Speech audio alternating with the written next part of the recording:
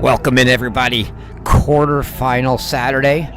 Getting set for our match between Georgia, the 2 seed, LSU, the 3 seed. Let's get a chance to meet our teams, starting with the Georgia Bulldogs.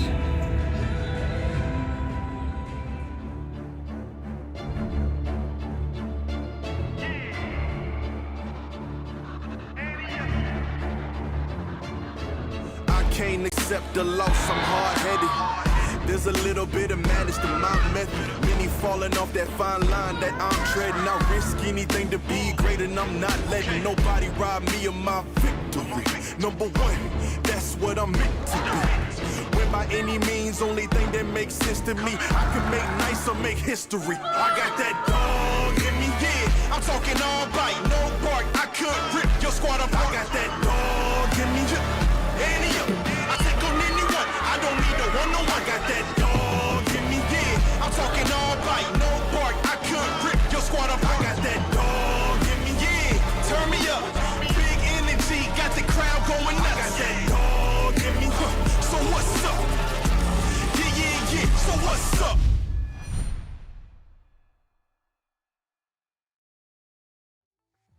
I'm Anastasia Gurva, I'm from Russia, and I'm sophomore. Emily Deming, San Diego, California, freshman. Alexandra Vecic, Stuttgart, Germany, senior. Emma Dong, Vancouver, Canada, freshman. Anastasia Lopata, Kyiv, Ukraine, senior. Go Dogs. Ayşe Gülmert, Istanbul, Turkey, junior. Go Dogs. Deniz Dilek, Ankara, Turkey, freshman. Hayden Mulberry, Marietta, Georgia, sophomore. Sophia Rojas, Sarasota, Florida, senior. Patricia Pokštita, Kaunas, Lithuania, freshman. Haley Audette, Alpharetta, Georgia, senior. Jared Chaplin, associate head coach, University of Georgia. Go Dogs. Drake Bernstein, head coach, Georgia women's tennis from Winder, Georgia. All right, there you had your chance to get a look at the Georgia Bulldogs. Let's meet their opponents today, the LSU Tigers.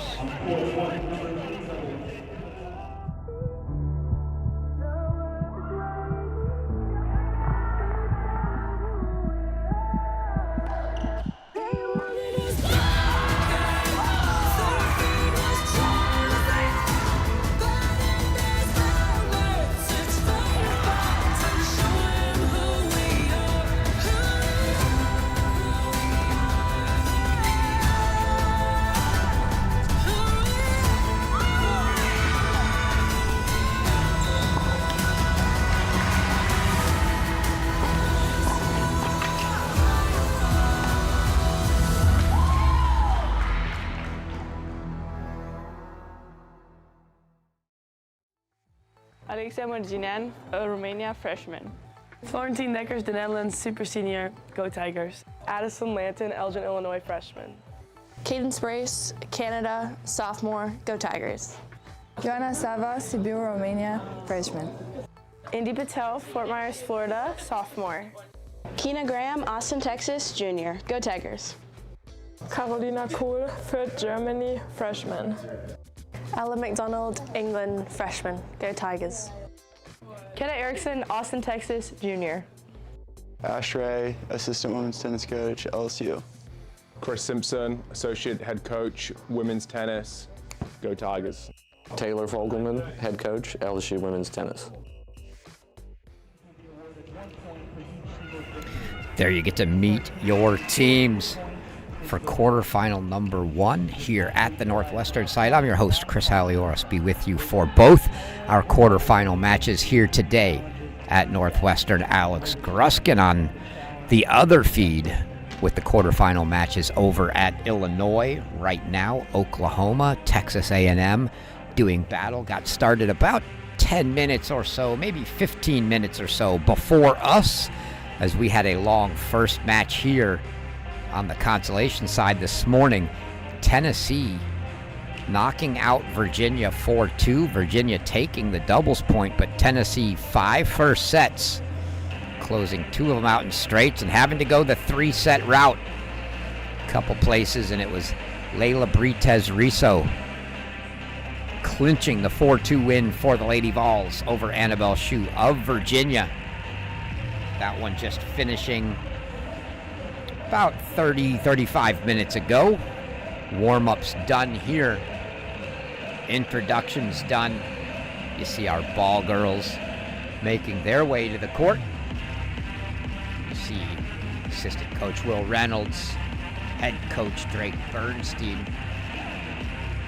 making their way across the court, meeting associate head coach Jared Chaplin there for Georgia. Starting out here on court one.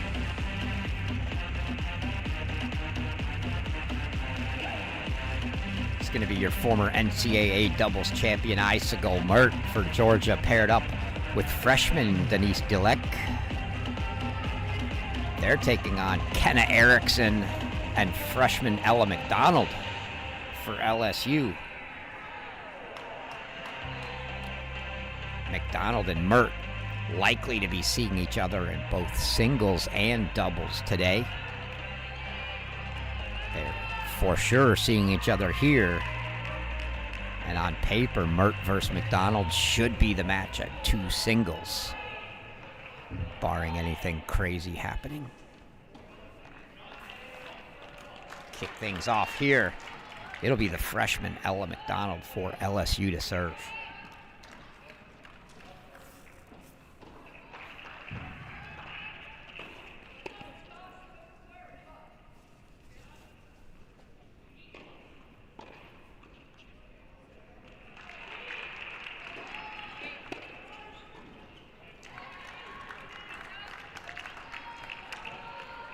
McDonald's so much fun to watch, the freshman from England.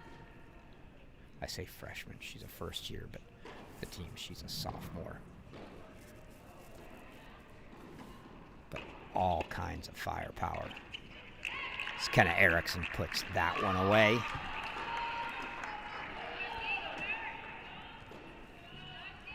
Tiger fans will remember Kenna Erickson last year in the NCAA tournament going down hard with an injury in the round of 16 match at Ohio State. It's great to see her back.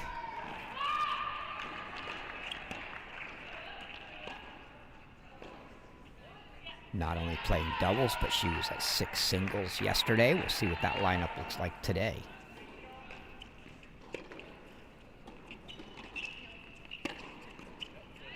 And Mert goes right at Erickson. And there you see associate head coach Jared Chaplin talking to Isago Mert.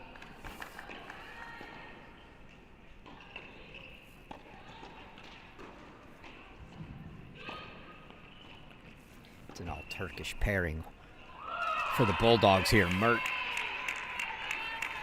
junior from Istanbul, Turkey. Dilek, the freshman from Ankara, Turkey.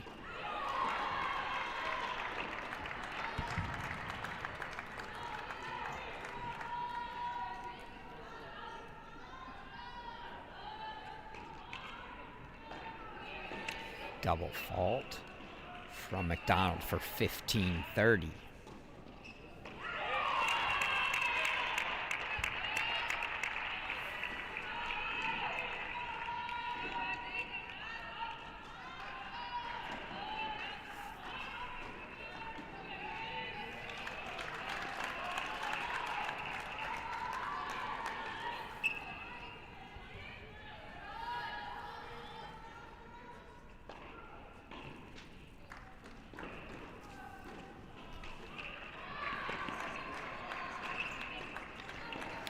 Right down the middle from McDonald.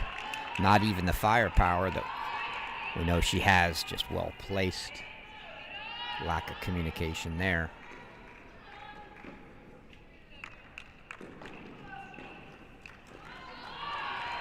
McDonald and Erickson 2-0 coming into this tournament together in dual match play so far.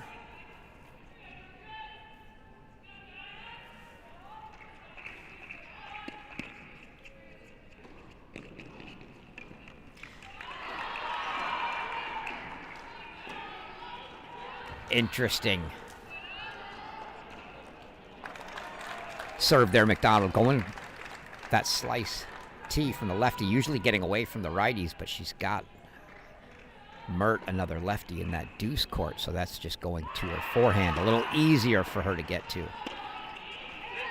Ken Erickson lets it go. Dilek hits the winner for the break, and the Dogs go up an early break. Definitely a quicker start than they had. Both these teams got off to slow starts yesterday in doubles. It'll be a quick change. We'll stay here, and then after game number 2, everybody will be through their first changeover. We'll start running down through the courts and give you an introduction on all three. We've also got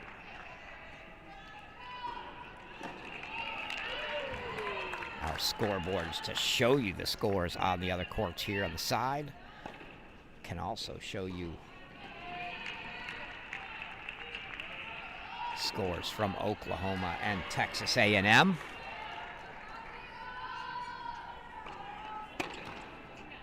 Oh, there's that forehand from Ella McDonald. Just an absolute rocket and such easy power for her. Get to see a little more of that in singles, but always seems to be a question of can she control it and know when to use it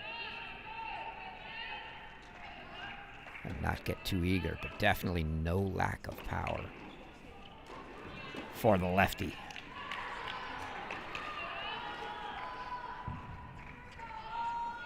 And it's going to be an interesting singles battle should she be squared off against Mert as anticipated.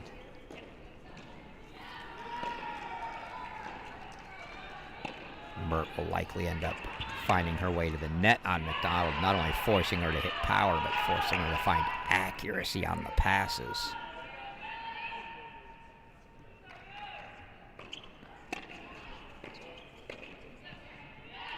Oh, Erickson missing the volley in the net there for 15-30.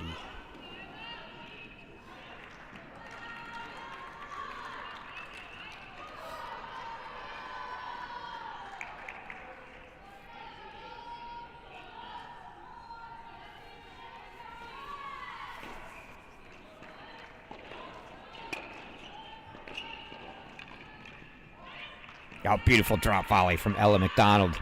No chance for Mert to get there, and now 3 break chances to make it back-to-back breaks to open the match. We saw Dillette go winner line. Really more at the net person. Let's see if McDonald tries to do the same. Oh, McDonald does exactly that. Second ball backhand line. She gets the break. We're right back on serve. There you see associate head coach Chris Simpson for the Tigers. He's got the duties on 1 today. Let's go ahead and move down to court 2.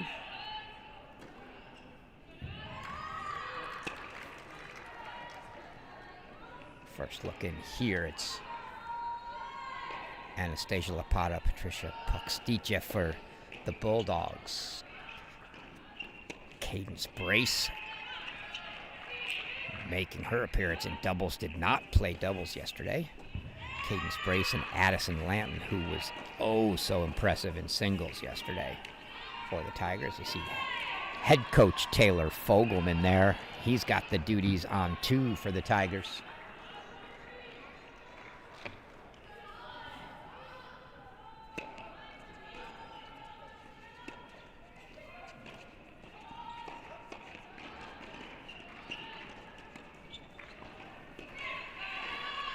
Couple rockets right at Cadence Brace.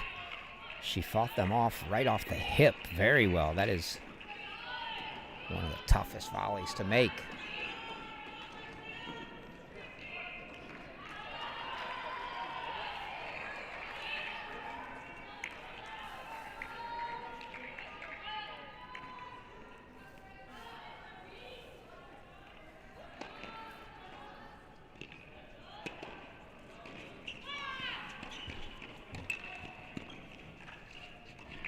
Yeah, Brace just didn't do enough with that first volley. Gave it right to Lapata. Lapata makes him pay. Show you the scores on the other courts here.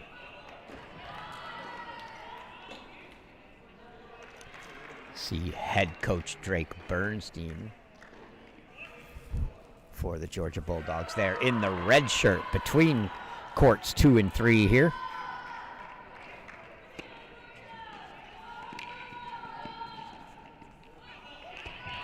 There's a deuce point on 3, but they go to 1-all, so it's 1-all everywhere, and now 2-1 here. Bulldogs grabbing a break lead. Let's slide down to court 3.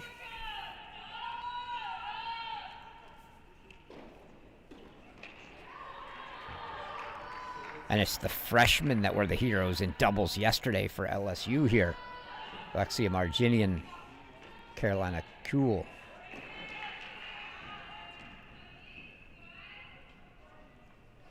It's an all first-year court. That's freshman Emma Dong for Georgia. Sophomore, but first year, Anastasia Gareva. So, all new faces. It would be something to come down to this one for the doubles point.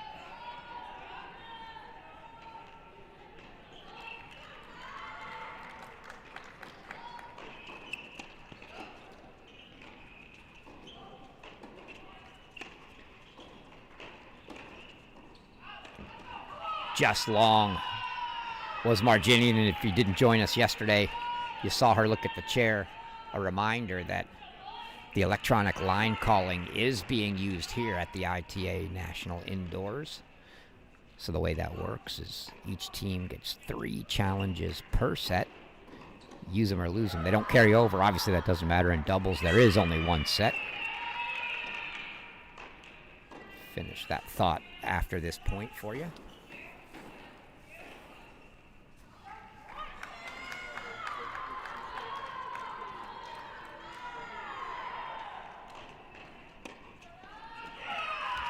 That return goes long from Marginian.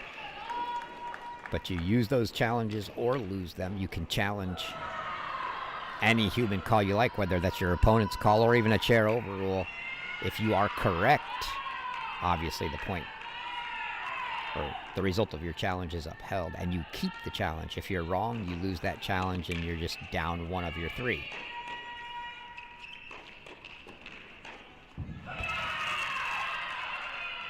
Lapata absolutely going straight at Marginian. She answered the first 2, but the third one she went a little more down the middle, out of the outstretched reach. I said Lapata, I meant Dong. And Georgia takes a 2-1 lead here. We'll go back. The only action in play right now. Court 2 changeovers on 1 and 3. As that is Anastasia Lapata at the net there. Cadence Brace rips a return past her at the net. And there's assistant coach Will Reynolds for the Georgia Bulldogs.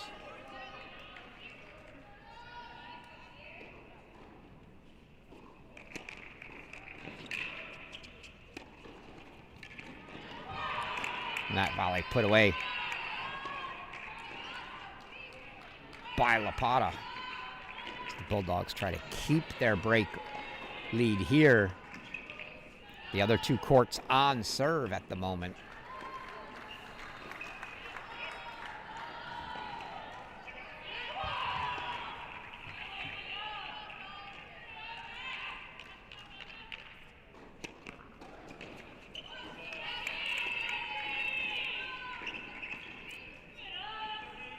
Time the brace return goes into the net, and it's 40-30, a couple game points now for Georgia.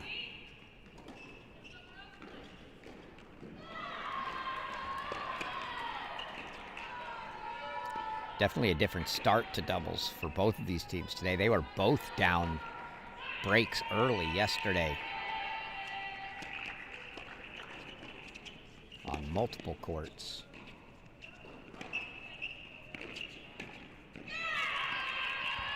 Today it's a break lead here for Georgia as they consolidate it for 3-1, but on serve on the other two courts. It was very uncharacteristic doubles point, I think, from both teams yesterday. Just getting off to slow starts. I saw a lot of that yesterday. Maybe it's just the first match at indoors.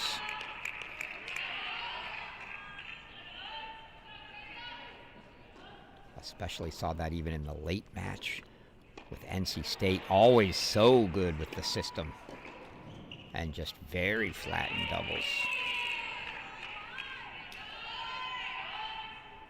You'll get to see them in our next matches. They did pull off a come-from-behind thriller 4-3 over Oklahoma State.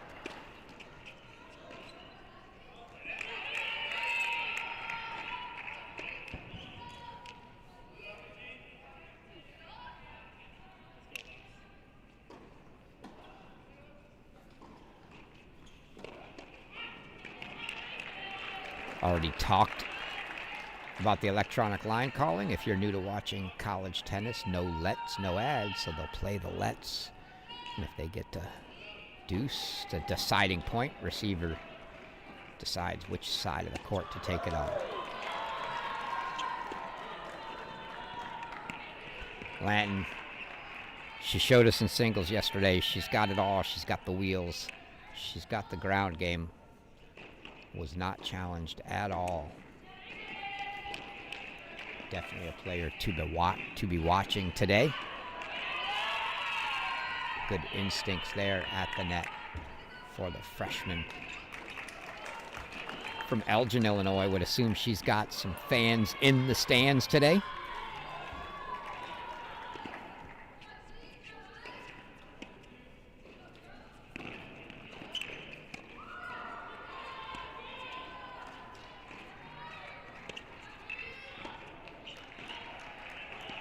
See Lapata early doing a lot of challenging of whoever's at the net. Doesn't matter. She's just going at him. Maybe something in the scouting report here that they move well and they like to poach, but it's a little different when the ball's just coming straight at you.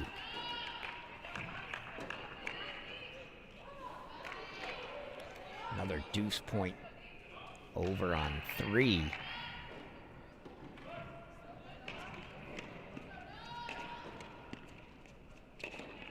As Lanton puts that one away.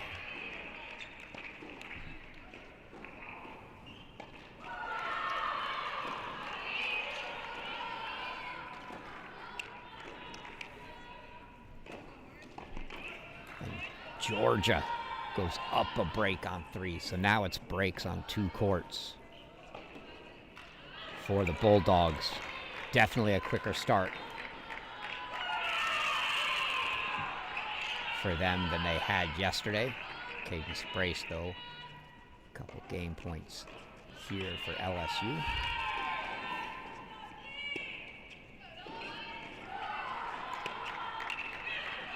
And Poxty just shows she can go line. LSU's being very aggressive at the net, and maybe Georgia just trying to keep them honest. I like the play here. I also like the aggressive play.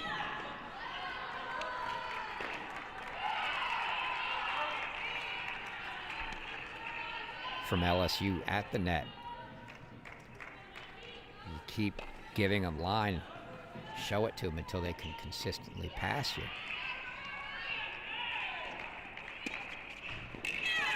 Oh, great return from Lapata. Lanton poaching the entire time, and she still got it by her wide for a winner. So now a deuce deciding point chance for a double break lead Could be a dagger here on 2.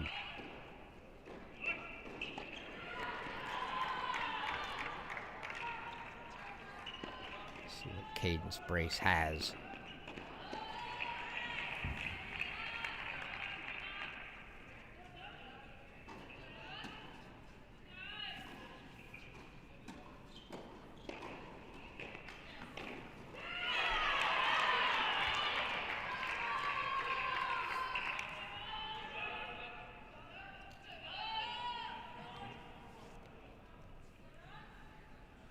Brace, your top-ranked WTA player in college right now. 187 in the world is Brace, although teammate Kayla Cross, who's still in Orlando, just lost in the semifinals of the 50K today. Might be enough to get her past her, as Kayla Cross came in at 200. 2 top 200 in the world players on this LSU roster.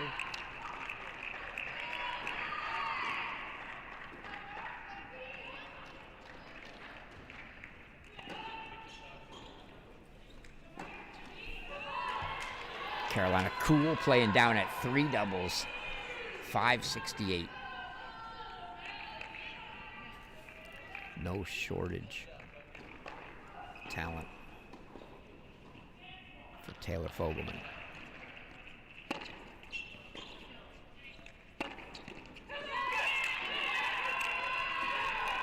And Georgia gets the break. So Georgia up breaks on every court. Probably a similar feeling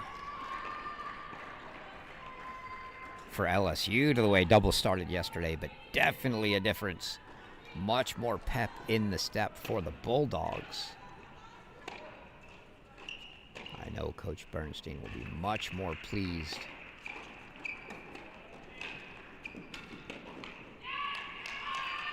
with the way this has started, but it's not the start that matters. It's how you finish. They did finish it yesterday. Let's see if they can do that again here today.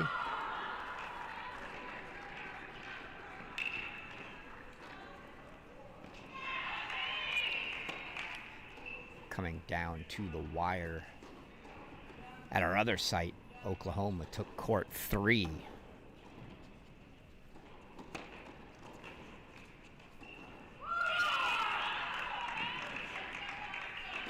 Show you the other 2 courts there.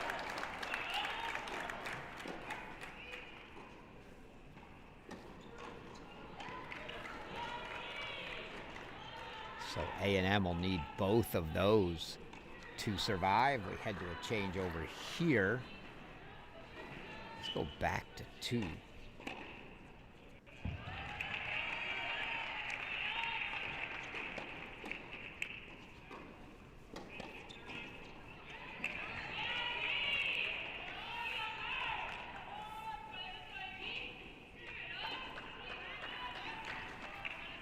Anastasia Lapata here serving with a double break lead.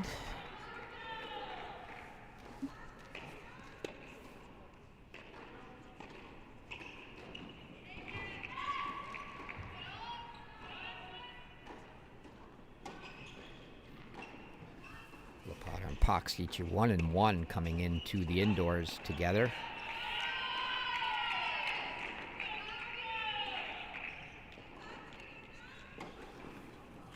Played 1 match at the top spot and lost it. Played 1 match at 2 and won it.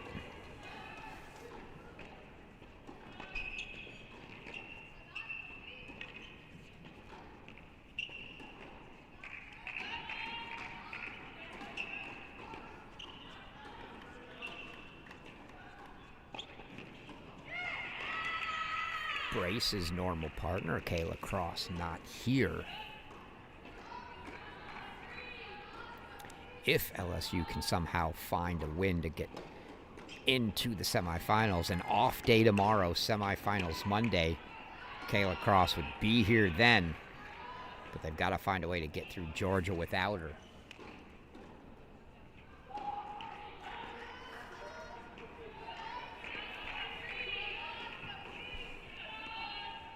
Game points for 5-1 now for Lapata.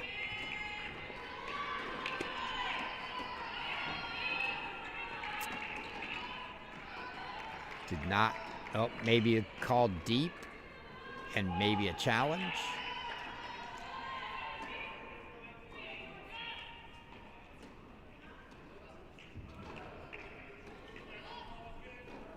And you can see they went to the chair, that electronic line call. Ball confirmed good. So 5-1 for the Bulldogs. Let's jump back to 3.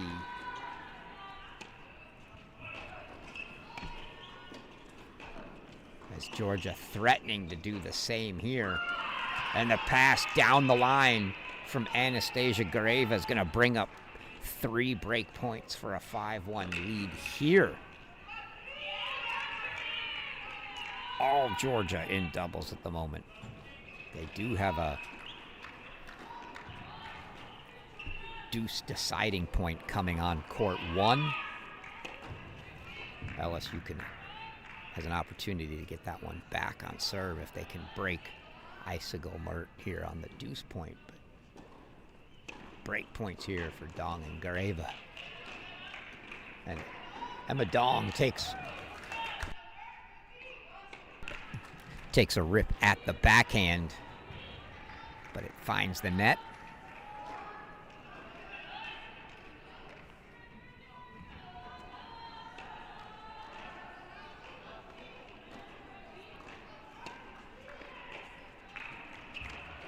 Mert got the hold on 1, so still break leads on every court for Georgia.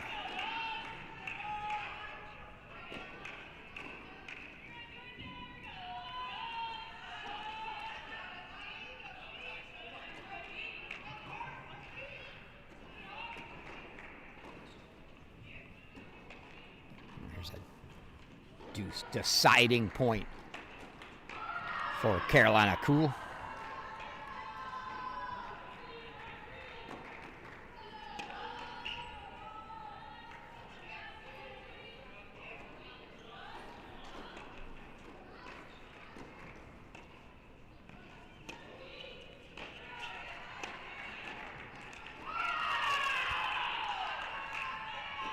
Good volley from Gareva.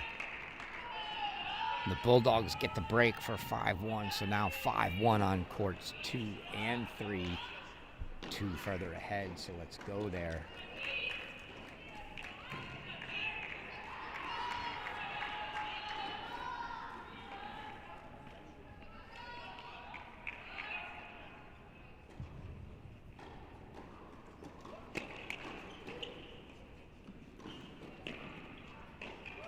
.15:30 and a second serve look for Anastasia Lapata here.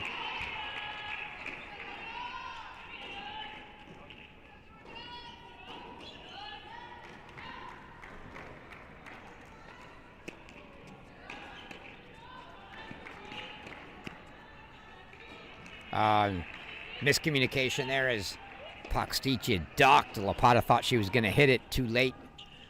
Some good reflexes there from Cadence Brace.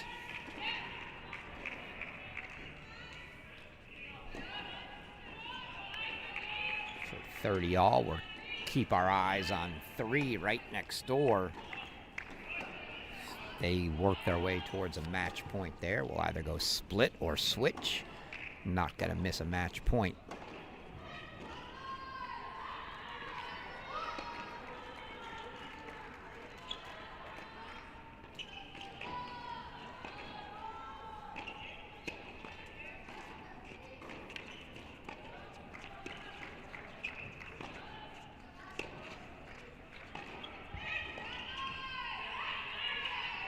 Called deep. You see Lanton look at the chair, not sure.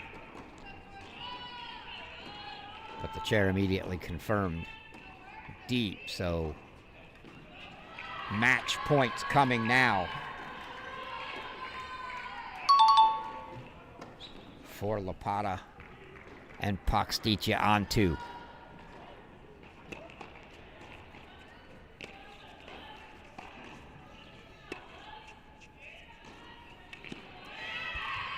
Anastasia Lapata gets the first set on the board. We take another look at that one for the set here.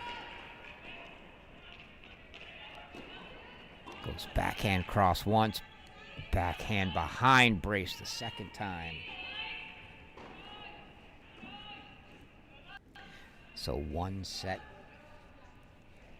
to the good for Georgia. They just need one of the other two, and it's a 5-1 lead, 2 points away. Serving here on 3.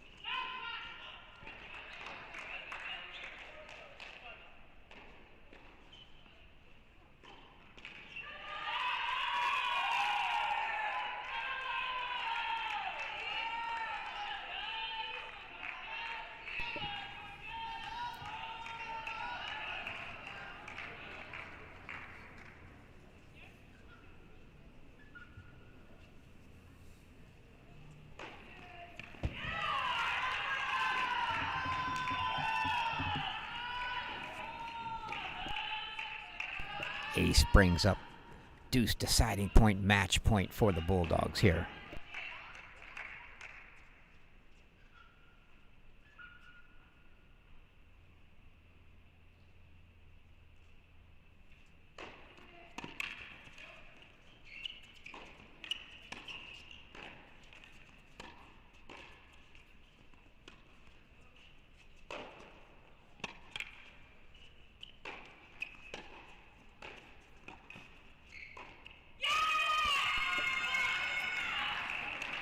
Backhand volley from Gareva, sails long. They look like they were all over that point at the net, but LSU survives. They make it 5-2.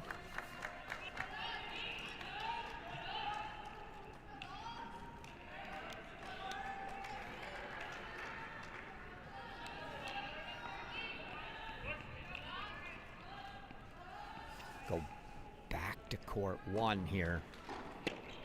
So it's 5-2 leads on both courts for the Bulldogs, and they only need one of them. So some uphill battles for sure for the Tigers here. Freshman Denise Gilek serving for Georgia here.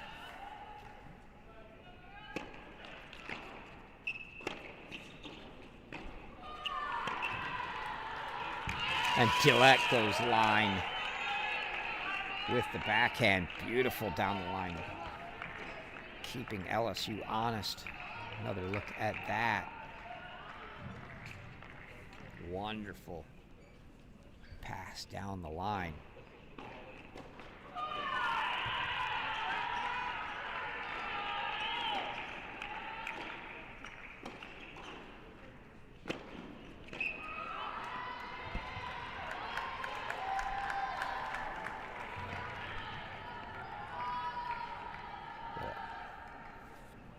Formation and a little more than I. Both players on the deuce side for Georgia.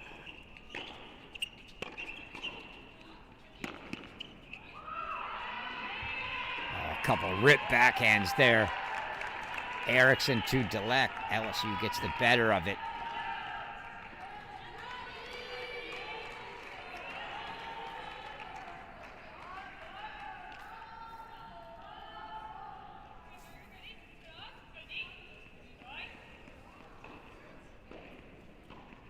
See 2 points away for Georgia on court 3. The scoreboard on the upper right will go split if we need to.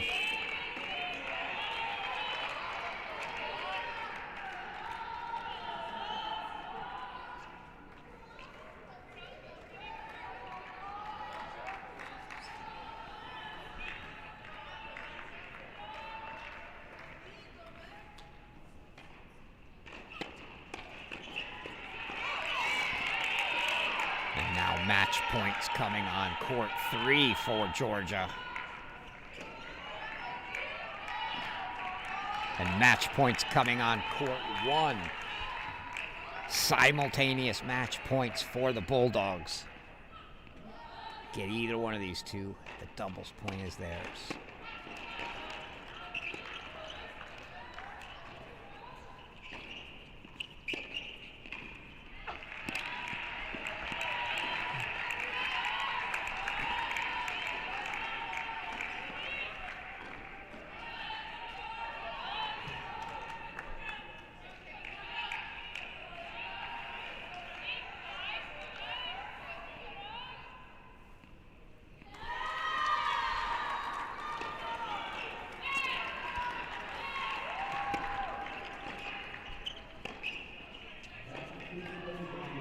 Oh, and that volley from Mert called out. She doesn't believe it.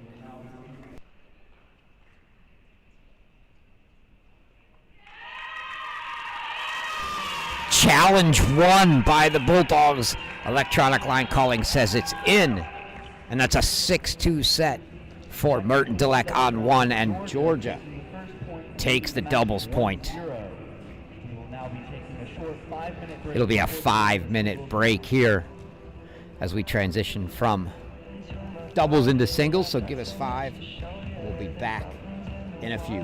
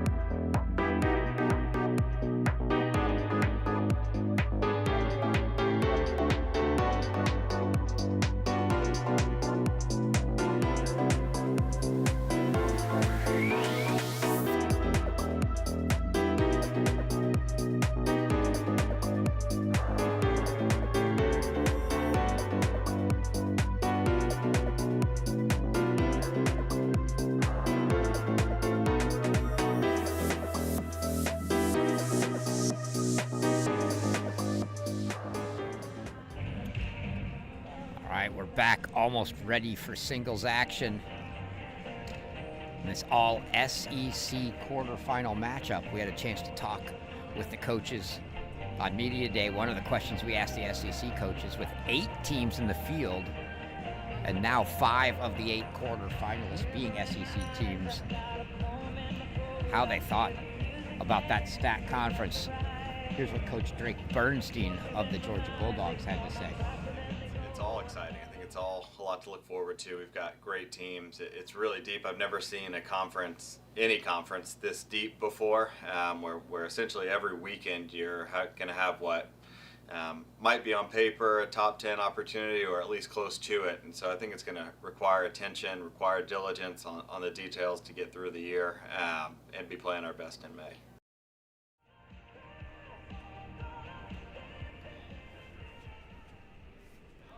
Also had a chance to ask the same question of Coach Taylor Fogelman. We'll show that one to you, maybe a changeover here.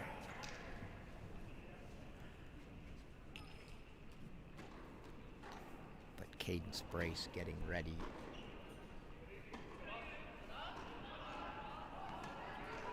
To kick things off. They are still going in the doubles at the other site, so we started after them. We finished before them. 6-5 Oklahoma in the decider right now.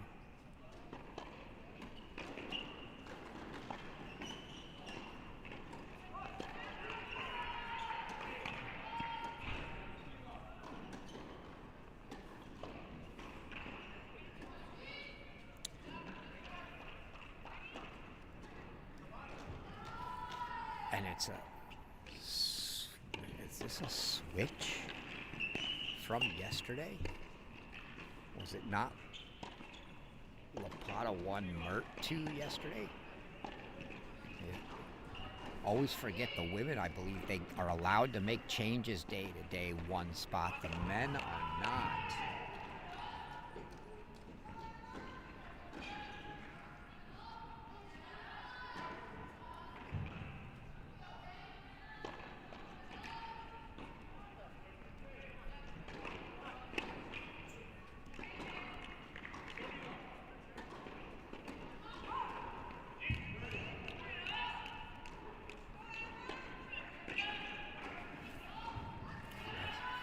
Indeed it is. So yesterday, Icicle Mert played 2, Anastasia Lapata played 1. That swapped today. See a couple other changes here as well. As Florentine Deckers, I see on court 4. She was on 5 yesterday.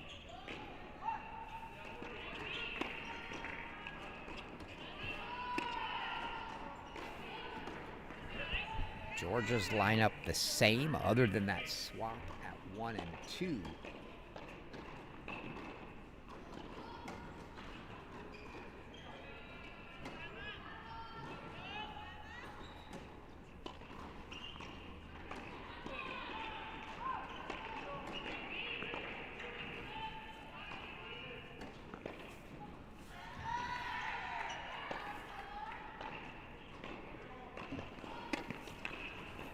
LSU swapping Florentine Deckers and Addison Lanton. Yesterday it was Lanton 4, Deckers 5. And that is a very odd change because Lanton at 4 dismantled Francesca Mattioli 0-1. And Deckers was down 7-6-5-1. So a strange swap there. But that's the only difference in the lineup for the Tigers.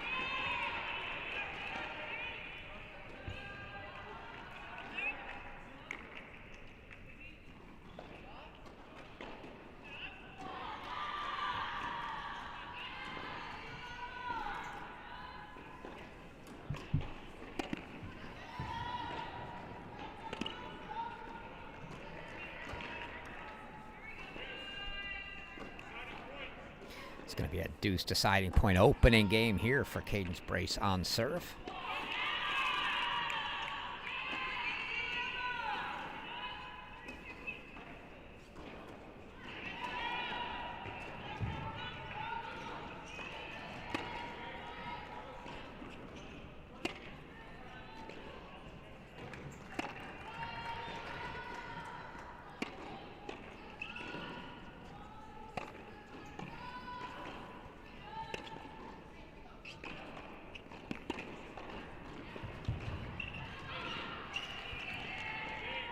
Great cross by Cadence Brace. She gets the hold.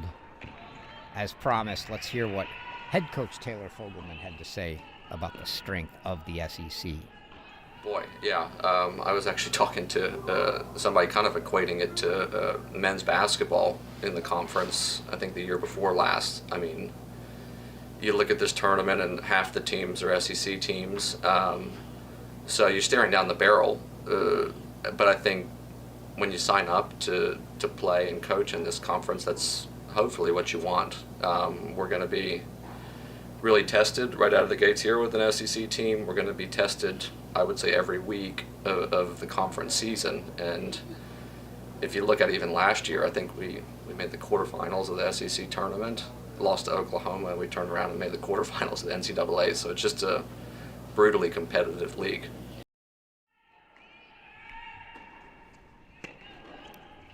Both coaches'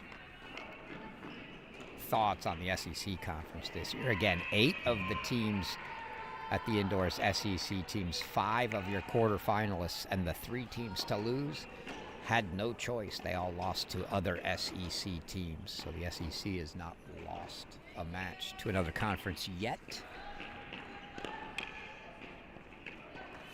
And earlier this morning here, on the consolation side, it was Tennessee, one of those 3 losers from yesterday, knocking out the ACC's Virginia Cavaliers. As we move down to court 2 here, Ella McDonald, Anastasia Lapata. Have to admit I'm slightly disappointed that I don't get to see the match I was looking so forward to, which was Icicle Merton, Ella McDonald.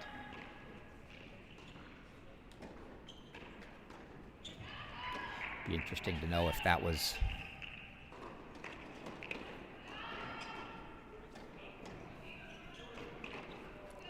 a matchup decision or based off play from yesterday. So regardless of which team wins this match, we get them up here for an interview. We'll ask them about the lineup swap each of them made. Each team made one, so the winning coach will have a question to answer there.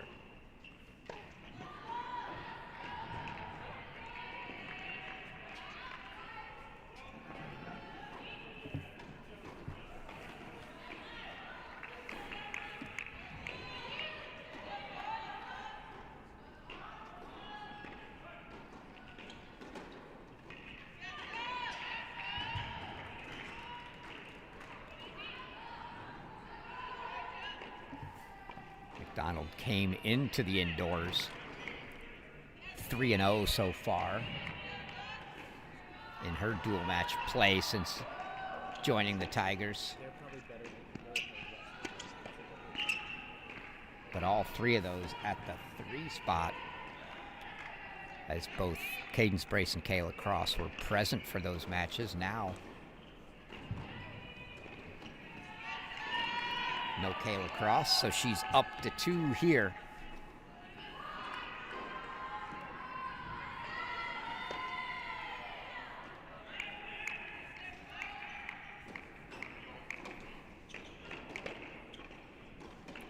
Four break chances for the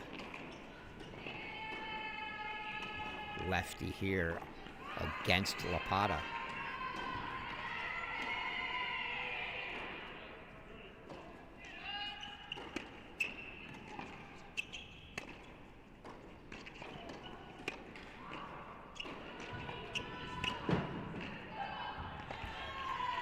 Deep from Lapata, and it's a break at love for Ella McDonald, and the Tigers take an early break lead here on court 2.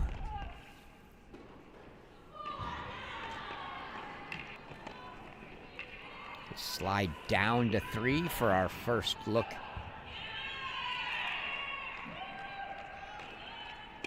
at Caroline Kuhl and Denise Delec.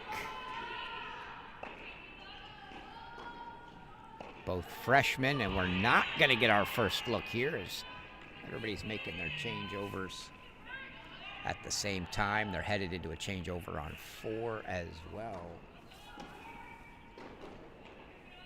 So I'm going to take us to 5.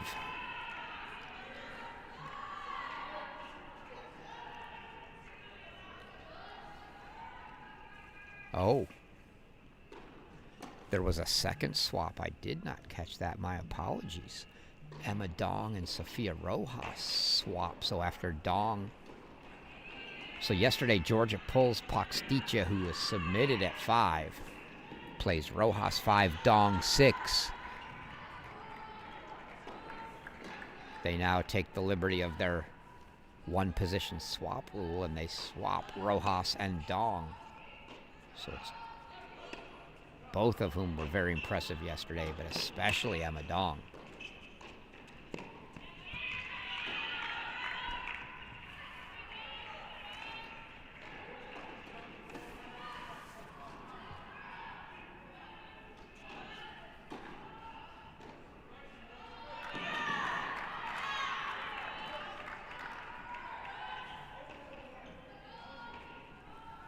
Dong rolled Katie Rolls, excuse the pun, of Virginia yesterday, 6-3, 6-3.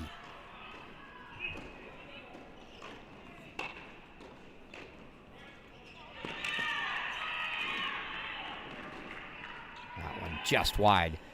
And as impressive as that was, it still was not as impressive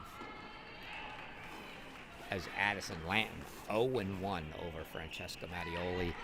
Mattioli, who turned it around today for a straight set win against Virginia.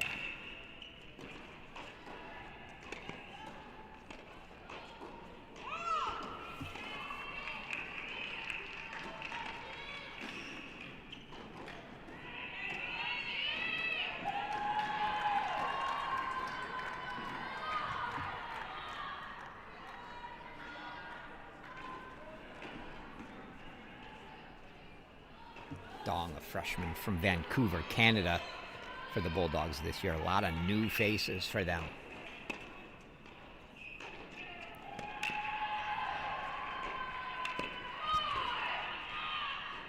Great ball down the line. A lot to replace as your defending ITA indoor champion, SEC champion, and NCAA national champion Georgia Bulldogs lose Dasha Vidmanova, Mel Riasco, Gigi Grant, and have some replacing to do.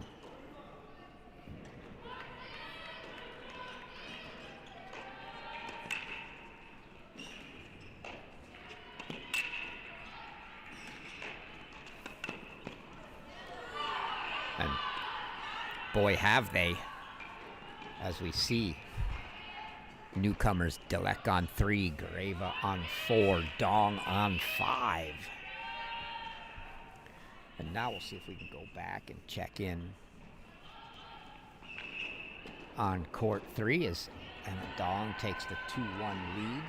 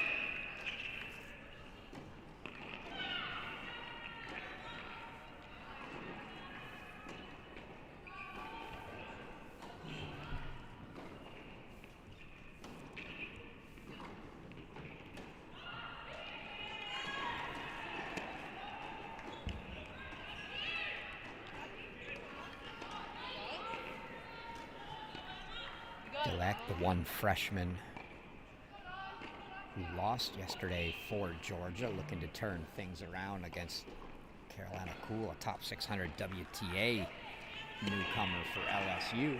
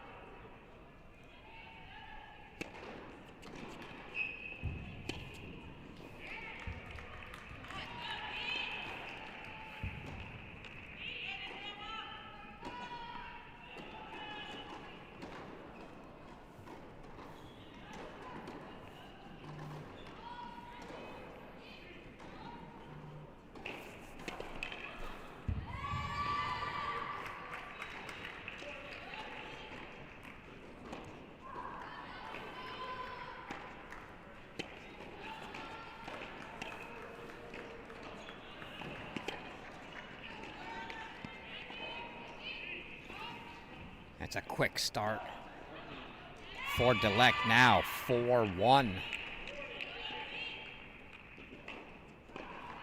Break lead for her.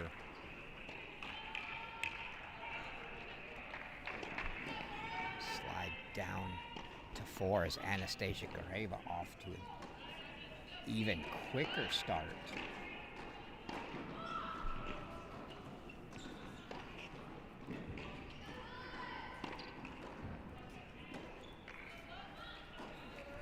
Give you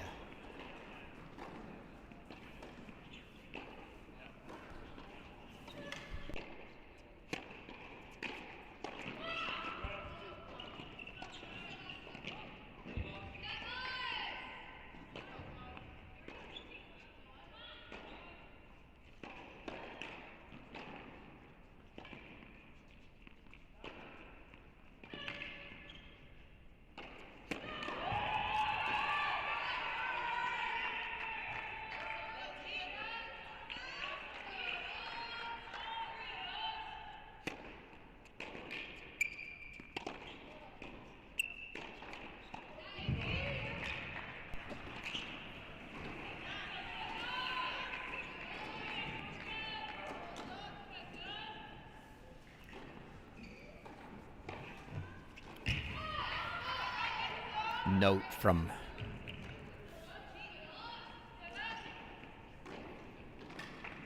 contributor John J. Parsons. Florentine Deckers was actually listed above Lanton in the lineup, so yesterday was the flip, not today.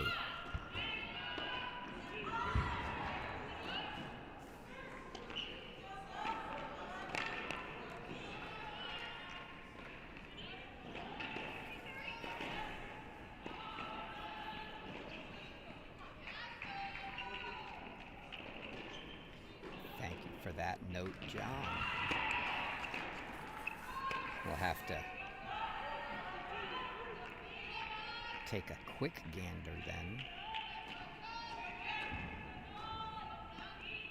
at the Georgia lineup. Indeed, it was Lapata Mert in the submission, so today is the flip there. It was also Rojas Dong, so today is another flip there for the Bulldogs. So 2 flips for the Bulldogs today. The LSU flip was yesterday. But makes a lot of sense because it would be hard. They made the flip yesterday. I guess they have to go back today. Hard to justify making the swap after what Addison Lanton did yesterday. And Gareva now trying to fight off some break points against Deckers here. Quick starts on 3 courts for the Bulldogs after taking that doubles point. You can see Delek, Gareva here, and Rojas on 6. Rojas is just a lock at 6 for Georgia.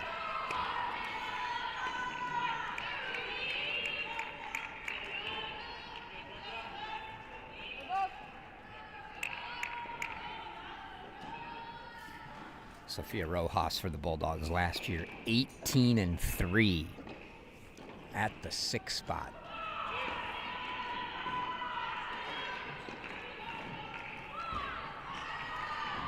And now a deuce deciding point here for Gareva.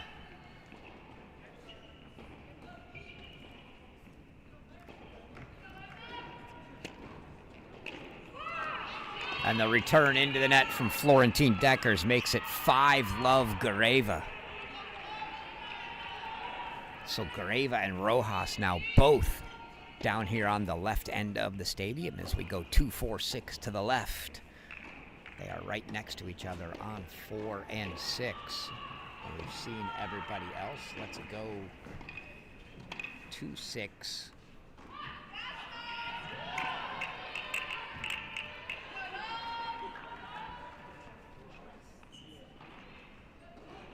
Sophia Rojas in a position to break for a set. Gareva will be in the same position. Those two right next to each other. Just a little too much on the right. Maybe we'll take a few of those scores away so as to not obscure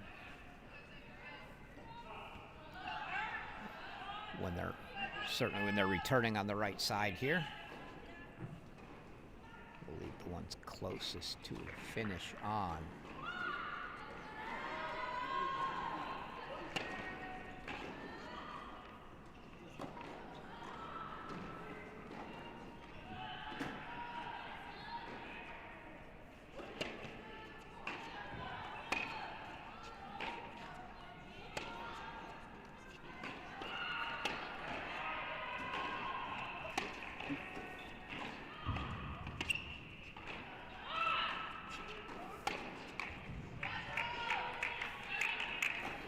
Backhand into the net from Ericsson's going to bring up some set points here now for Sophia Rojas.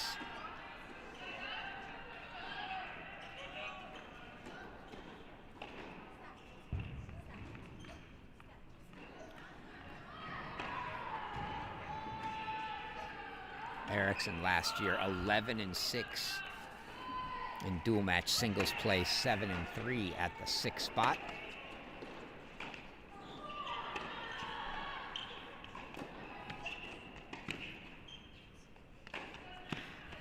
Rojas beautifully moves her side to side and takes the first set 6-love. Kenna Eriksson, I believe, took her first set 6-love yesterday. See if we get one more look at the finish there. Just the finish, but that was 3 balls from forehand corner to backhand corner and back. And we'll go back to 5. I'd see if, excuse me, I meant 4, and see if teammate Anastasia Gareva could do the same and break for a 6-love set.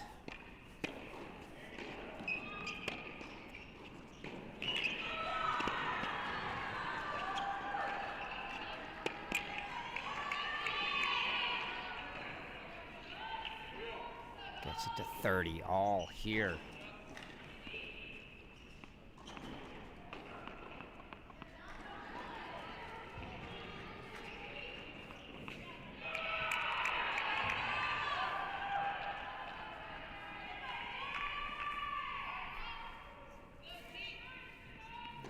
By the way, Oklahoma did take the doubles point against Texas A&M over at Illinois. That one long, and Decker's hoping that ball from the other court would have slid in a little quicker, and she could have called a let, but not to be, and now it's set points for the Bulldogs to go up 12-love on the last 2 courts on our left.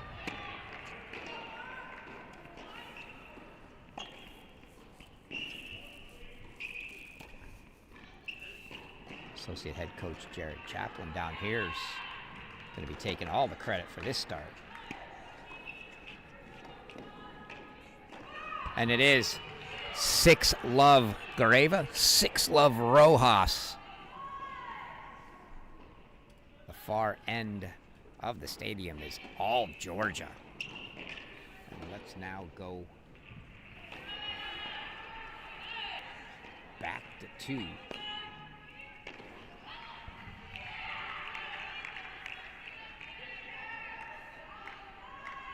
As Ella McDonald's open up a quick 5-1 lead on Anastasia Lapata.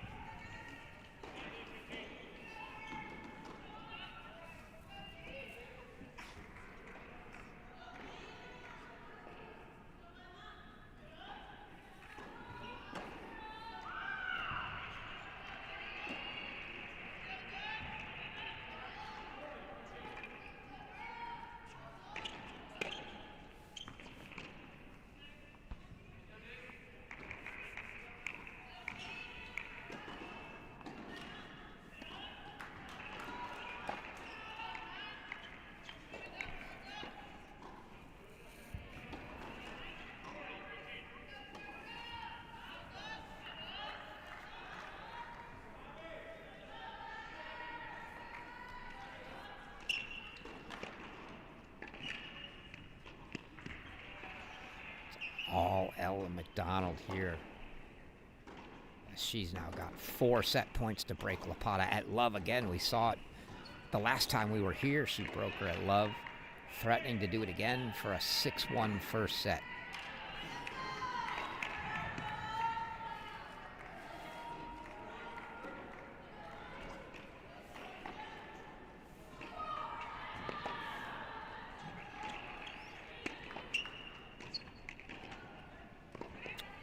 That's exactly what she does. It's a 6-1 first set for Ella McDonald. So all 3 courts to the left have finished the first set. None of the 3 courts to the right have, and it's still only 3-1 on court 1. So let's go back there.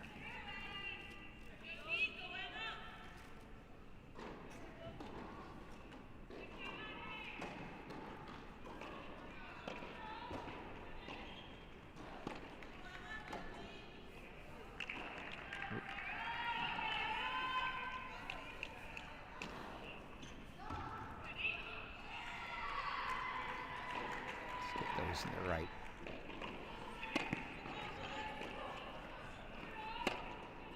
Got 1 on the screen. Let's put 3 and 5. The other first set's yet to finish.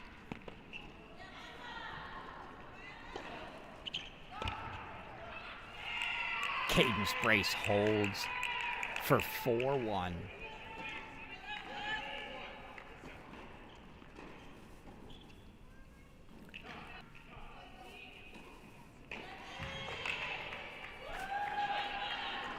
So 3 first sets remain on courts 1, 3, and 5. All the courts on the right half of the stadium here. Right half from ours and the spectators' vantage point.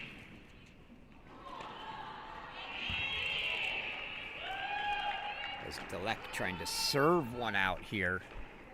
So far, 2 first sets to Georgia, 1 to LSU. Deleck looking to make it 3 for the Bulldogs.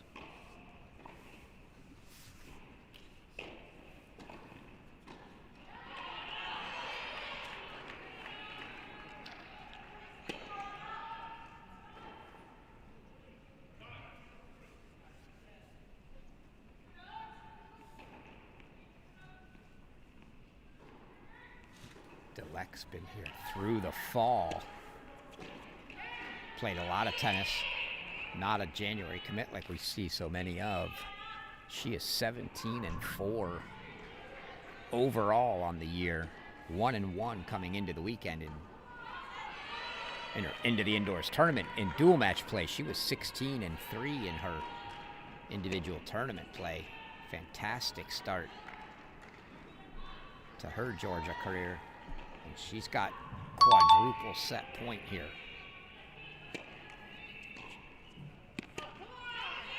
Deep from Carolina Cool, and it is a 6-3 first set. Set number 3 for the Bulldogs.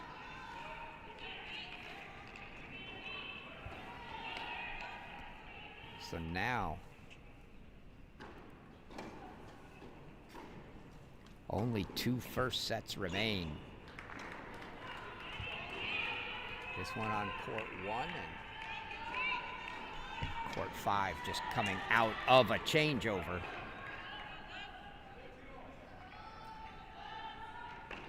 See Cadence Brace heavily taped on that right shoulder.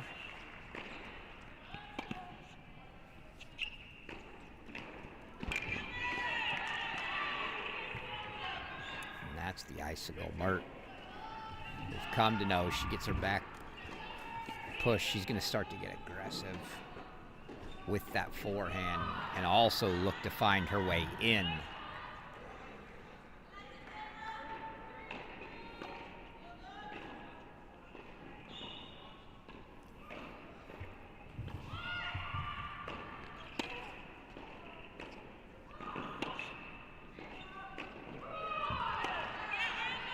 Oh, the forehand from Cadence Brace there.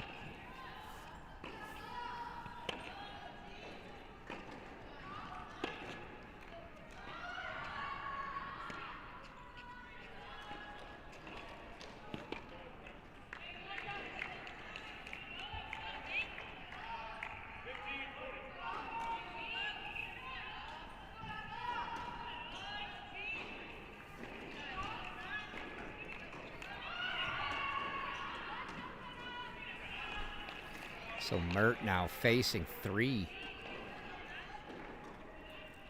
break points for a 5-1 lead for Cadence Brace. Mert and Lapata both dropping first sets yesterday at 1 and 2 in the opposite order, but nonetheless those two veterans dropping the first sets, and it was the youngsters that held that team up. Looking very similar to start singles here. As Lapata's already dropped her first set, and points now for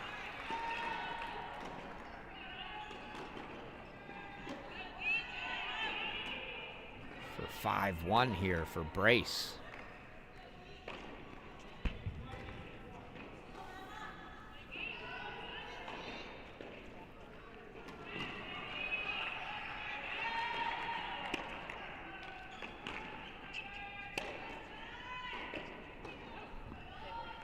Miss hit off the backhand wing for Mert. And it is now 5-1 Cadence Brace. Let's jump down to 5. We'll come back here if Brace ends up close to set point, but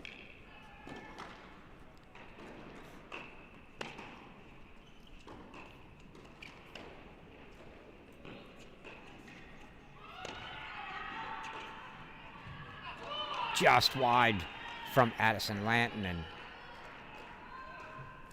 Emma Dong's got a break chance here. They're on serve at 3-4.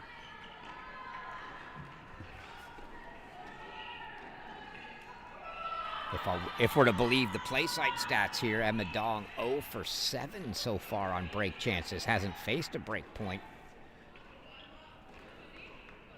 It's the 8th time a charm.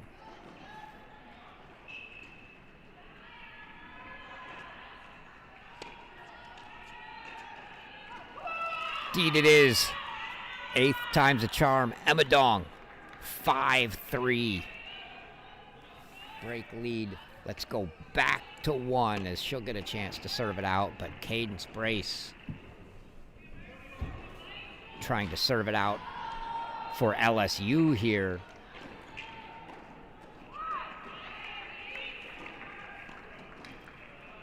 Thirty Love.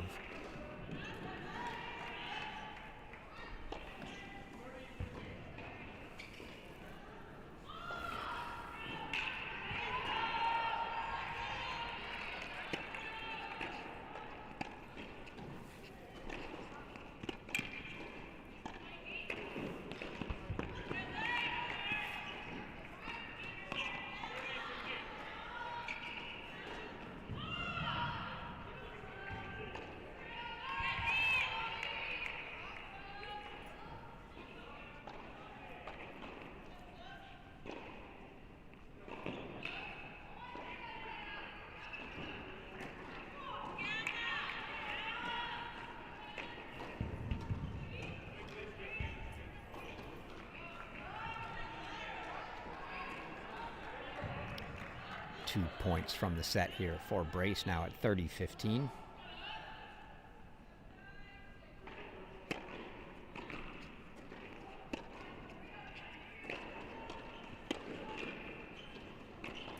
Oh, such good movement there from Mert. She loves to hit that looping topspin forehand as she did into the backhand corner.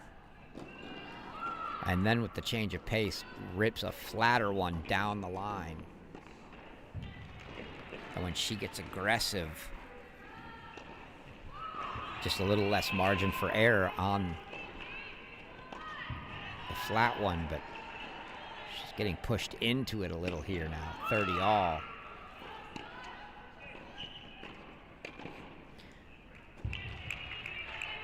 Great instincts from Brace, covered that ball line, so set points coming for Cadence Brace. And you can see Emma Dong, 2 points from a set on 5. If we have to go split, we will.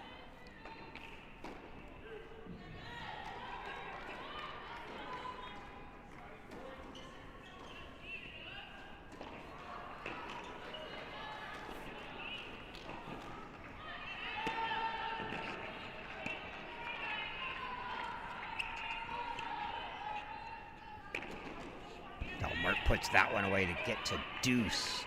So it's going to be a deuce deciding point here for the set. We'll be ready to switch immediately after this point, no matter which way it goes, down to 5.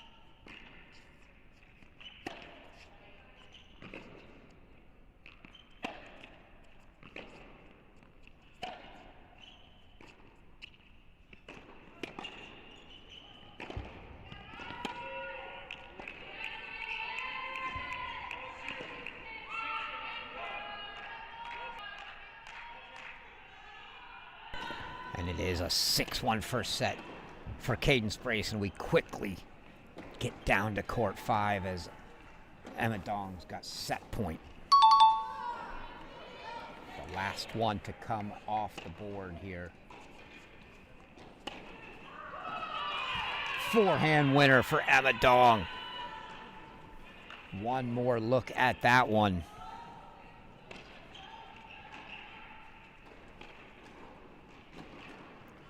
Serve +1, and that puts the final first set on the board. So it's 4 first sets for the Georgia Bulldogs. Those at courts 2, 3, 4, and 5. Meanwhile, the top 2 A pair of 6-1 first sets for LSU on 1 and 2, and we'll look around now and see where we want to go. We're going to jump to the match furthest along, which right now is court 6. With Kenna Erickson's on serve in the second with Sofia Rojas.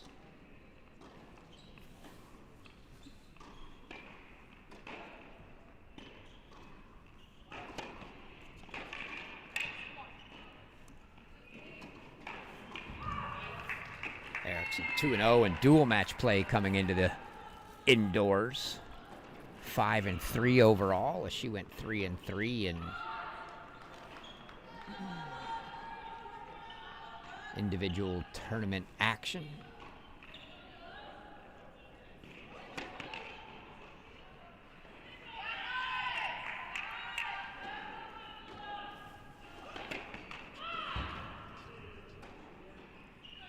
Double fault there. And Rojas now threatening to go up a set and a break as she's got 3 break chances coming. Gareva yet to drop a game next to her. They were 12 love the first sets here on courts 4 and 6. 2-1 Rojas here, 3 love Gareva. You can see next door if you can make that scoreboard out. And Rojas just ripped a return winner.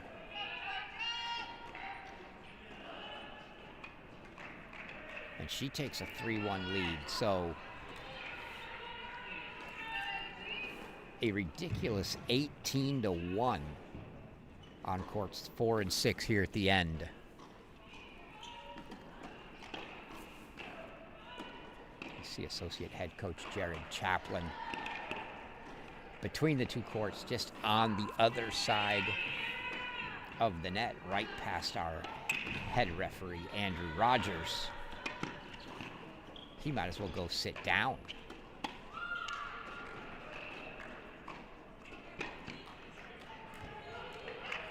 Can't possibly do much better.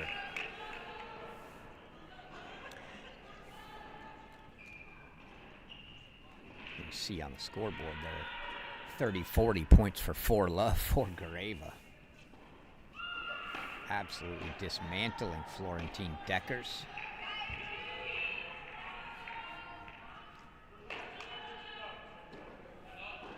Looks as if Icicle Mertz taking her extended restroom break here on 1 right below us, and Cadence Brace is strolling around the court with a towel on like she's going to the beach.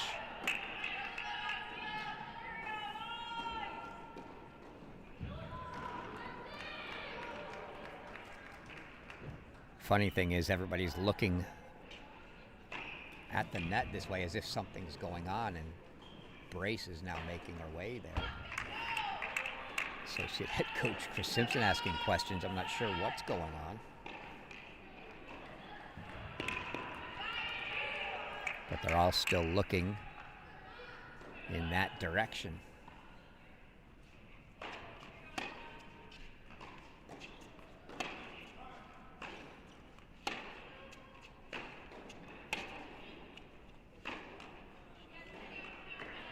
Erickson still fighting. 40-15 Rojas.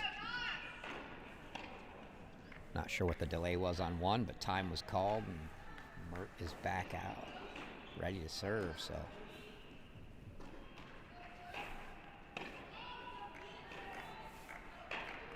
But Georgia's threatening to make this 3 love very quickly. These two end courts are rolling.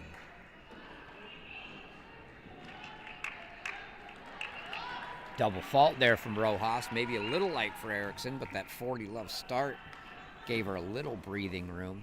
40-30 now.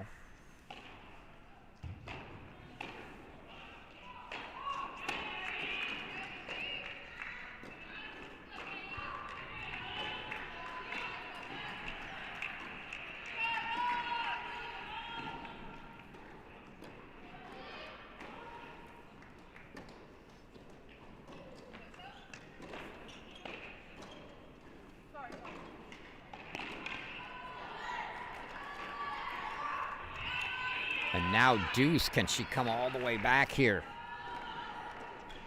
to get the break back? Kenna Erickson.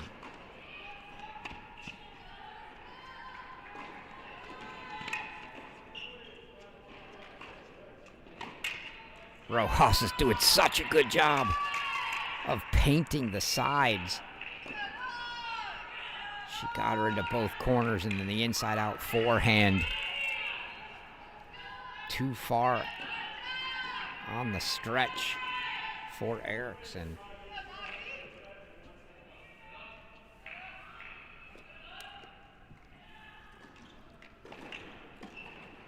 Let's jump down to 3 briefly, but we're going to go back to 4 as Anastasia Gareva, 6-love, 5-love.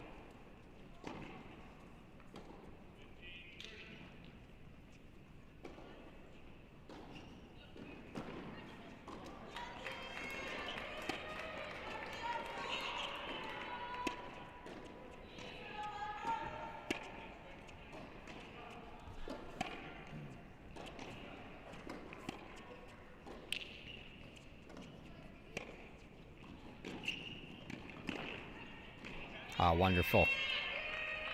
From Denise Dillek there. As she has gotten the break back. But let's go to 4. As the aforementioned Anastasia Gareva.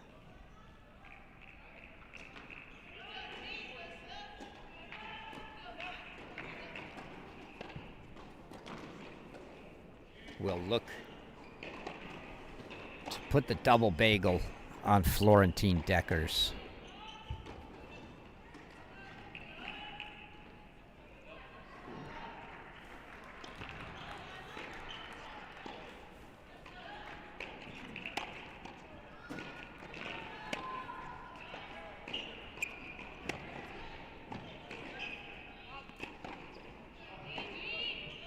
Just cruise control right now for Gareva.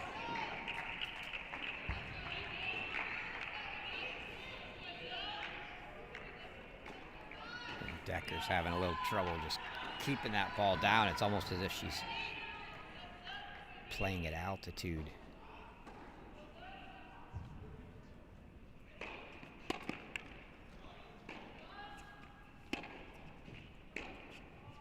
And there's another one. Sailed long from Deckers. 2 points from a match now is Gareva.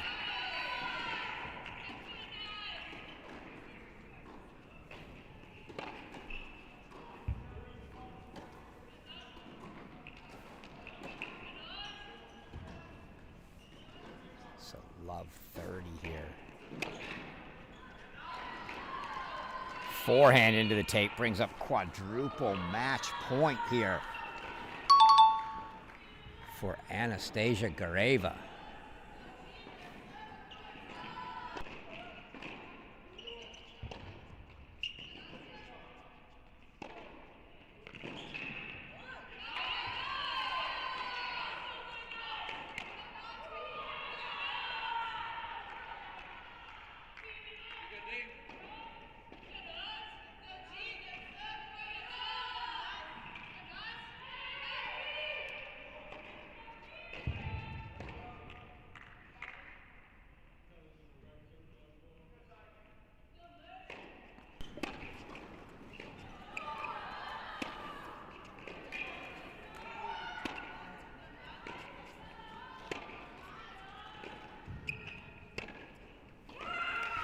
Anastasia Gareva teeing off.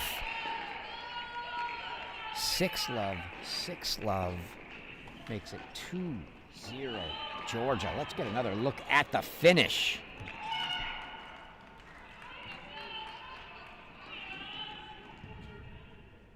Backhand deep cross. Deckers doesn't even make a move. It's 0-0. Let's go right back next door.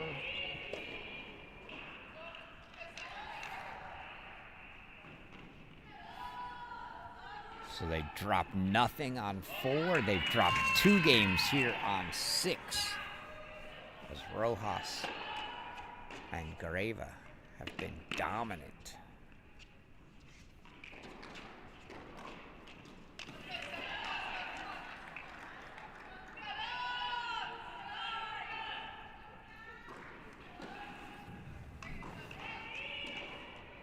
Gareva, a winner yesterday as well over Virginia's Martina Gina Salas. It was a little more tightly contested, 6-3, 7-6. But 2 wins for the first year on the weekend nonetheless.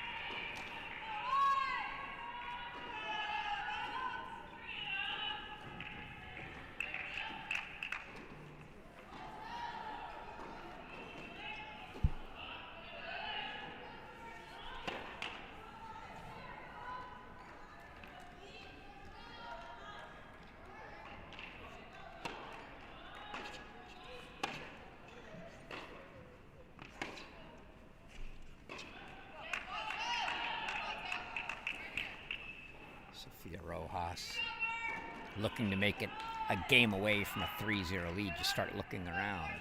The other 2 courts they got first sets on.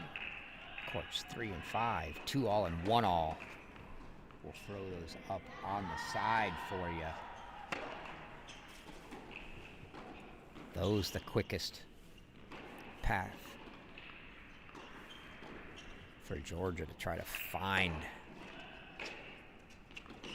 a win without having to go 3 sets.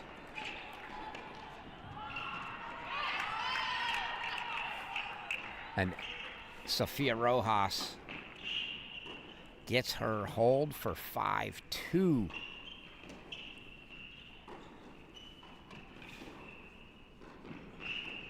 Let's go check in on court 2, where Ella McDonald for LSU, one of the 2 bright spots. She and Cadence Brace taking first sets for the Tigers now in a little more of a battle in the second, as La Pata's got a break lead at 3-2 here.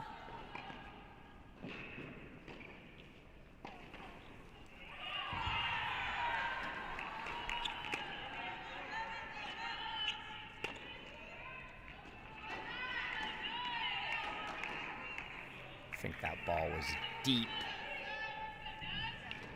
McDonald looking somewhere to question it. I'm not sure where, because the chair is on the side of the court she didn't look at, and I don't see a coach there. I'm going to take it back. I do see Chris Simpson here right next to her.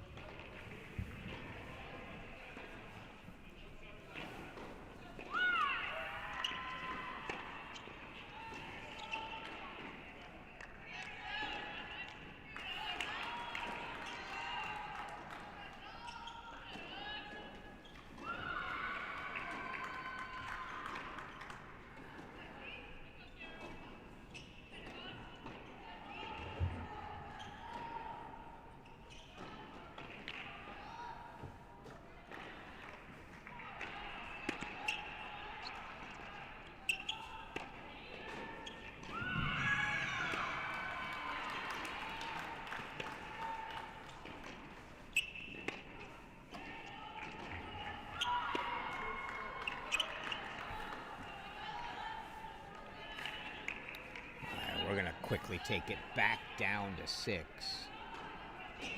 because we don't want to miss the finish.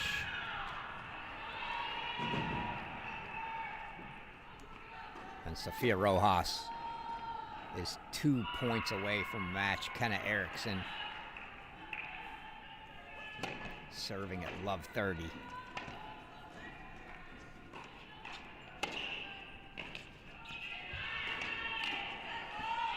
Make it love 40 and quadruple match points for Sophia Rojas.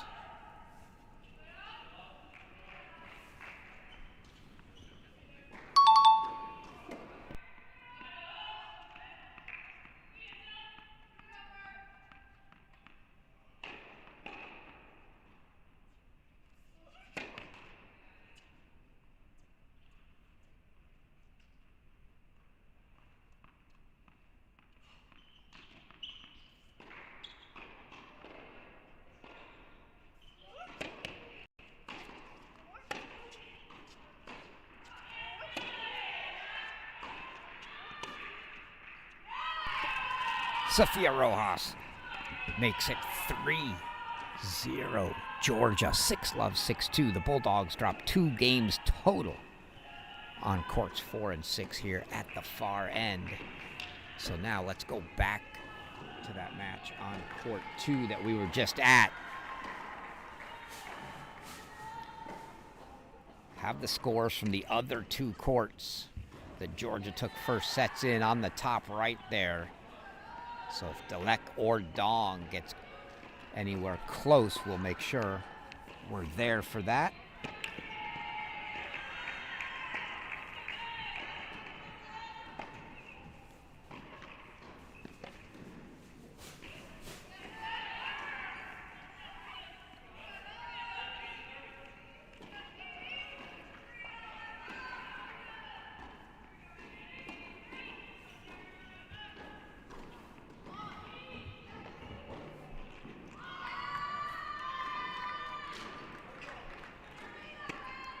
While we are gone, obviously Anastasia Lapata held to keep that break lead. So Ella McDonald now serving 2-4 down a break here, but up a set.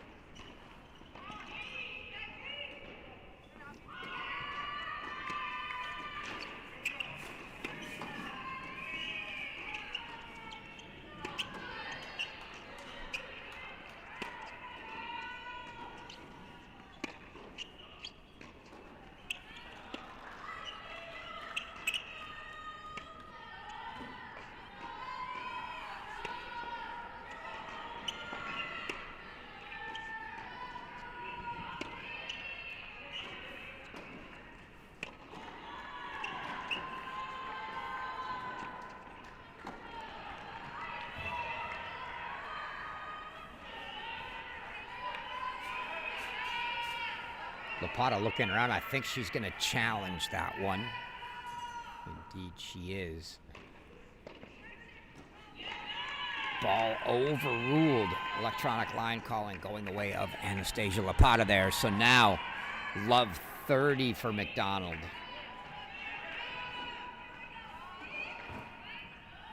And if it didn't look grim enough for LSU trying to get back in this, one of the 2 first sets they got, looking in danger in the second, and now real danger is Anastasia Lapata. Goes backhand line for love 40 and 3 break points to give her an opportunity to serve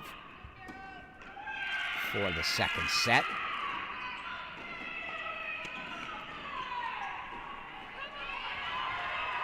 Good news for LSU. You can see they don't trail in any of the other seconds right now. And Addison Lanton has break chances on Emma Dong.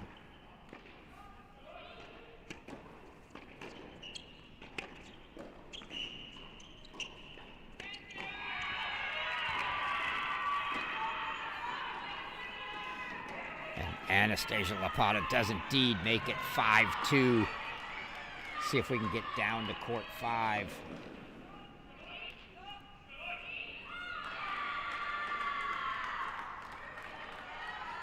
For the break chances for Addison Lanton for LSU here.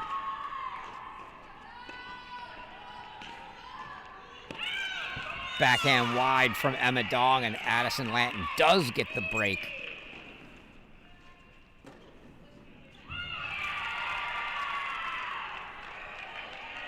So not out of this yet.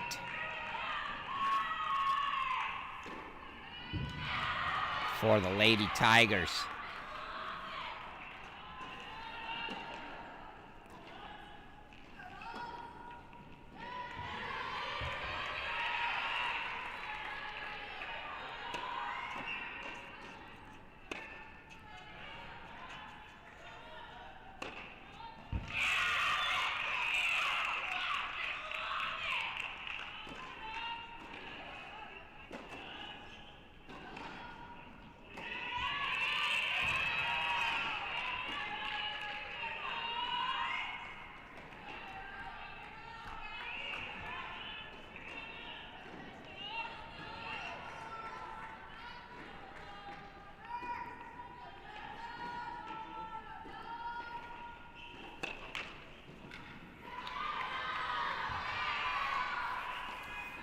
LSU team and fans getting into it here, trying to get behind their team to start a comeback push.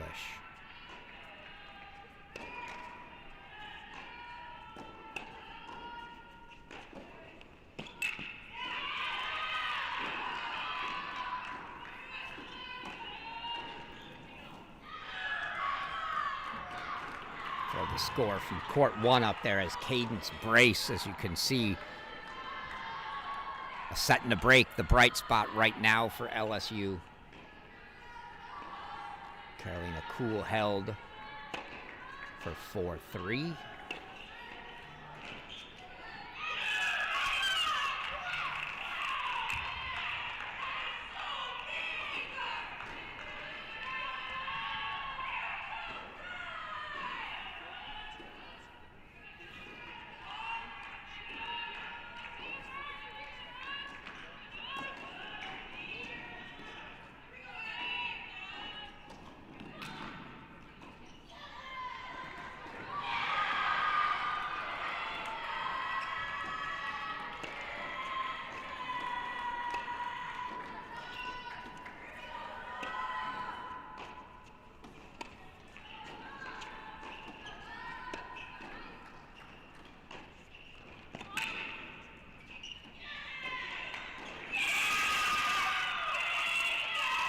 You can hear Addison Lanton and her teammates now really making some noise, trying to manufacture some momentum here.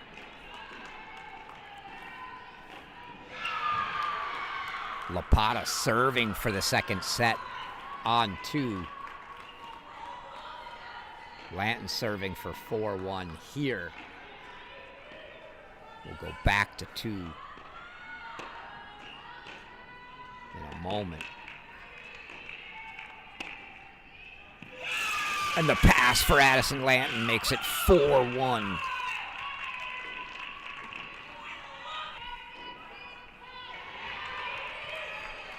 Go back to 2. Lapata trying to serve it out here.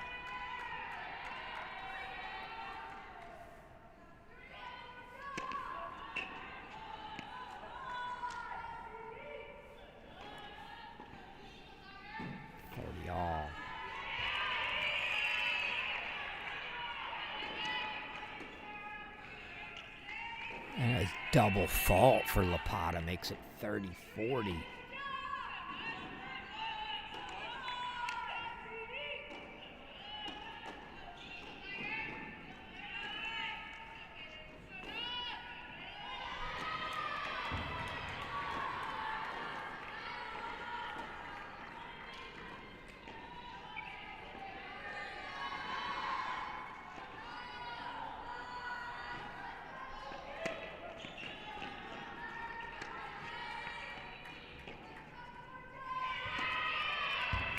Nice overhead put away for Lapata. Brings up deuce deciding point, set point here.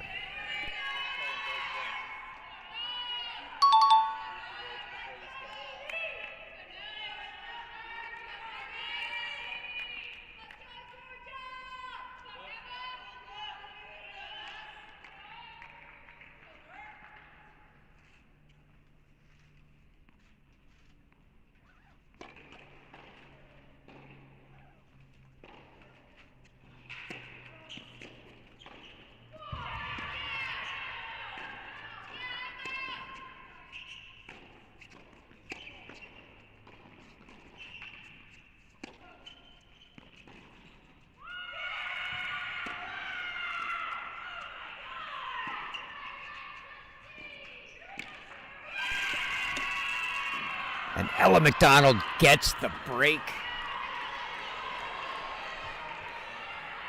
The defensive lob and just not enough on that overhead return from Lapata, so 5-3.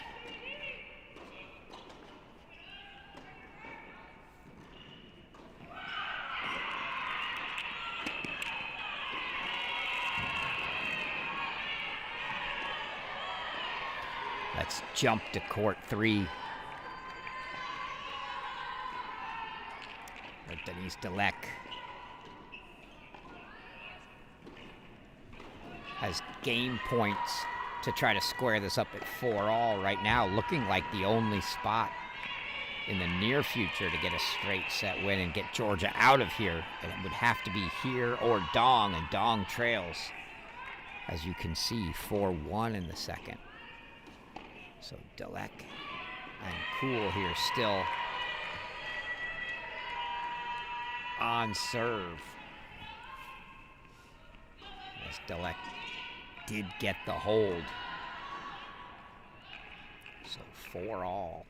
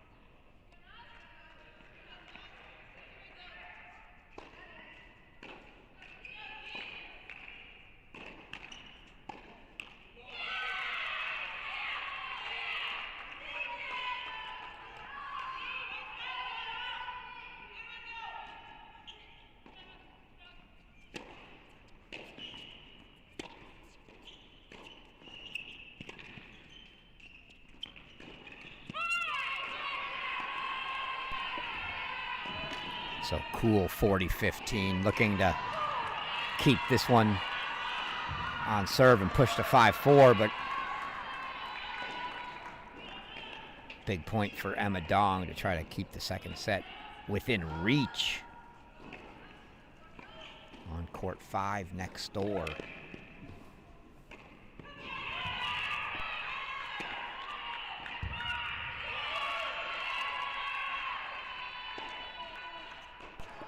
Cool makes it 5-4. We jump next door.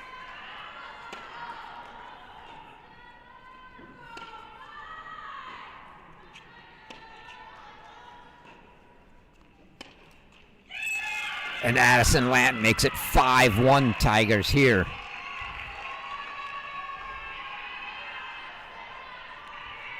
If Delec cannot pull off a second set on court 3 for Georgia, this one gets really tight really fast.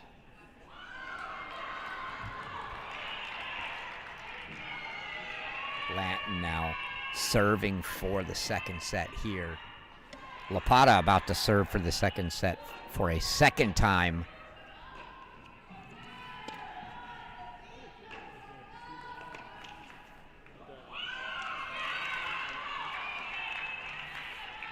And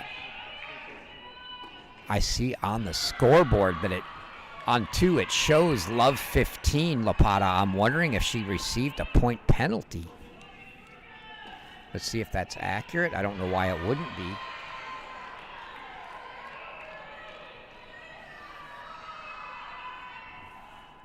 Indeed, must have been a point penalty involved on Anastasia Lapata. Maybe it was an overrule penalty.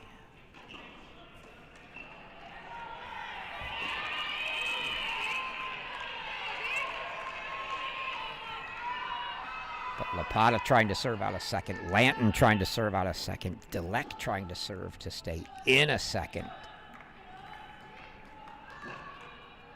And Mert still a breakdown to Cadence Brace. Friendly little gesture between LSU's associate head coach Chris Simpson and Georgia head coach Drake Bernstein just now. They were crossing paths, walking across the middle of court one and straight at each other and did the little shall we dance type move.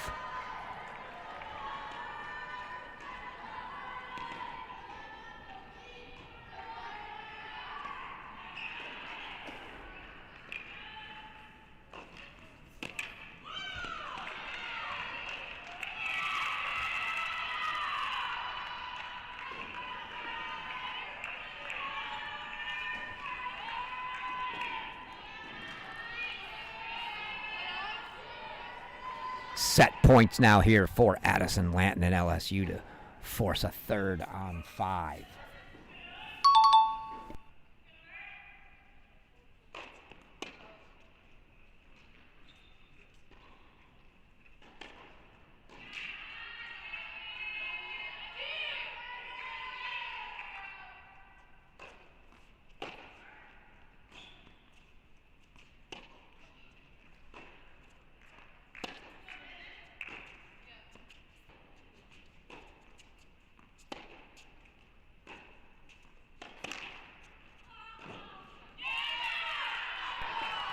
She doesn't get that one, and we're going to have to go split as it's set point now for Anastasia Lapata as well. So set point Georgia on 2, set point LSU on 5.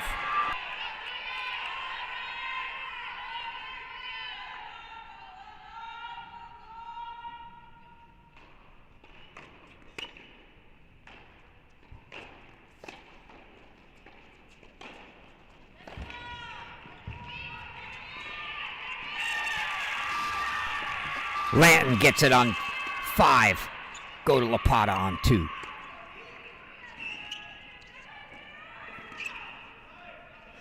And Anastasia Lapata gets it on 2. So 3 sets coming on courts 2 and 5.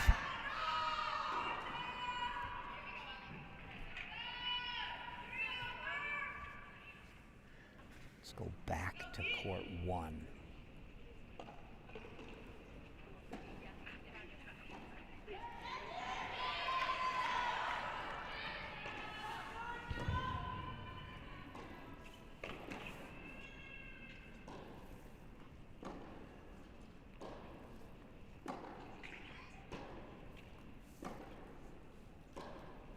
Cadence Brace here.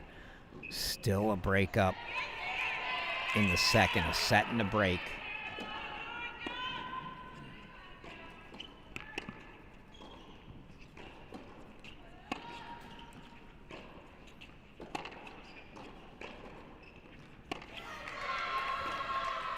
LSU would need this. And then 3 3-setters.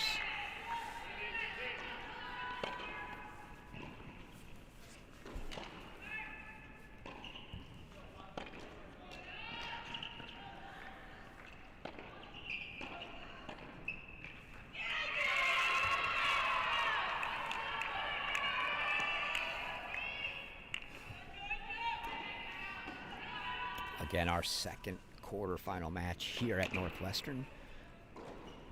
Scheduled for about 35 minutes from now. They get a minimum 20-minute warm-up by the time all is said and done. It's a good 30 minutes between getting on the courts, warming up, and then getting ready for the start of play. So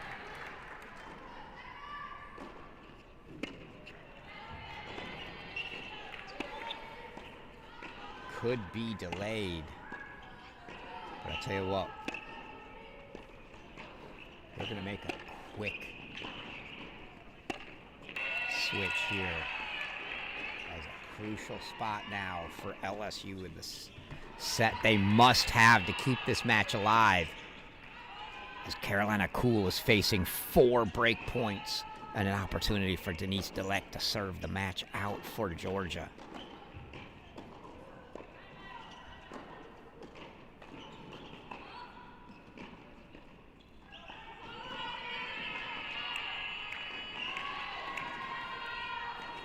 See if the freshman can fight off the freshman.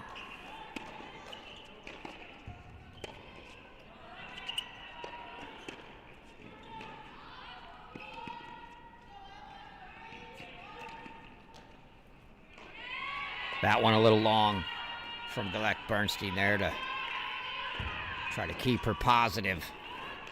Still 3 more break chances coming.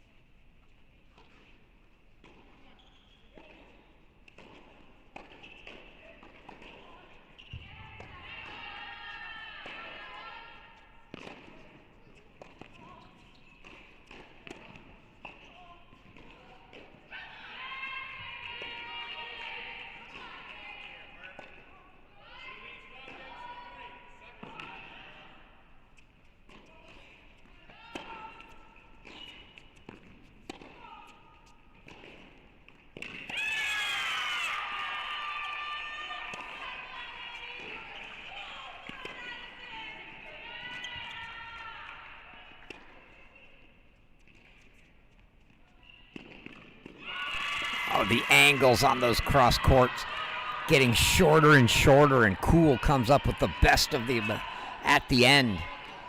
Deleck couldn't get there, so Love 40 becomes 30-40, but still 2 more points to fight off for Kuhl here.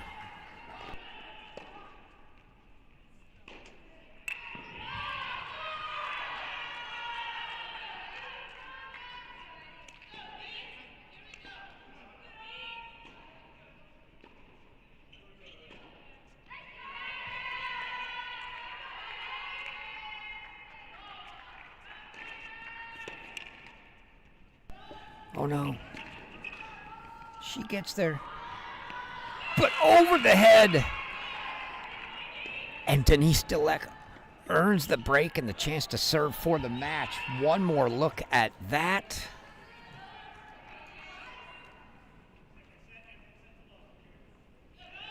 Just over the outstretched arms of Carolina Kuhl, and Deleck's going to get to serve for the match. Meanwhile,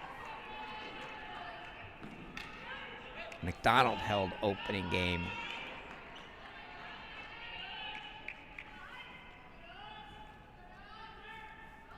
Show you a quick spot on 1 as Cadence Brace now is set in 5-3. Looking for a break to end it, while Deleck's going to come out on the court just to our right here. Attempt to serve for the match.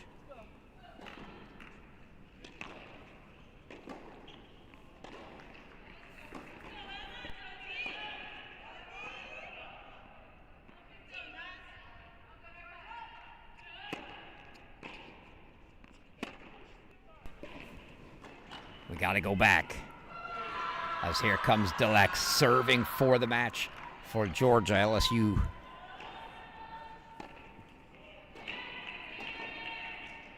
making runs everywhere else, but they've got to have a break here from Kuhl.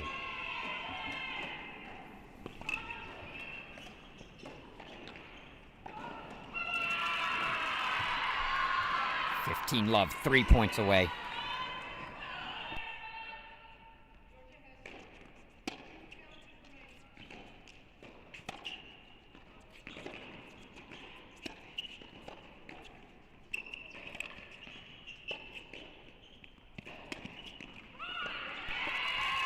Great pass. Forehand line, waited on it well. Didn't try to put too much on it, and she gets the pass for 15.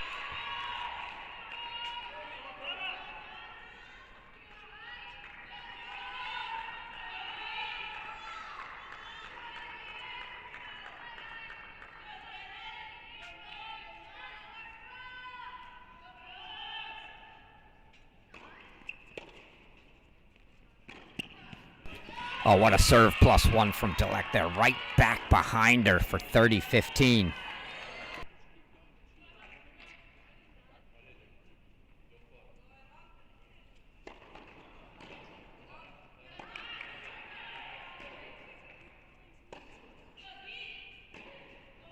$30-15 now for Dillek.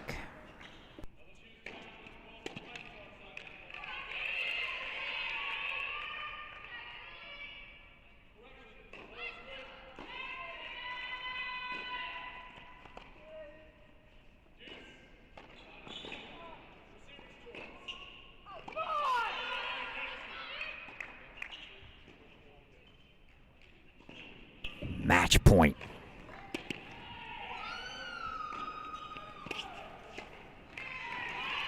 And Dillek likes it as Georgia takes it 4-0 and avoids it getting too tricky. What a tale of 2 days for the Bulldogs. They escape. It was match point Cadence brace on 1 as we ended, but the Bulldogs take it 4-0, and they will await the winner of our next match. That will only be slightly delayed, is my guess, by just a couple minutes. That's going to be Auburn and NC State. So grab yourself a little snack, a little dinner. Give us 30 minutes or so and be back. We'll post the starting time as soon as we've got it on the slate. We'll see you here in a few minutes, folks.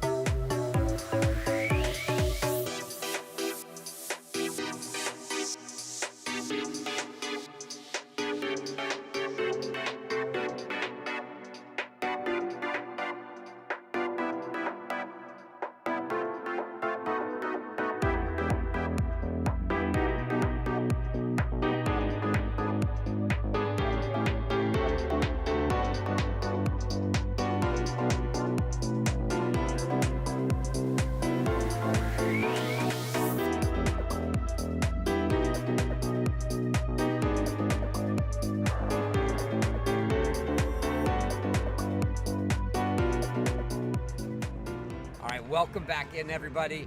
I've got head coach Drake Bernstein here from your now semifinalist, Georgia Bulldogs. First thing I'm going to say before we even get started, as you walked by me this morning, you saw me sitting up here, and the first thing you said was, that better be Northwestern purple. Yeah, exactly. I didn't even think about, look, I'm a simple guy. I don't own too many dress shirts, and I knew I was going to be on camera today, and I thought I'll wear something with a collar, and it's Northwestern purple for you. If you've got to make your excuses for where your allegiances are, I understand. That's commonplace. All right, but let's get to the tennis. I can only imagine that we get started in doubles, and it was like a tale of 2 days. I mean, a totally different start. A little flat maybe coming out at the start yesterday. You got a quick break on one of the courts, and then the next thing you knew, it was breaks everywhere in doubles. You had to like that. For sure. I thought we actually played good doubles yesterday, although we were off to slower starts, like you said. But this team's done a good job being diligent with the details in doubles for the most part.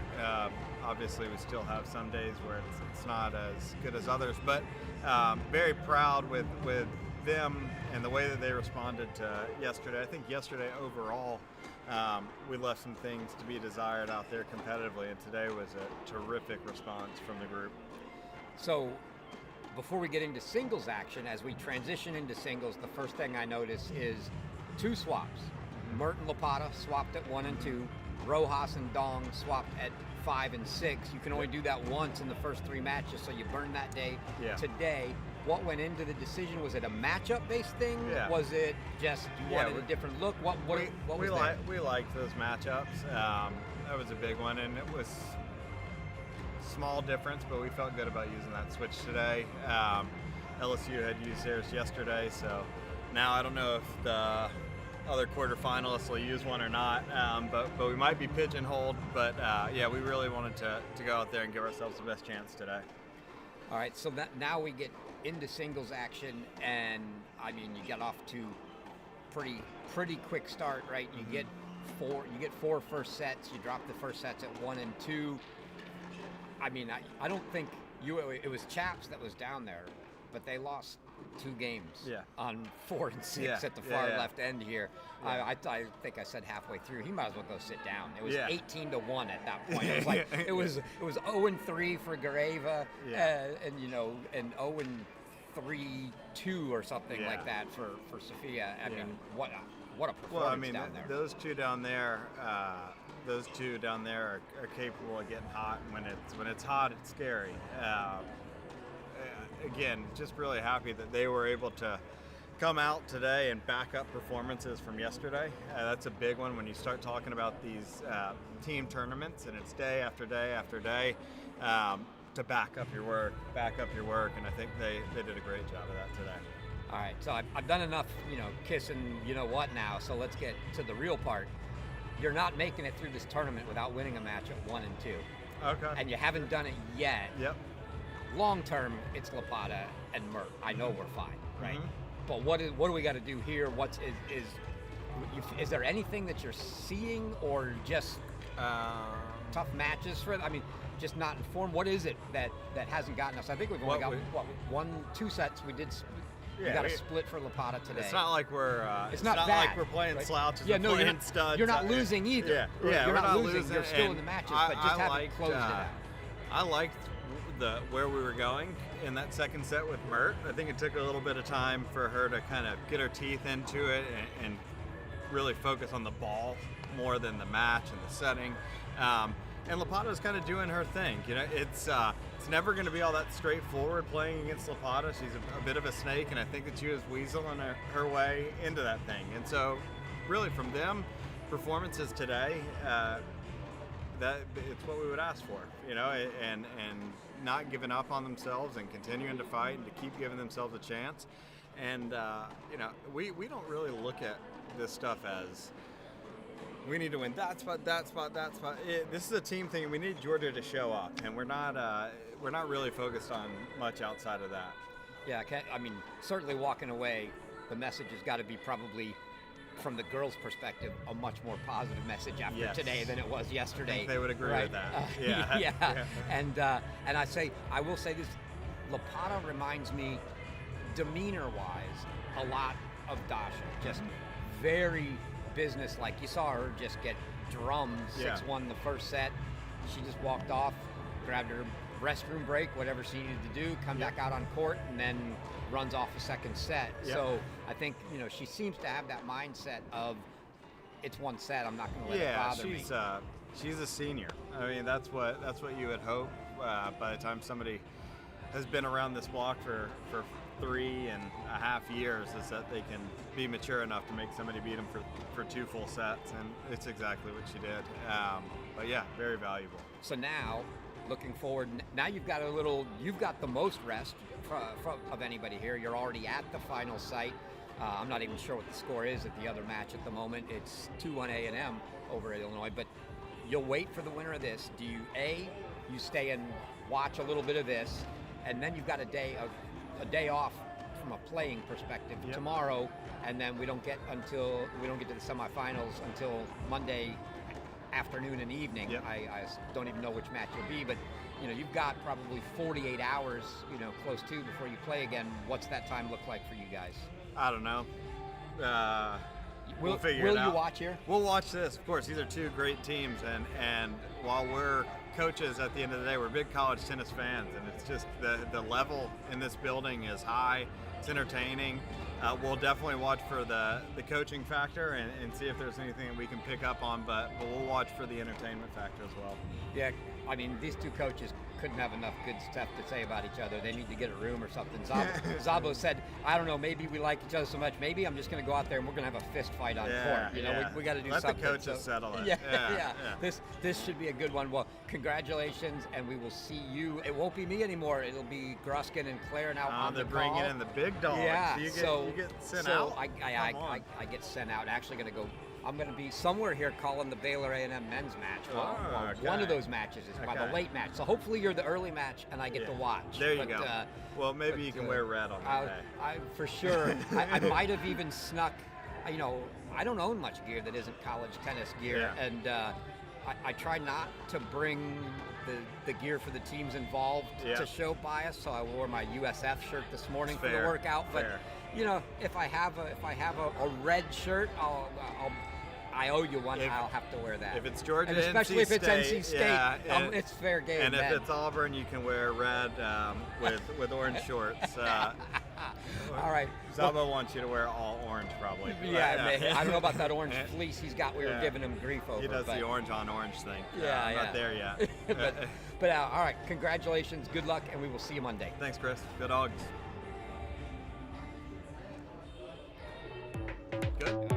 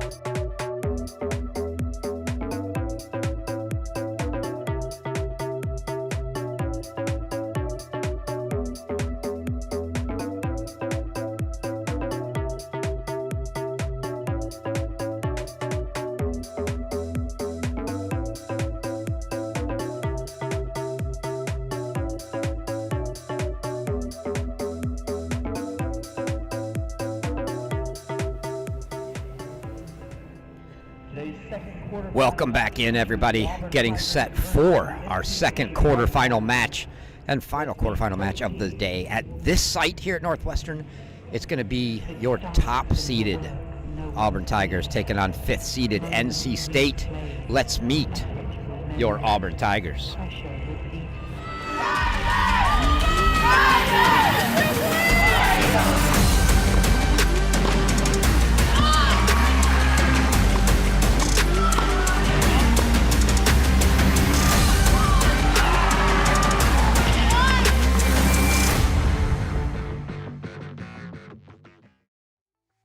Alice Battisti, Ajaccio, France, sophomore.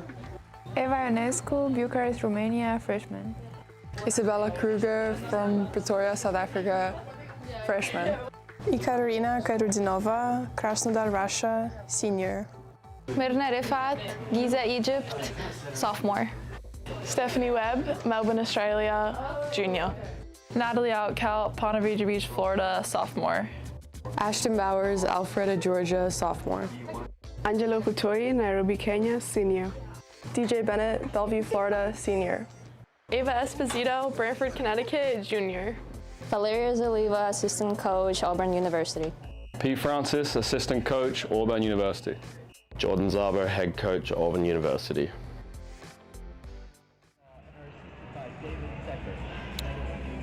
That is your Auburn Tigers. Let's meet the NC State Wolfpack.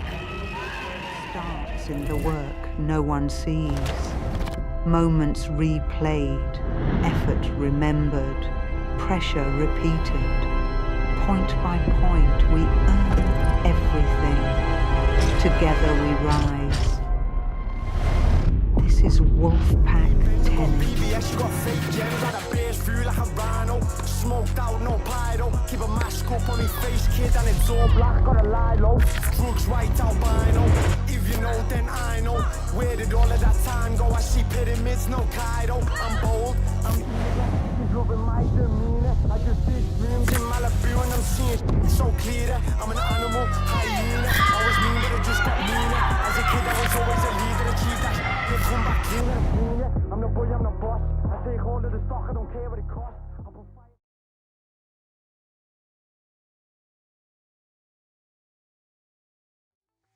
Mia Slama, Boca Raton, Florida, sophomore. Gabriella Broadfoot, Johannesburg, South Africa, junior. Anya Zirinova, Moscow, Russia, senior. Victoria Osegue, Bradenton, Florida, freshman.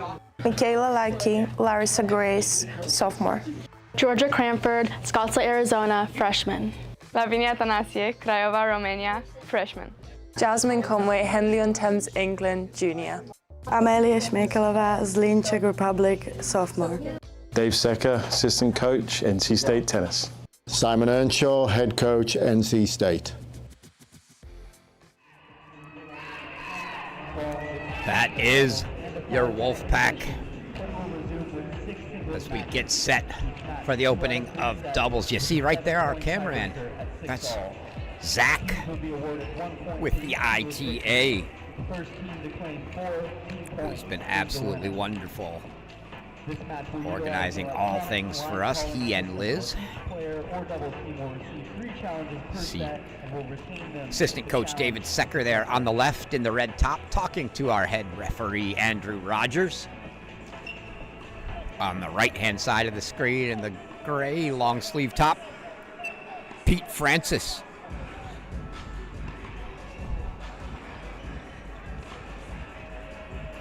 And you see head coach Jordan Zabo there standing just next to DJ Bennett in the signature orange hat.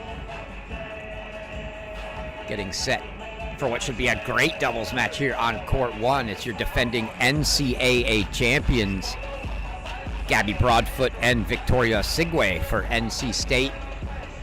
They're squaring off with DJ Bennett and Stephanie Webb for the Tigers.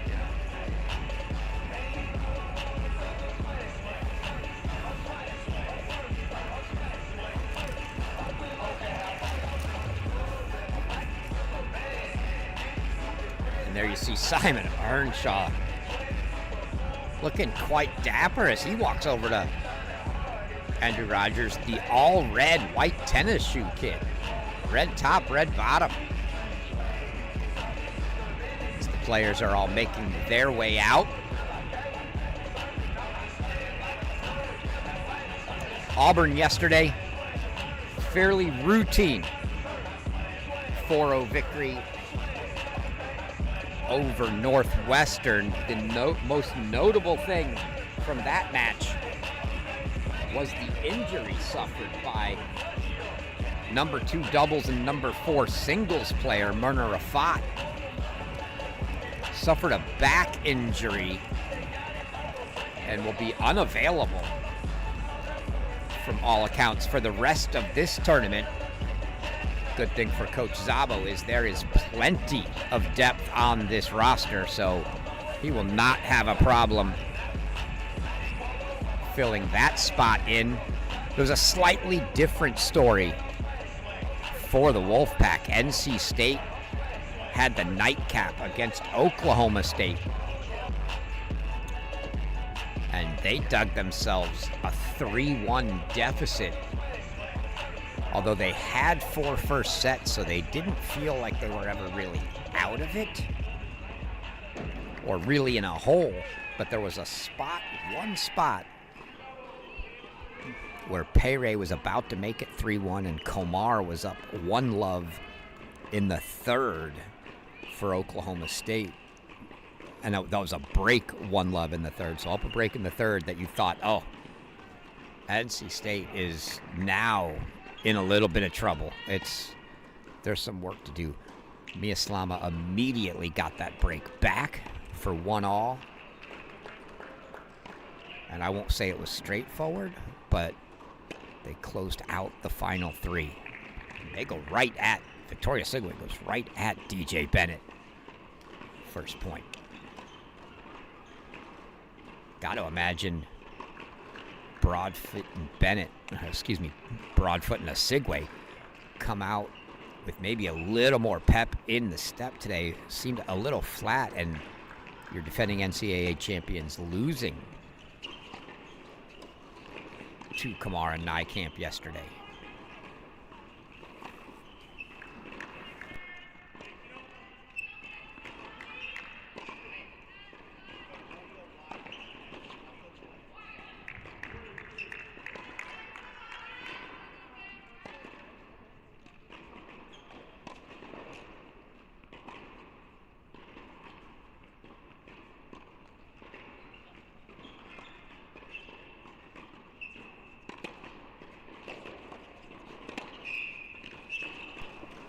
Sure, they'll have the scoring on screen here momentarily.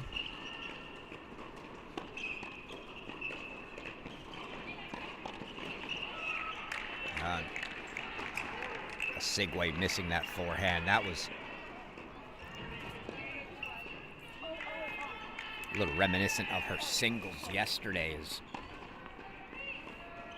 The winner in unforced errors counts had to be tremendous for her, as all or nothing, and she dug herself big holes twice, both sets.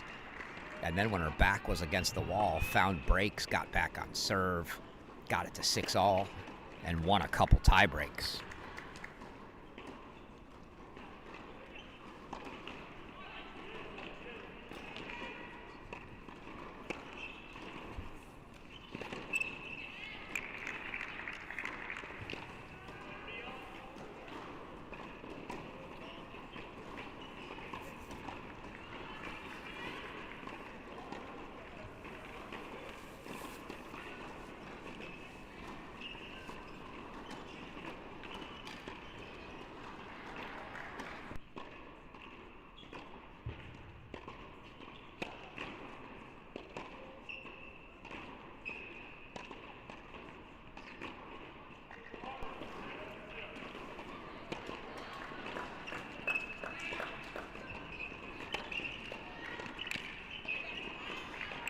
Just off the racket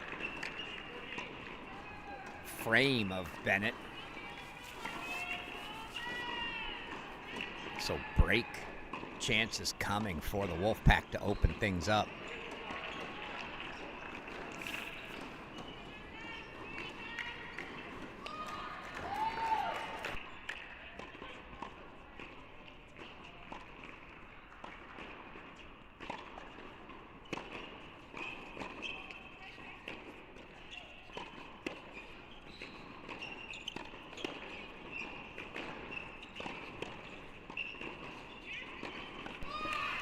Great cross-court backhand battle between Broadfoot and Webb there.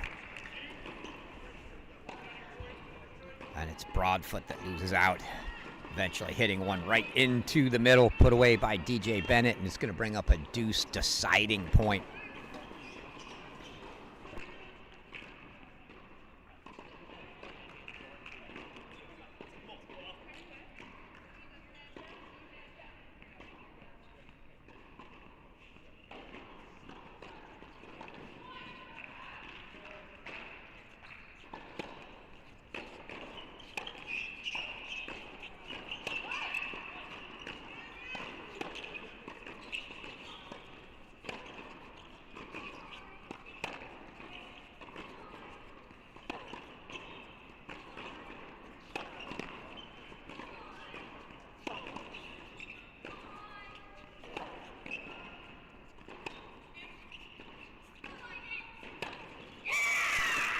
And it's an opening break for the Wolfpack.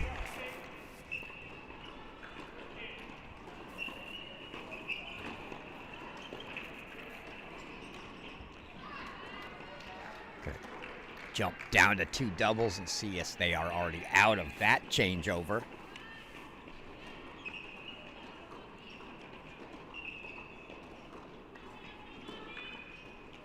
All right.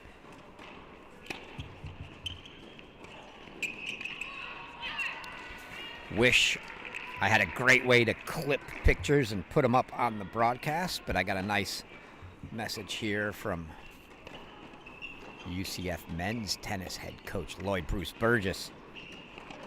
Picture from the newspaper of a couple young guys. Young Hampshire hopefuls, as it says in the newspaper article. Pete Francis and Lloyd Bruce Burgess. Gonna have to show the young Pete Francis picture to Pete later.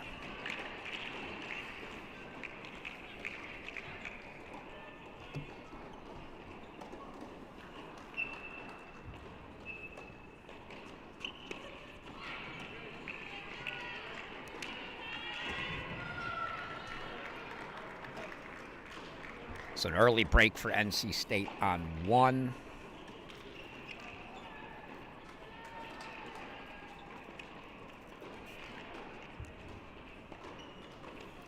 Show you those scores of the other matches.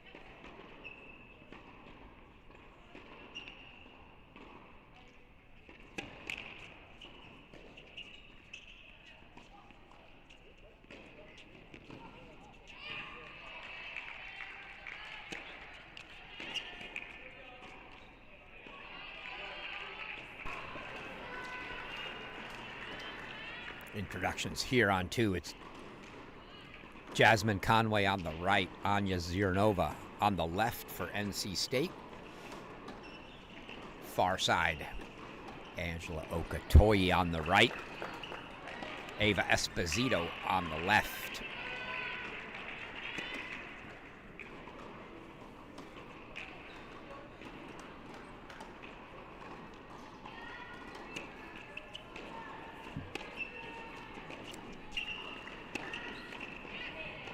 Esposito, the lefty.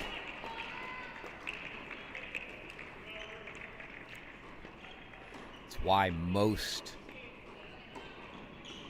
traditional doubles players prefer to have 4 hands down the middle. You see that here with the righty-lefty combo for Auburn. Got the forehands down the middle, so they've both got forehand volleys for crosses over the middle.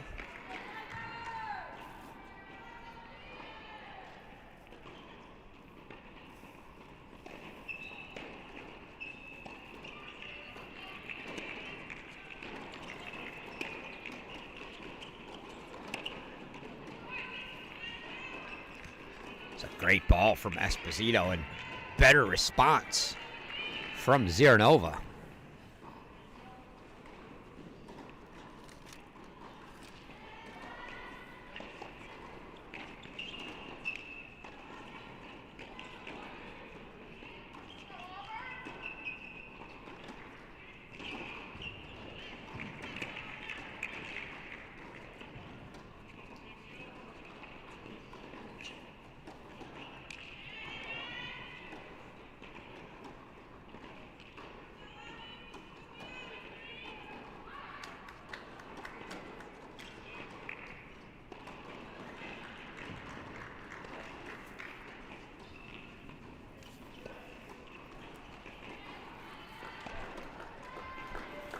All now for Ziranova.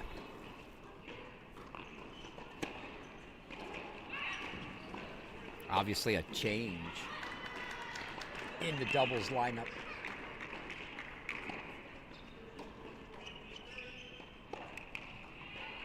For Auburn, with Myrna Rafat going down yesterday and having to retire from the doubles match at number 2 doubles. It was Okatoyi and Rafat yesterday, so Esposito filling in here. Will go down. Checking at 3 doubles.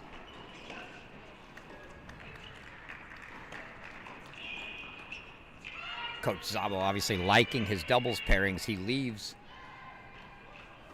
1 and 3 and just subs Esposito in for Rafat at 2. Didn't choose to mix things up with his 3 doubles team at all.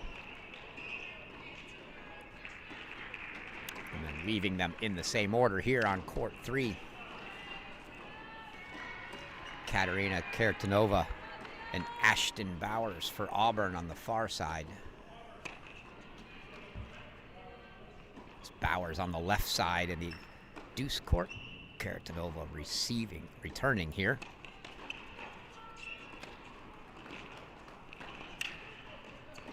As Bowers puts that away nicely. Mia Slama and Lavinia Tanasi here for the Wolfpack.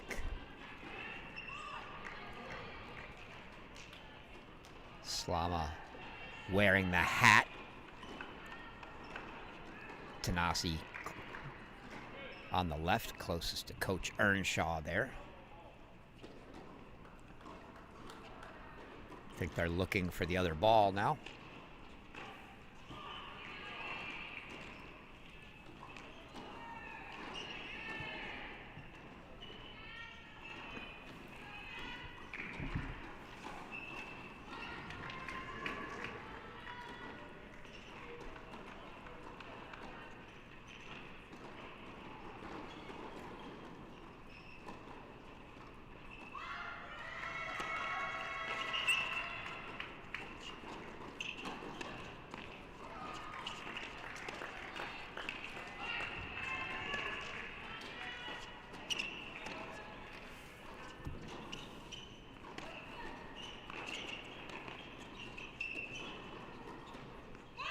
Just deep. Off the racket of Kertanova.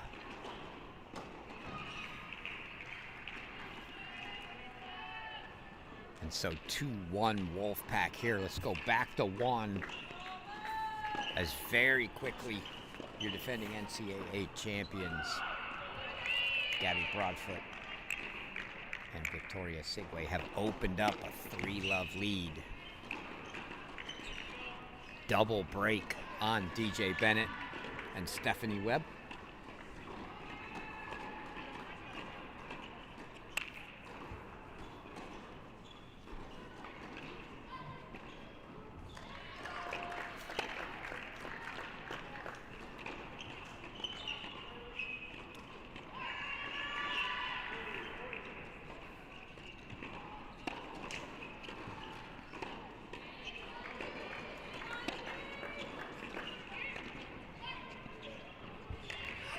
Almost. DJ Bennett almost left Victoria Sigway enough room to get back to that. Did come down short of the backstop tarp there, but couldn't quite get there. 15:30 now for a Sigway here.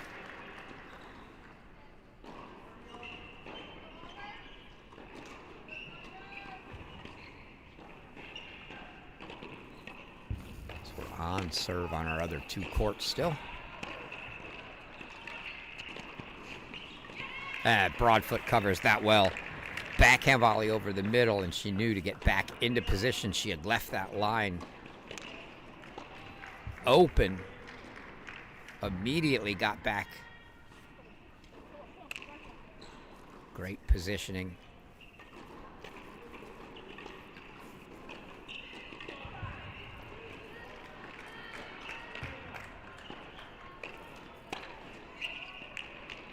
You see, very active at the net yesterday against Kawar and Nijkamp. They were very successful at going behind. They knew NC State was going to be aggressive. They were successful getting behind them, going line. See if Auburn's expecting a lot of that same. And there it is, Broadfoot again.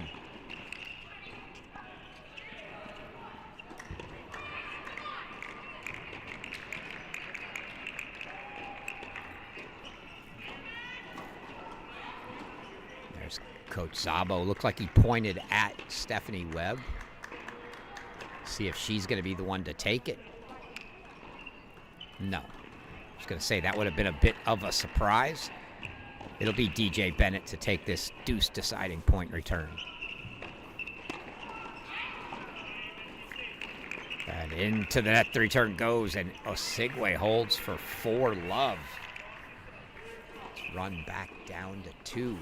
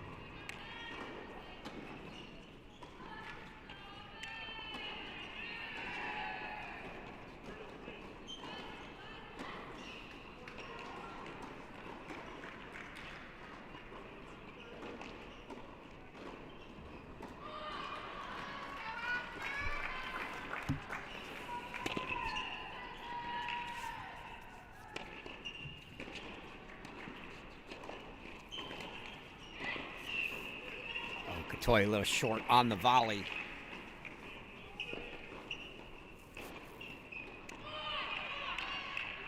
(30-15). Now 40-15 for the Wolfpack.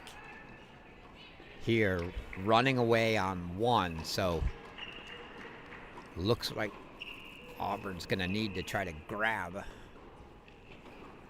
2 and 3, both on serve at the moment.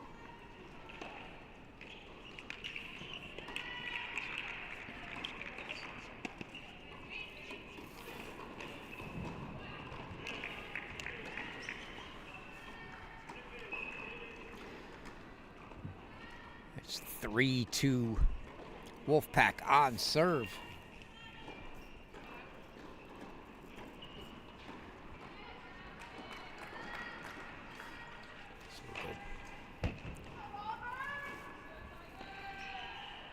to 3 with Mia Slama serving here for the Wolfpack.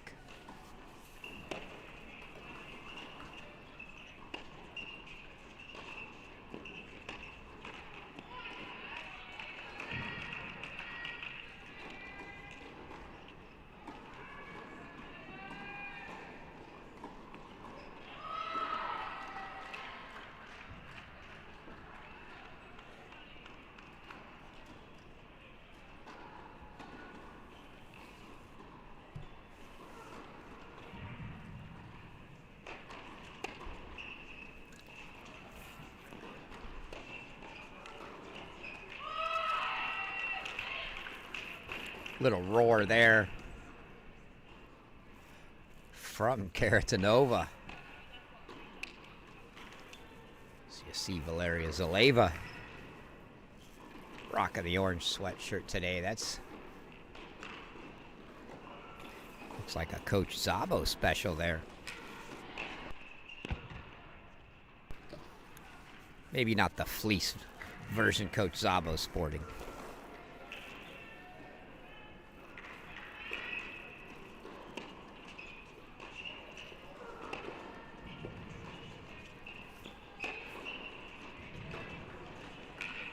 Oh, a lot of heat on that Bowers forehand, and that's going to make it love 40. And chances here for the Tigers to open up a break lead.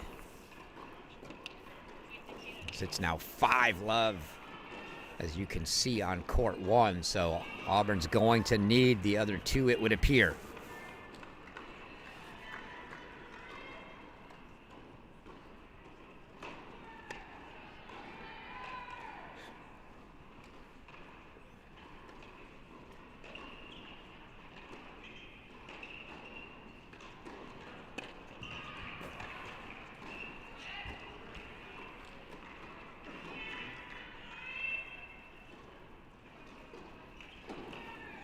Nice return there, but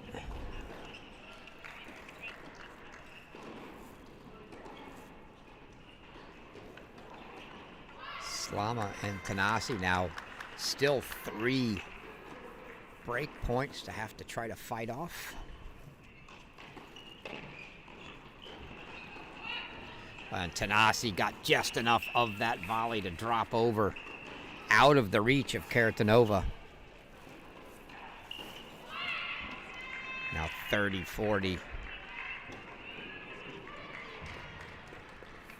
And we are going to have to go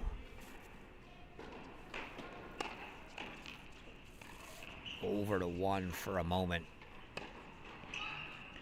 after that point there.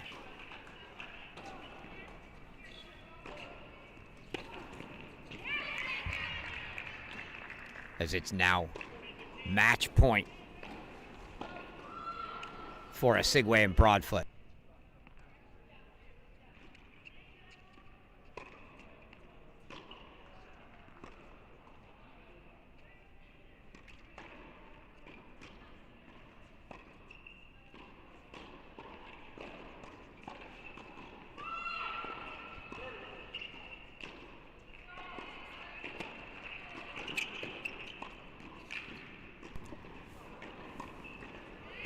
Didn't get it all, but she got enough. Victoria Osigwe puts it away.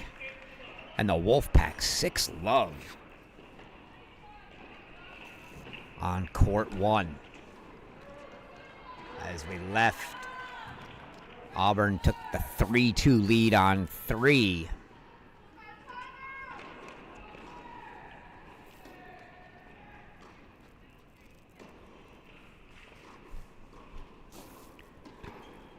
So the Tigers now going to need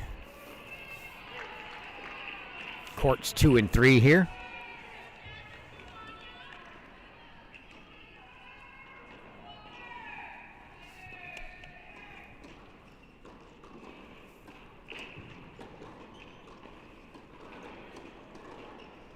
Big deciding point coming for them on their serve here.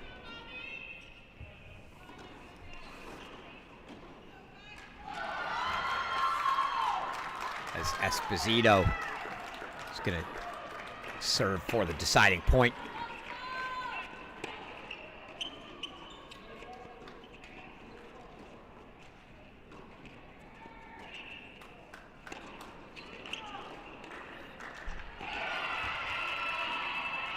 And Ziernova pulls the volley a hair wide. And so Auburn, great defensive point for the Tigers there as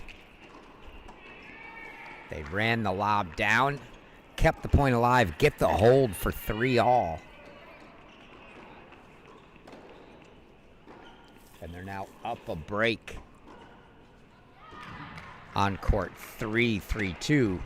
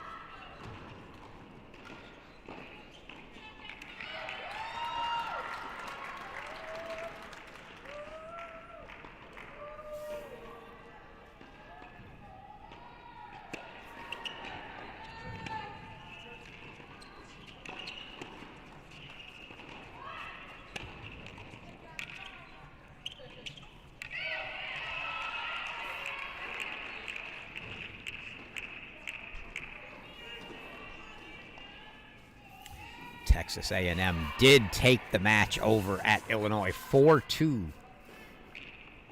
over Oklahoma.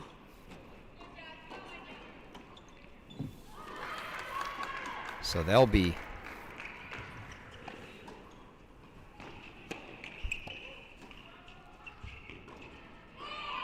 making their way here for Monday's semifinal.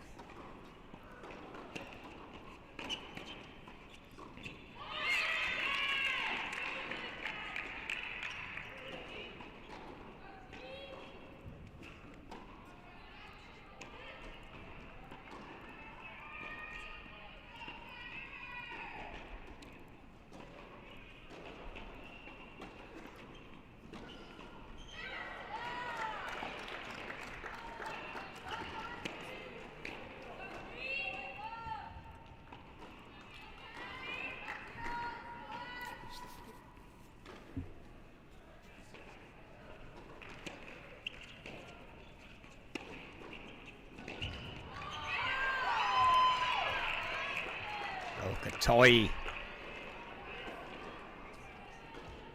Heat on the backhand that Conway couldn't catch up to, and now 30-all here. The Wolfpack have break chances on 3.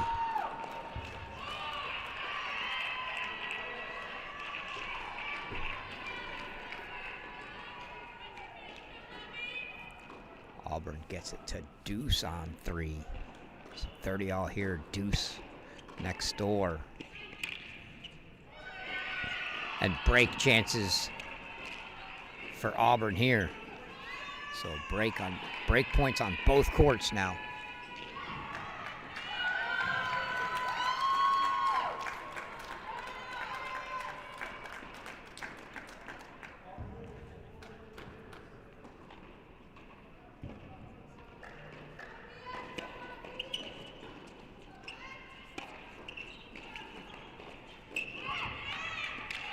Oh, what a ball from Okatoye. Auburn gets the break. See if we can get one more look at that one.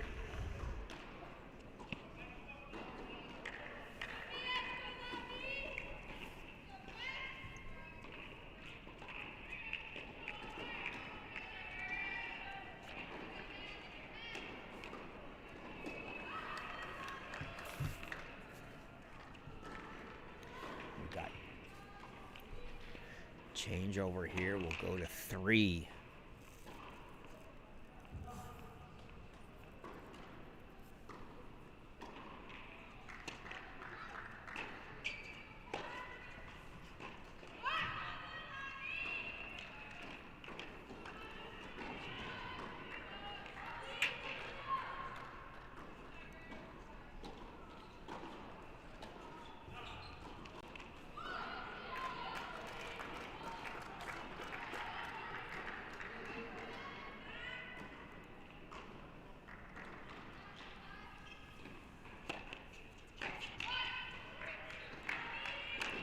serve down the middle there from Conway. Mentioned earlier, Pete Francis, the coach for Auburn. Let's take one look here.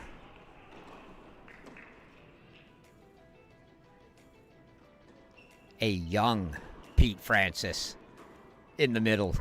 UCF head coach Lloyd Bruce Burgess on the right.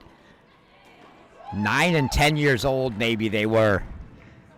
Coach Burgess tuning in to watch his buddy.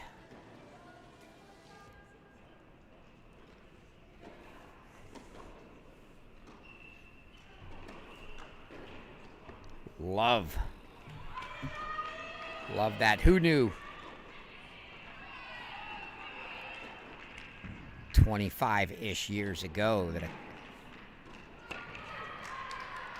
couple of kids from Hampshire area across the pond, we're going to wind up here. The U.S. college tennis system. As big-time coaches in the Power 4 conferences. I'm sure Pete will likewise be watching next week as Lloyd and his UCF men will be at the men's indoors, as they'll be at the Waco site.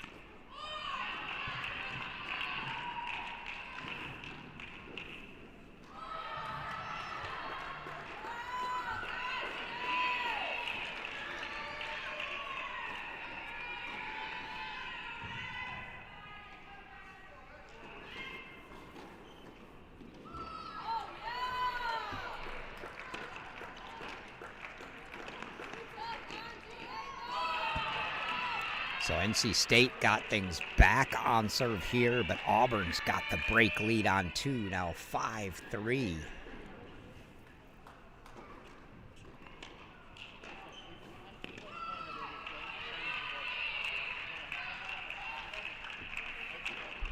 So this one could be the decider.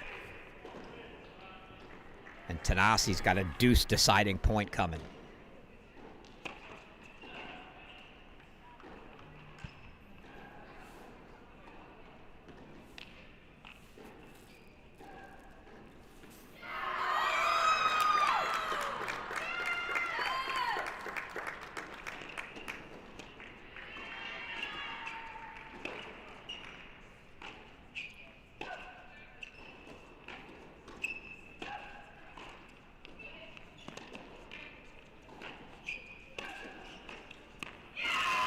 And it's a break back for Bowers and Karatanova as Karatanova gets a ball right at her.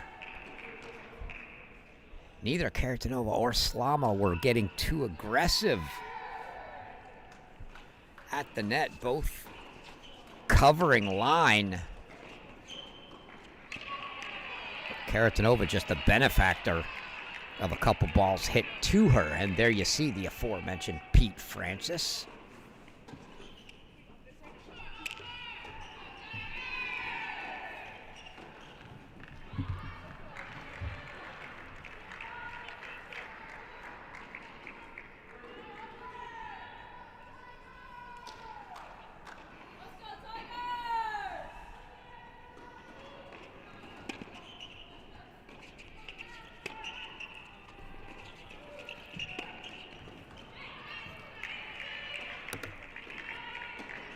Esposito tries.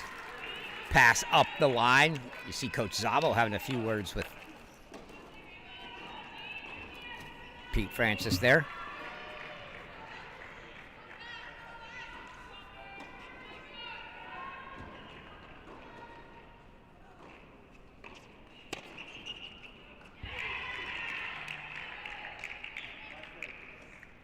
Conway and Ziranova.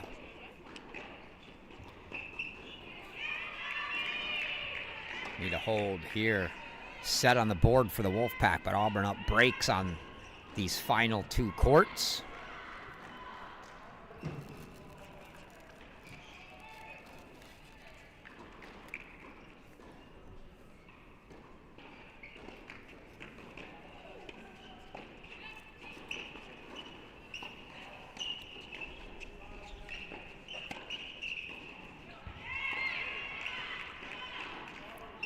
Looks like a challenge coming here. NC State confidence out there heading to the bench. Indeed confirmed, so 5-4.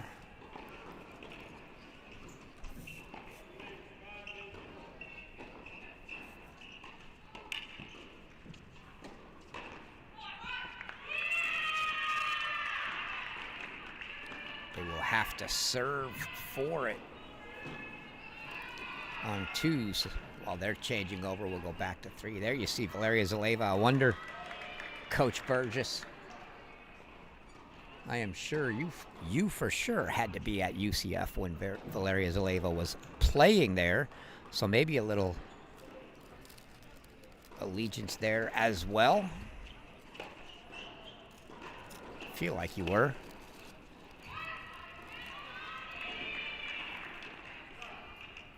I want to say she finished in 21, maybe? I have to look.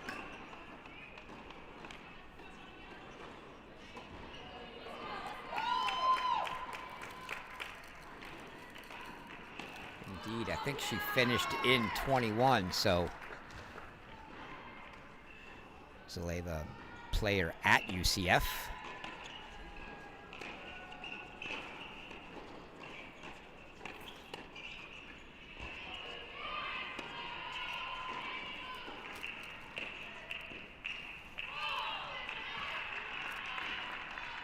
Break chances here for Slama and Tanasi to get right back on serve. And Esposito is serving for the match on 2. We'll cut over there momentarily. We'll see if we get the break here, or if we have to, we'll go there.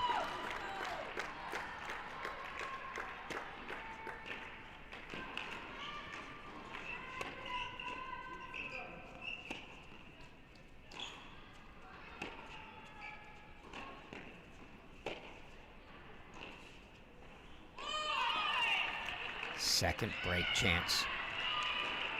Fought off by Bowers and Karatanova.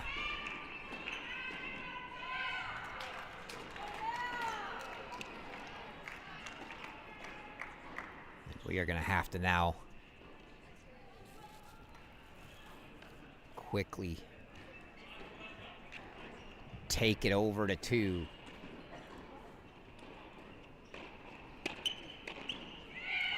As the put away from Okatoyi makes it match points. So match points, Tigers.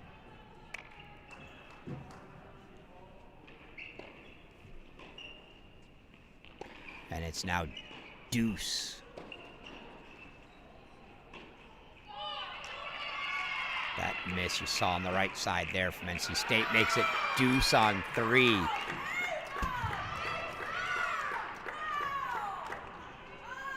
I think we're getting a challenge on that serve.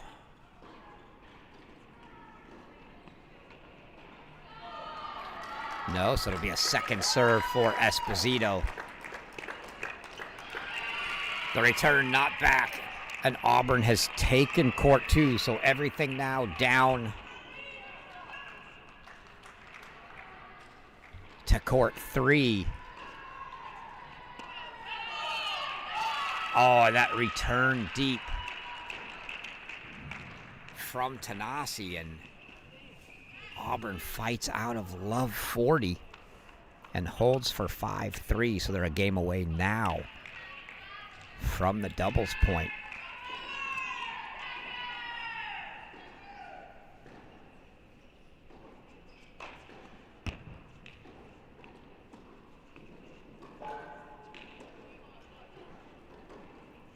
Bowers wants to make sure that ball's not going to roll into her feet.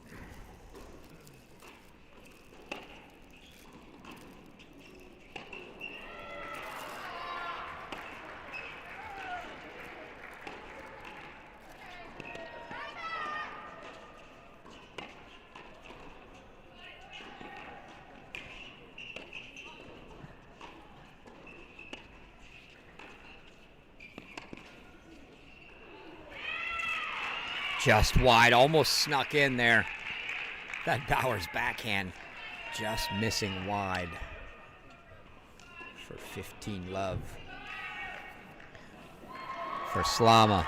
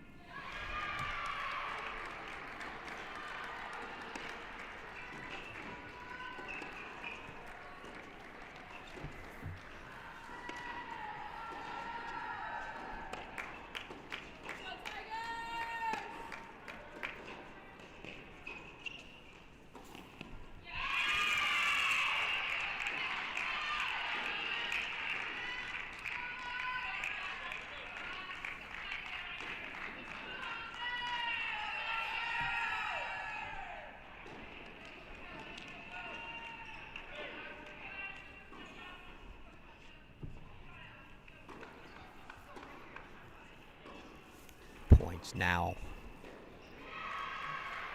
for 5-4. Try to make the Tigers serve it out.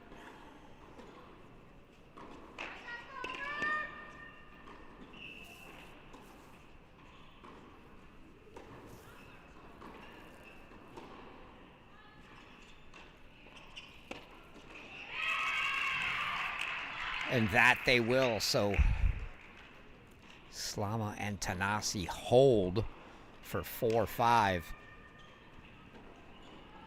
But Auburn's going to get a chance here to serve it out. The teams will do the dance around the net as they've got to get to the side their team is on.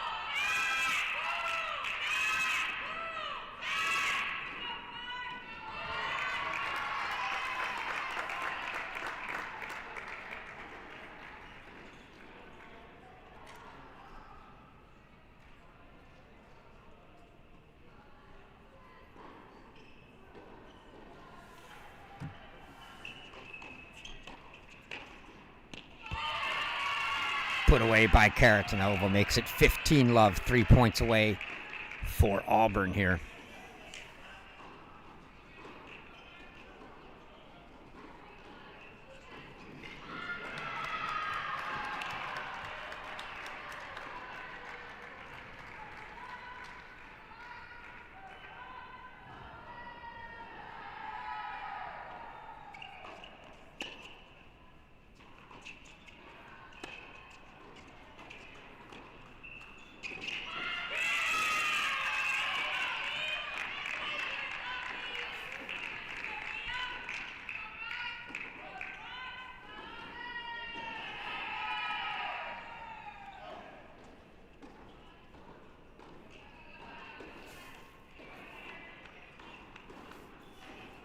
Going away easy. It's Tanasi now to get this one at 15 all.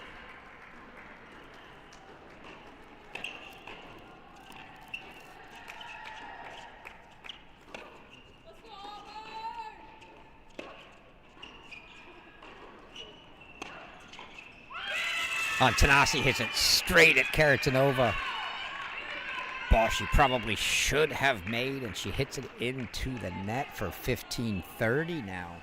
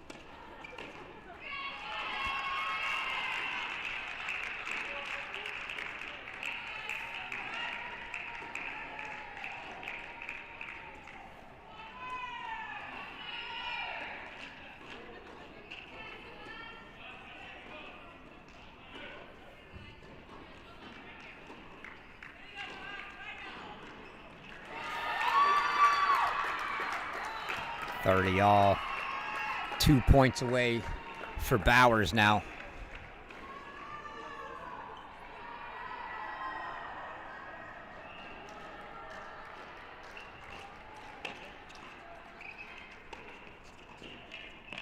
Oh, beautiful poach from Karatanova. 40-30, 1 point away for Auburn.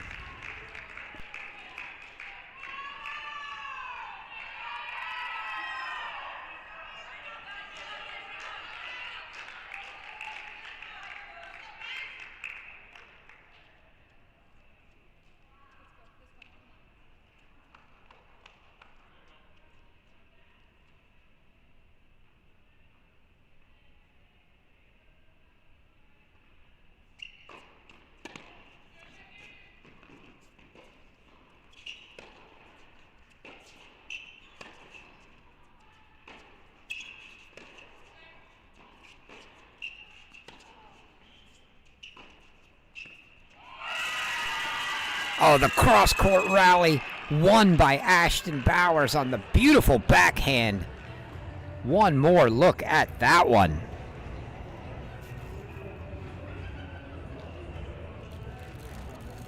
Look at the angle on that. Ashton Bowers secures the doubles point for Auburn with that backhand as they take courts 2 and 3 after dropping court 1 6-love. And that'll do it for doubles here. Coach Burgess, your buddy, Coach Francis, is off to a good start. Give us about 5 minutes and we will be back for singles action. You have been watching the 2026 ITA Indoor National Championships here at Northwestern.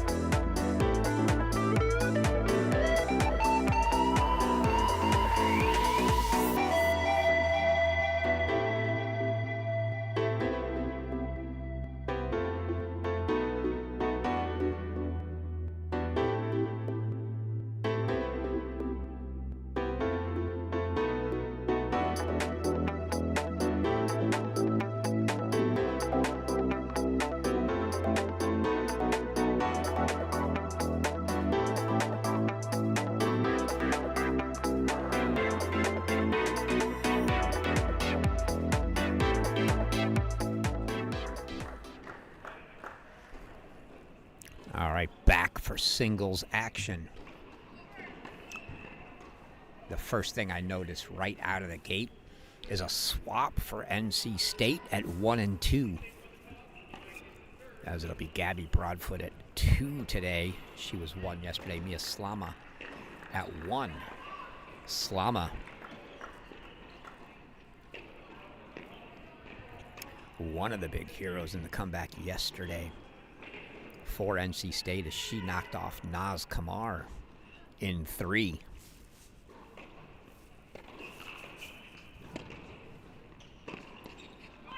Broadfoot, on the other hand, was absolutely blitzed by Olivia Linzer. So not sure if it was a form or a matchup thing. We asked Drake Bernstein earlier about his swaps, and his were matchup based.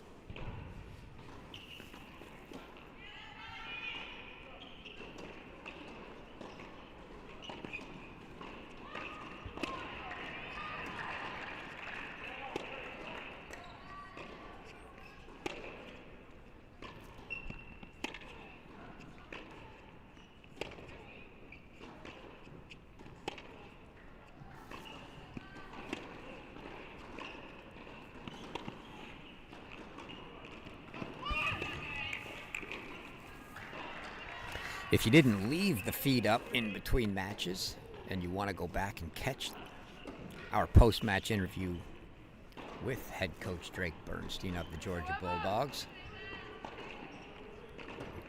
talked about those lineup swaps, about my purple shirt today. Feel free to go back and rewind and catch that.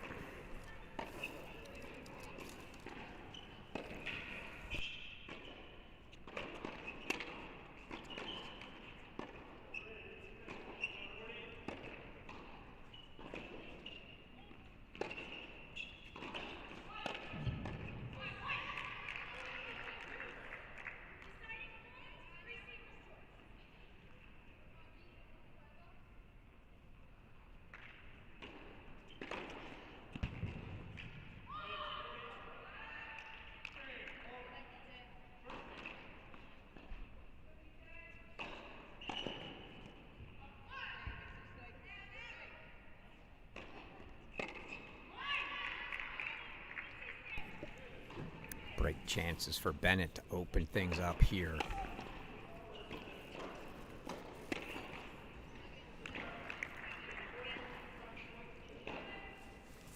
Bennett, for a few years now, been one of the top players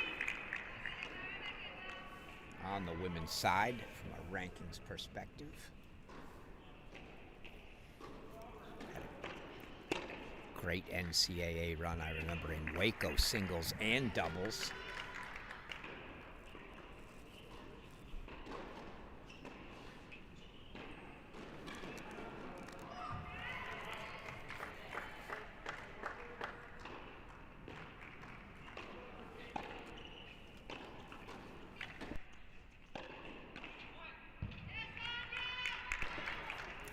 Slama back to a deciding point here.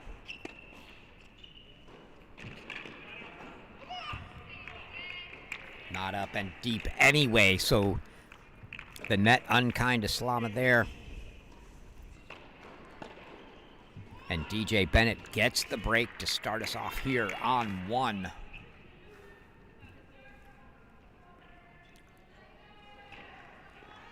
Move down to 2 where it is. Gabby Broadfoot, who we mentioned was 1 yesterday, so this the swap for NC State. Still the same order for Auburn.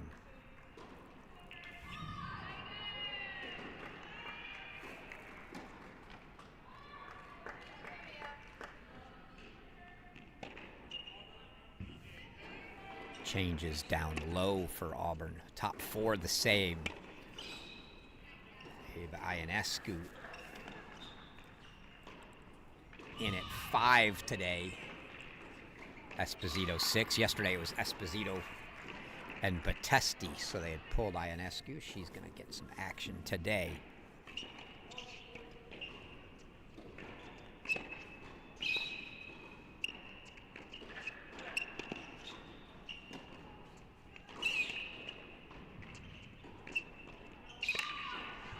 athleticism of Gabby Broadfoot on full display there. The speed, the slide on the hard court. But all that chasing. She's just trying to catch her breath, I think, still. It's Karatanova now 40 love.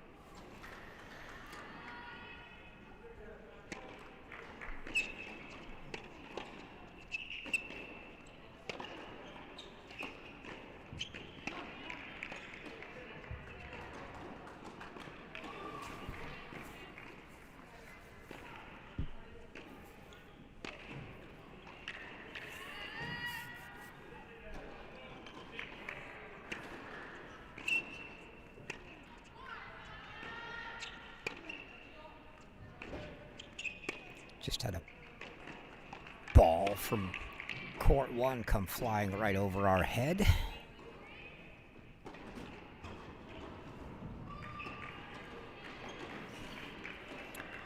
Auburn yesterday only dropping one set in singles. That was Angela Okatoye at 3. She dropped a 7-5 first set to Autumn Rabjohns of Northwestern.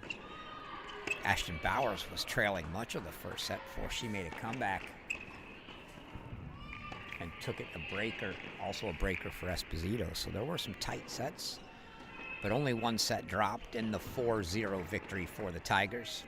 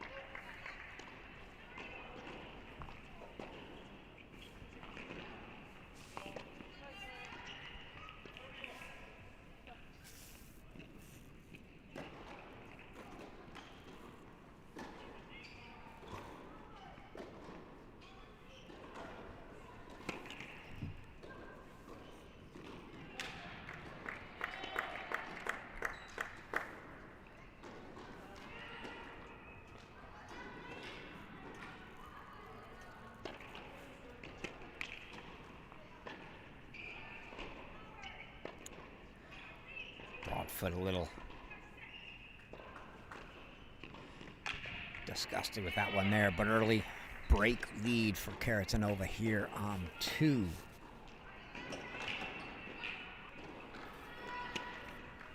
Go down to 3 where it's Okatoye and Ziranova. There's a swap here for NC State. Not only did they swap 1 and 2, but it looks like they swapped 4 and 5 as a segue. Up to 4. Tanasi down to 5. We'll take a quick look to see if that is a swap or if that was the original. No, that is a swap on both counts. So using their swaps today for that. Broadfoot was submitted 1 and Tanasi submitted 4. So the 1, 2, and 4, 5 swaps are the swaps burned today for NC State.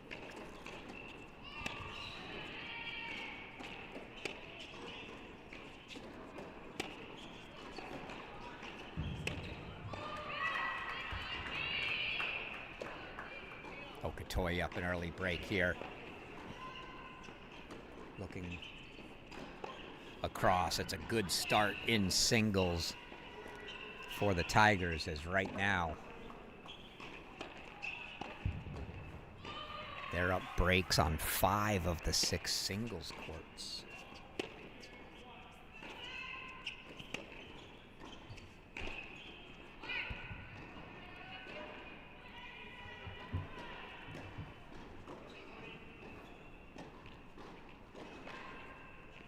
Give you a look at those other courts here.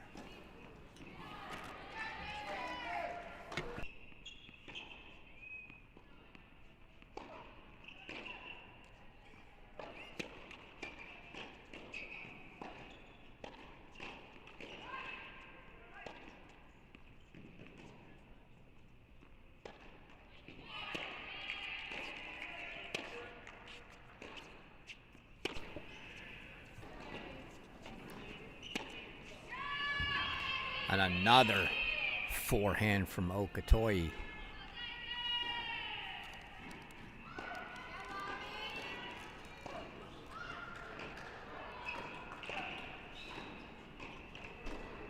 Ziranova, not the mover that Broadfoot is. We saw that athleticism there. I think Okotoye looks like she wants to try to push her.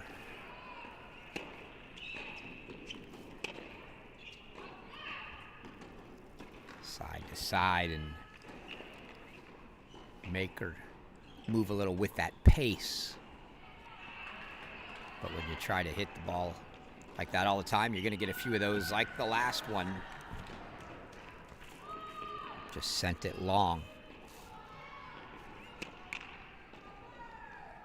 And now break chances for Ziranova to get this one back on serve.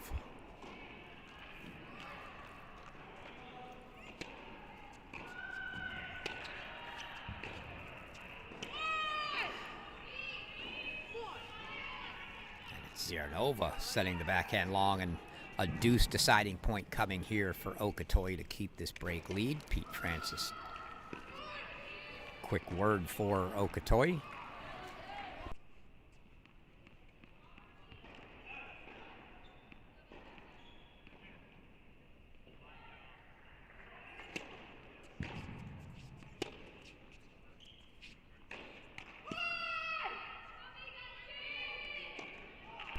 And Okotoye does indeed hold.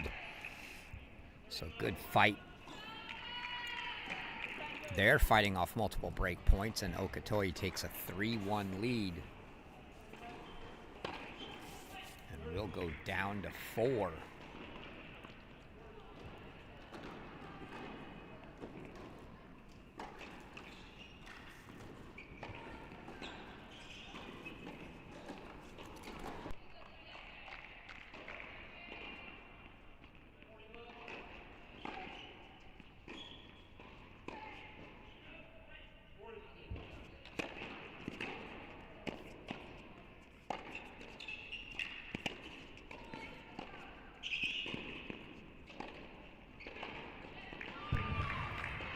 This one figures to be an interesting match here. As a segue we saw yesterday, felt like winner or miss on many occasions. High risk, high reward game. Bauer's not really the one that's going to sit back and just try to rally and let her make those errors. She's going to do her own thing. So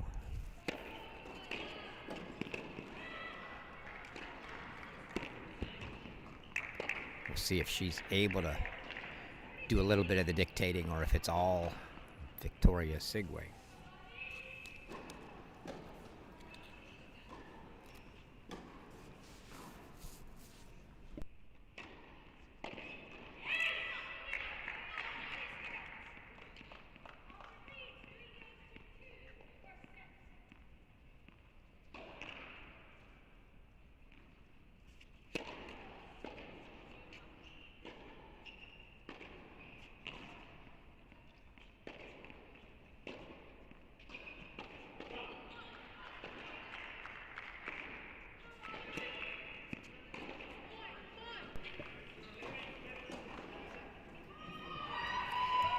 And there are those balls you just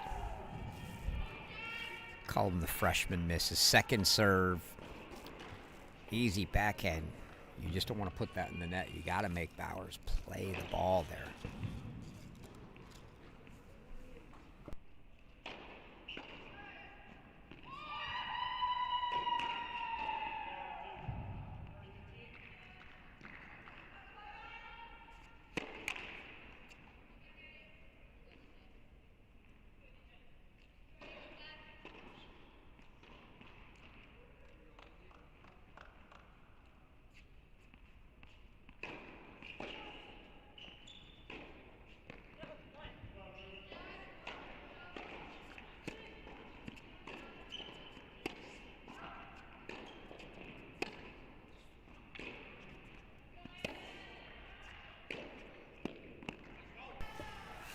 Bowers did play a little bit of the rally game there, outlasting and letting a Sigway make the error. It's just playing with fire and a little bit of playing your way into the match to see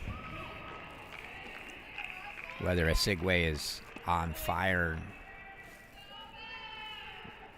running winners on you, or if she's making some errors. And making some errors there early as Bowers takes a 3-1 lead.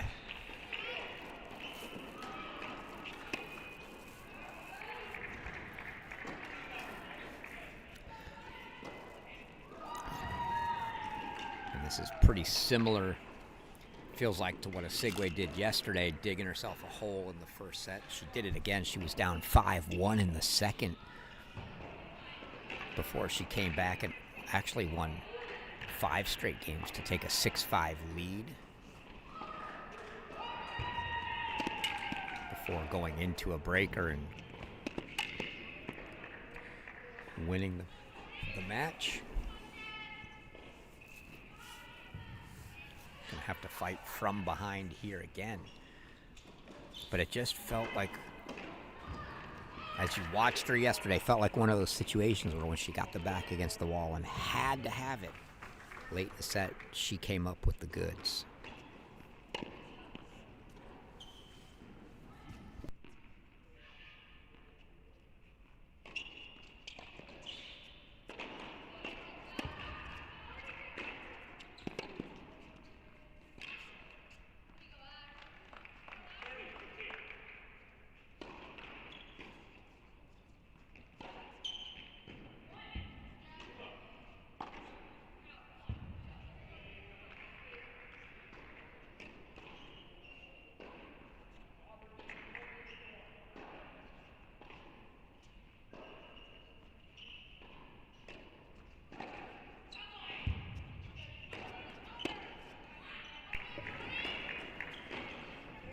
Sigway able to dig yourself out yesterday with big serves, big ground strokes. See if she can do the same. Serve there unreturned from Bowers.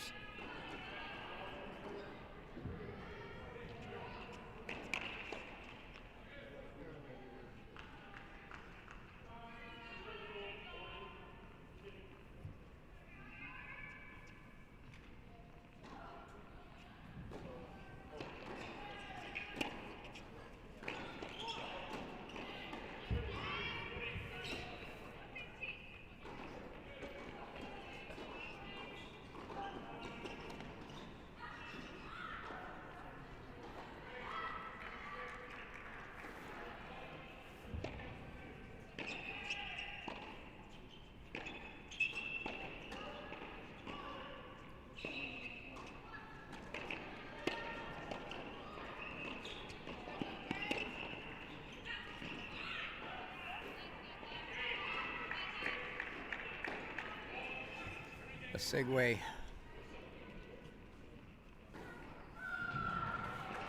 Grabs the hold for 3-2. Still a break lead for Ashton Bowers here. We'll run down to court 5.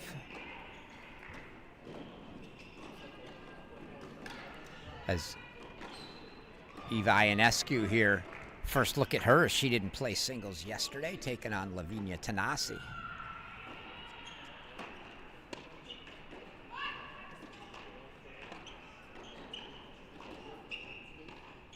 Two all early.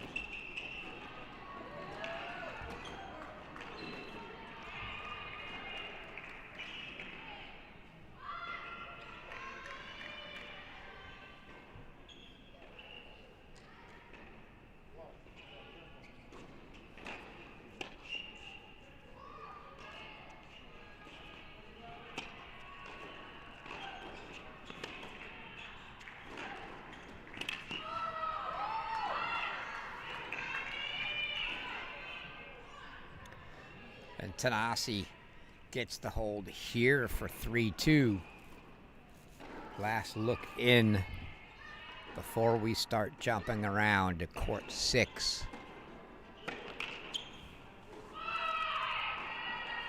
This is Ava Esposito, who went unfinished yesterday, up a set in 4-2.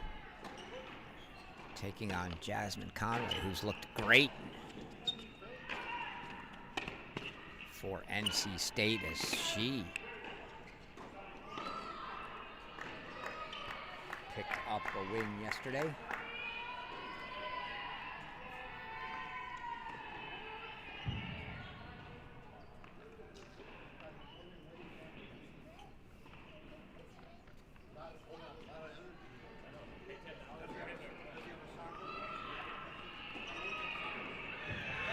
Couple sets starting to wind down that we're going to jump to here after we see this deuce point.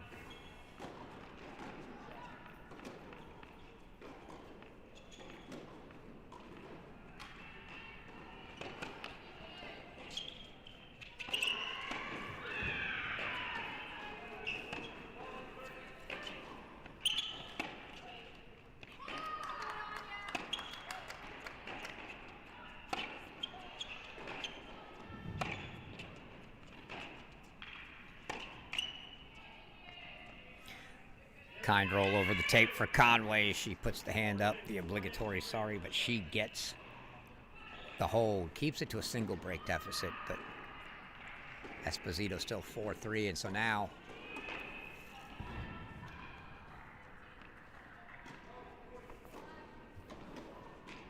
gonna go back to 2, but it's 5-2 on 2, 5-1 on 1 for Auburn.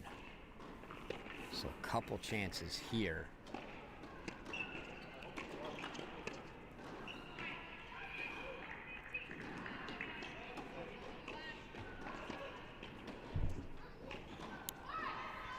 Throw the sets closest to the finish on the side for you.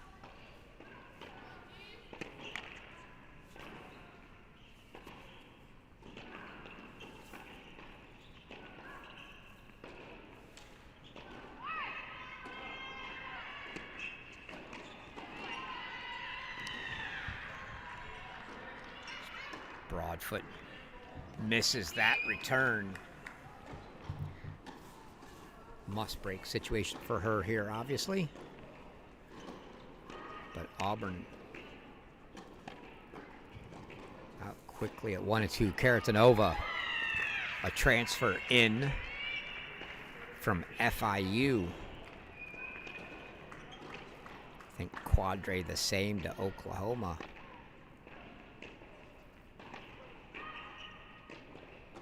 There were 3 or 4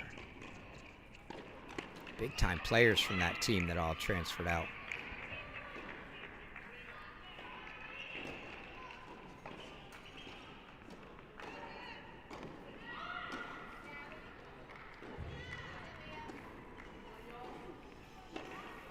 Keep our eyes on one. If we need to swap, we will. If we have to go split, we'll do that too.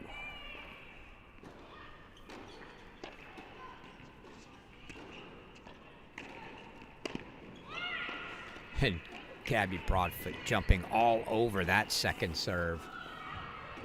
3 break chances now for her.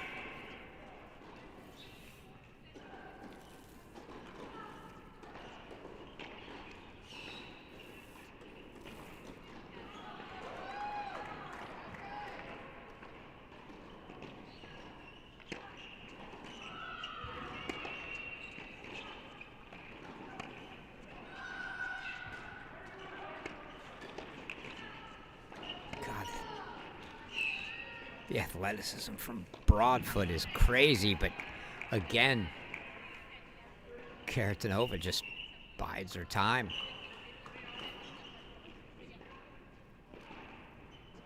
Doesn't get flustered with the fact that Broadfoot keeps getting ball after ball back when she thinks she's maybe got her put away.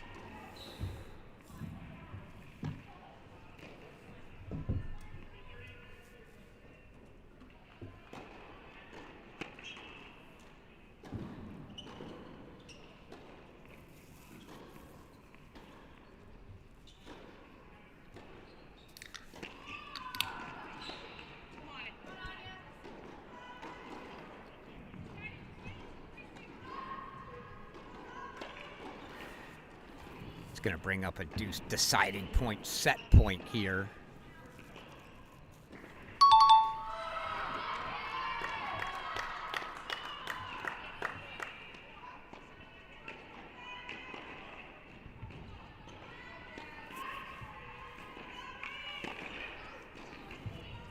Tight everywhere but 1 and 2 at the moment. Oh, and it's the winner from Karatanova for the set. Get another look at that one. Forehand. High bouncing forehand. Takes it a little bit early, inside out into the corner for a winner.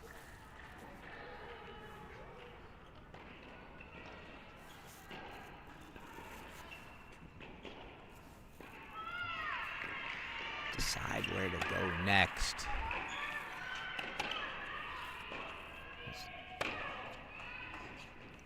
Bennett Slama not out yet for that 5-2 game for DJ Bennett to serve. That's where we'll end up. But we'll start here with Esposito now serving with game points for 5-3.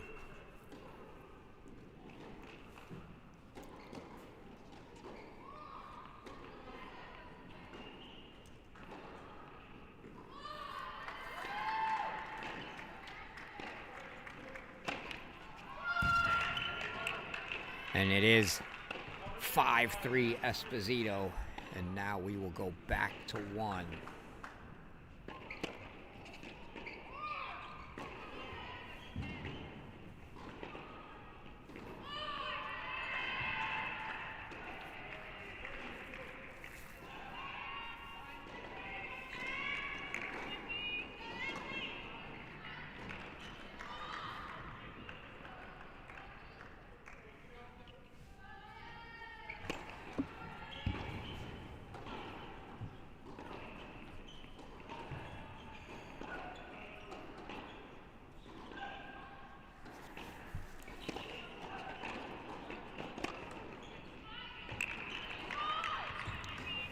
Slama not making it easy on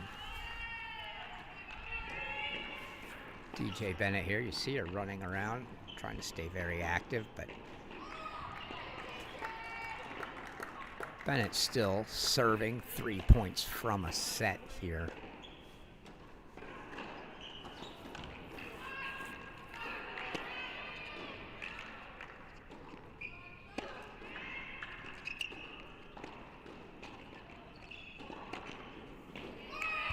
Esposito on 6, the other break advantage for Auburn. So Esposito serving for it, Bennett serving for it. That looking to make it 3.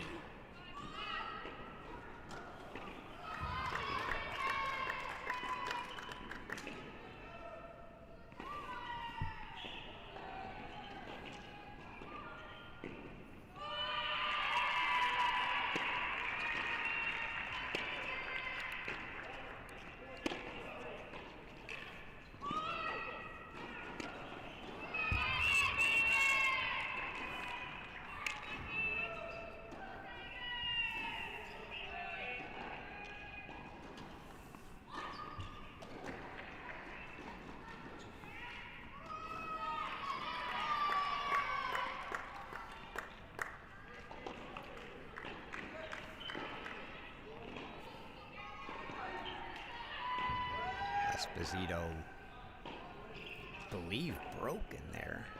But set point for DJ Bennett here. Return wide, and DJ Bennett takes the first set 6-2 here on 1. So sets on 1 and 2 for Auburn.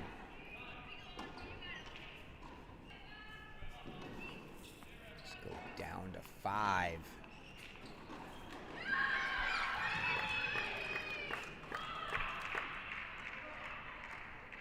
As Lavinia Tanasi for NC State up a break here, but facing break points.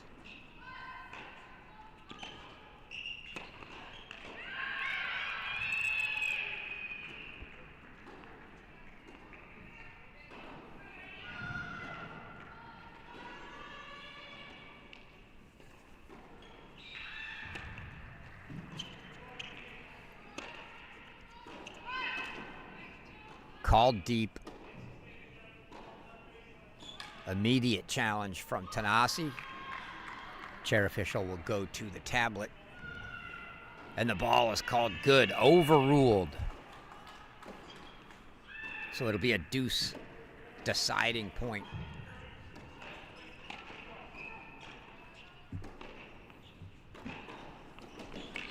For Tanasi here. Esposito, it was not, so she's now serving for it. That was my fault, so 5-4. 30 love for Esposito.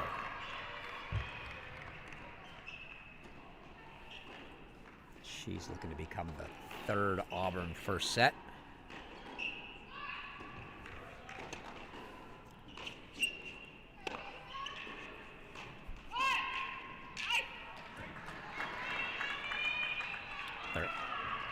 Just finished doubles at our other site, North Carolina, taking the doubles point with wins on 1 and 2.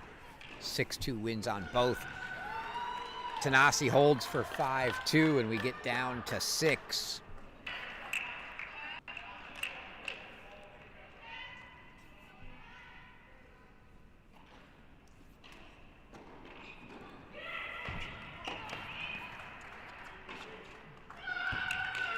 And that forehand from Esposito does make it 3 first sets for the Tigers. So 3 sets remaining.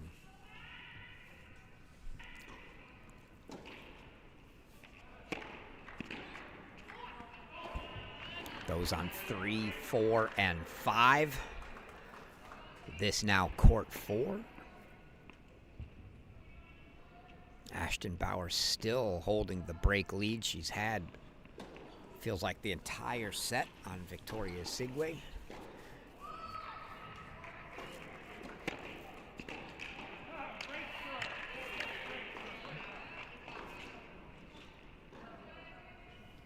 Big serve.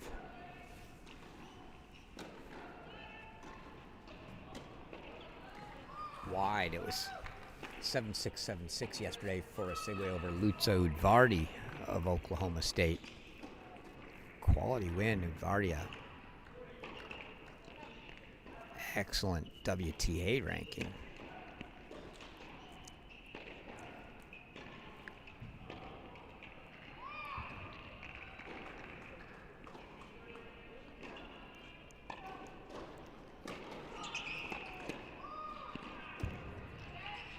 Double fault.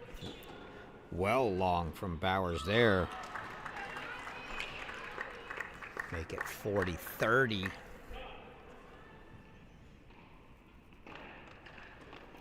Okotoye with break chances on Ziranova on 3.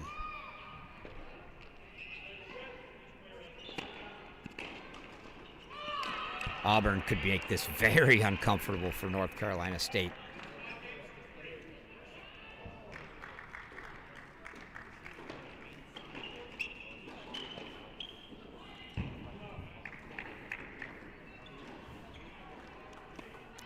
Bowers makes it 5-3.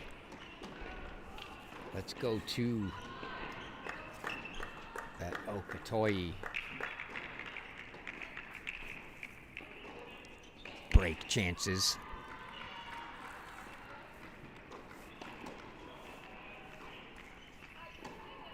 The only lead on the scoreboard for NC State right now is Lavinia Tanasi on 5.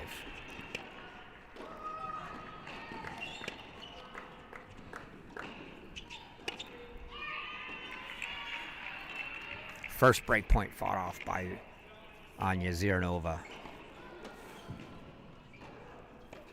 One more coming here. It's a deuce deciding point.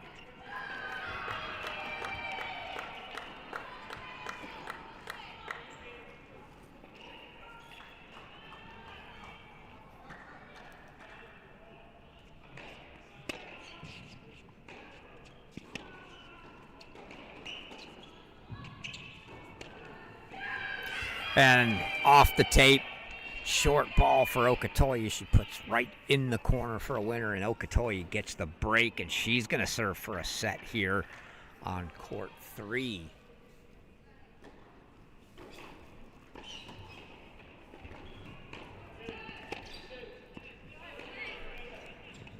So we'll go back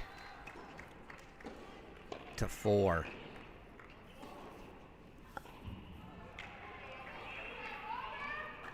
So Tanasi serving for the set for NC State on 5, the only lead for the Wolfpack right now.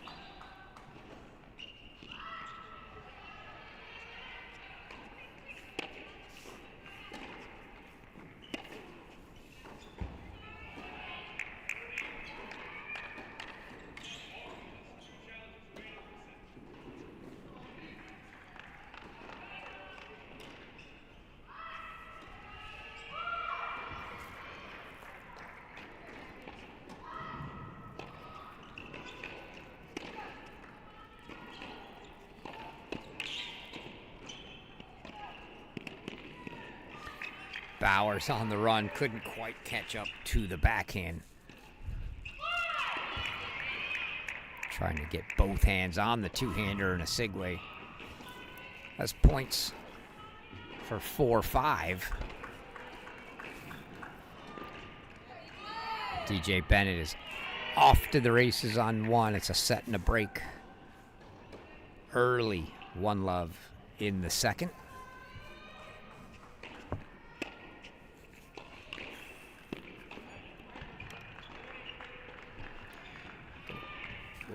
Wrong court. Apologies. Going to jump quickly to 5.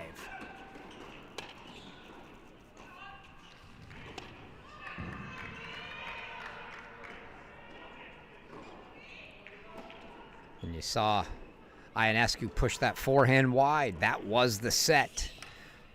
So a set for Lavinia Tanasi.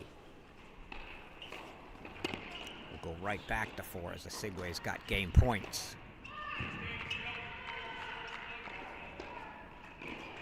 So 3 sets for Auburn, 1 for NC State. Courts 3 and 4 remain.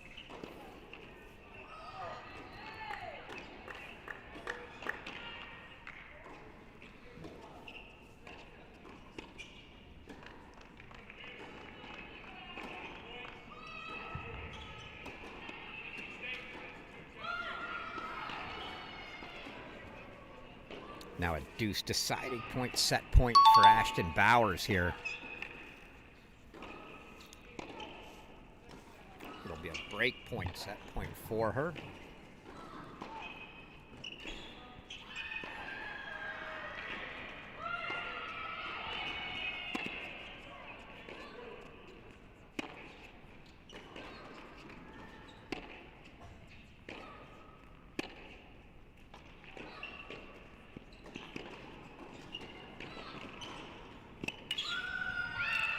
Again, the ball quality from a Sigway when her back's really against the wall is so good. She gets the hold for 4-5. Bowers will have to serve it out.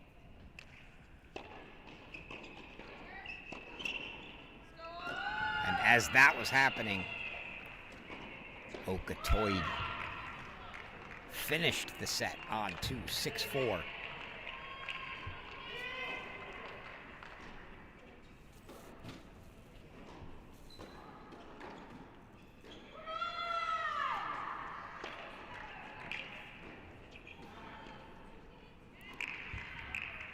So a deuce point coming here on court 2. Catch this while we wait for the changeover on 4 next door. Gabby Broadfoot gets the hold for 2-1 now in the second. DJ Bennett up a break, 2-1 in the second, but let's go ahead and go back to 4 for our final first set. As Ashton Bowers is going to serve for it here. Victoria Sigway makes her way towards the camera right here.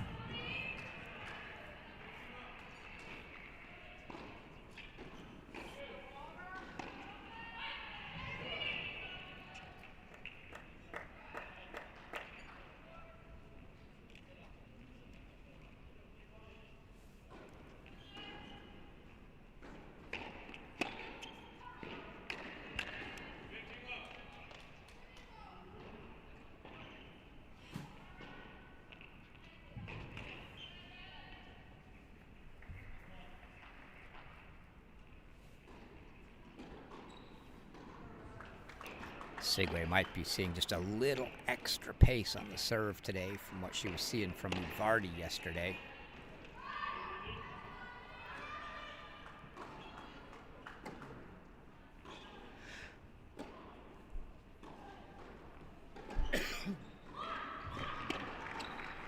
Oh, and another missed return. So 2 freebies for Ashton Bowers here to make it 30-love. Bowers looking to make it 5 first sets on top of the doubles point.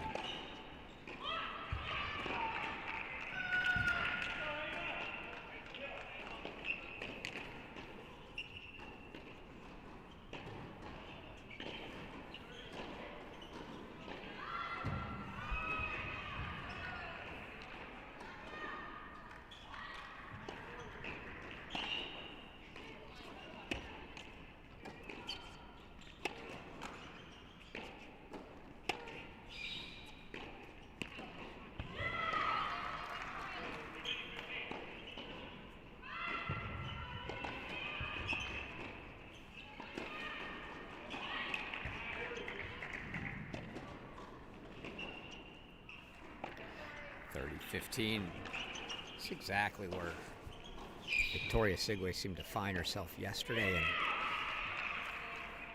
the 4-5, even the 1-5, 2-5 games in the second always seemed to come up with something.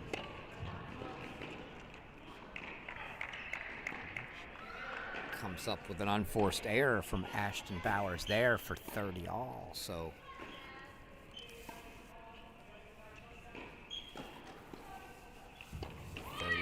30 all. Now maybe a little bit of pressure for Bowers serving.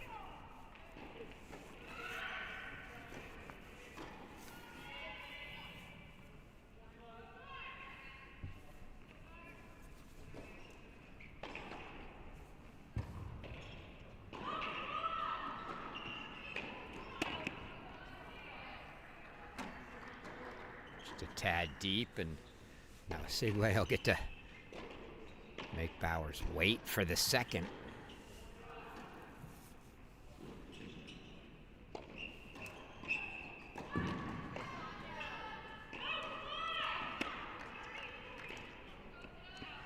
Oh, and Bowers hits the backhand.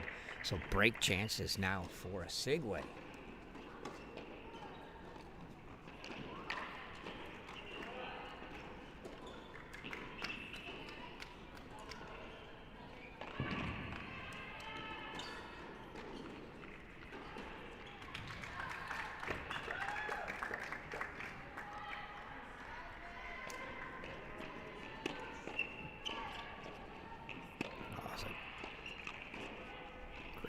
Down low from Bowers.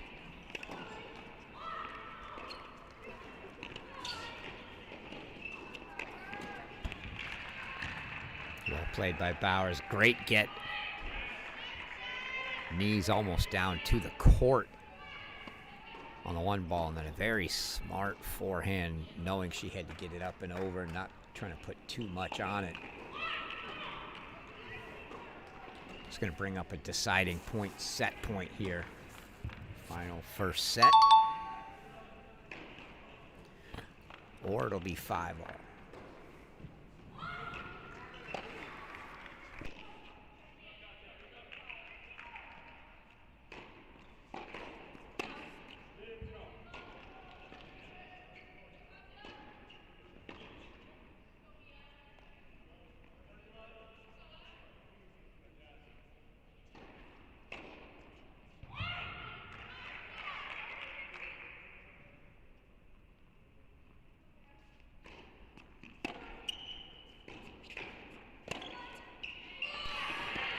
Victoria Sigway misses again, and Ashton Bowers takes the 5th first set. And it's starting to look like an awful lot of Auburn here. Doubles in 5 first sets, and DJ Bennett is where we're going to go back. She's a set in 3-1.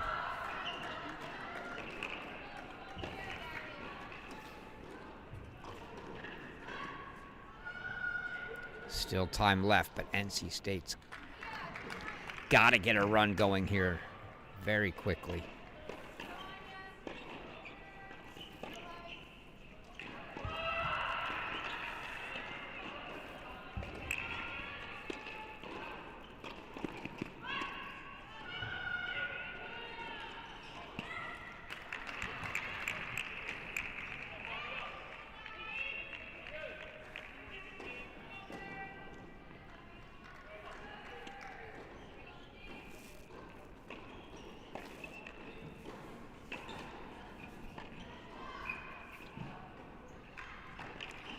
Game points for Slama, trying to keep it to a single break here. Next door, teammate Gabby Broadfoot has a deuce deciding point for 4-1.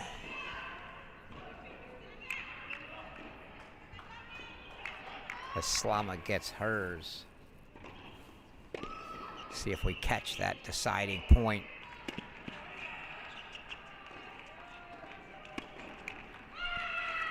Caught the tail end there, and Karatanova into the net. Gives that deciding point to Broadfoot. So Gabby Broadfoot takes a 4-1 lead in the second.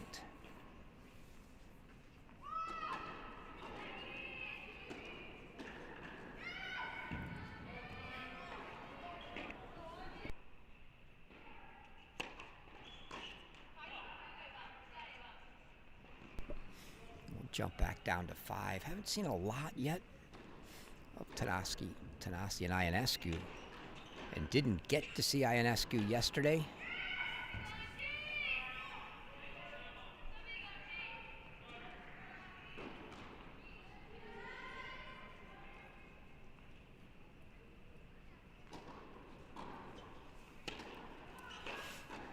Ionescu, a freshman from Romania.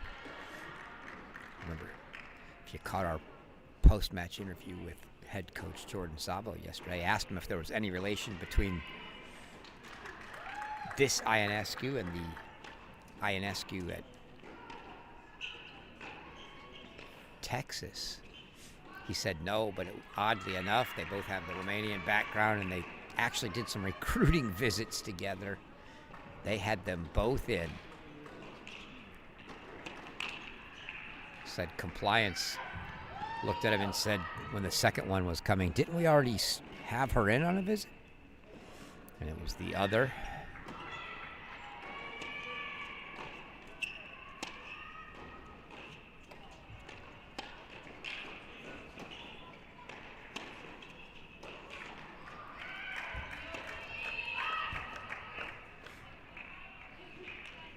Ionescu sails that one long.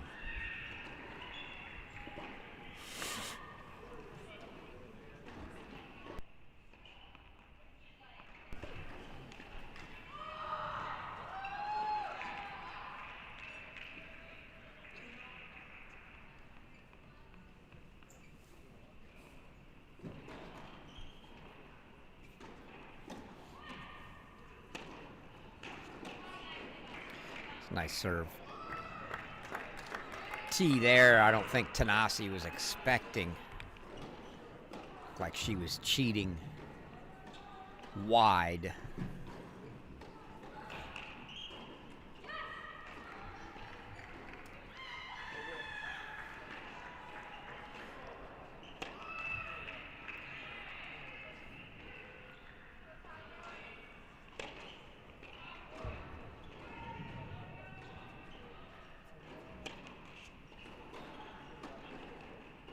Double fault there from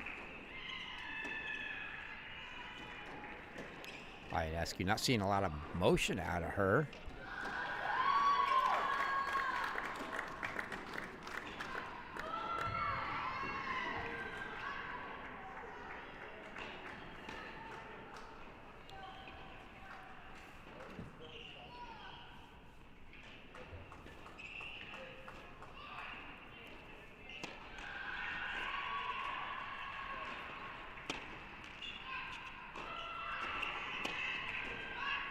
Serve off the tape and in for Ionescu, but Tanasi able to handle it. Ends up getting the point, and now it's going to be a deuce deciding point here.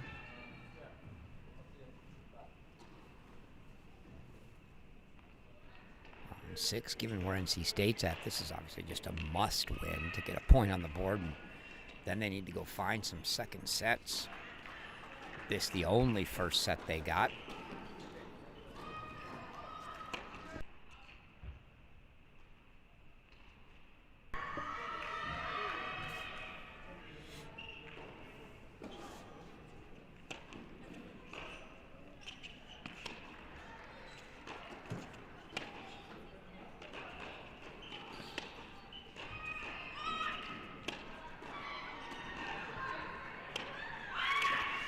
And the unforced error for Ionescu. She lets a game get away from her there, and now it's a break lead in the second for Tanasi.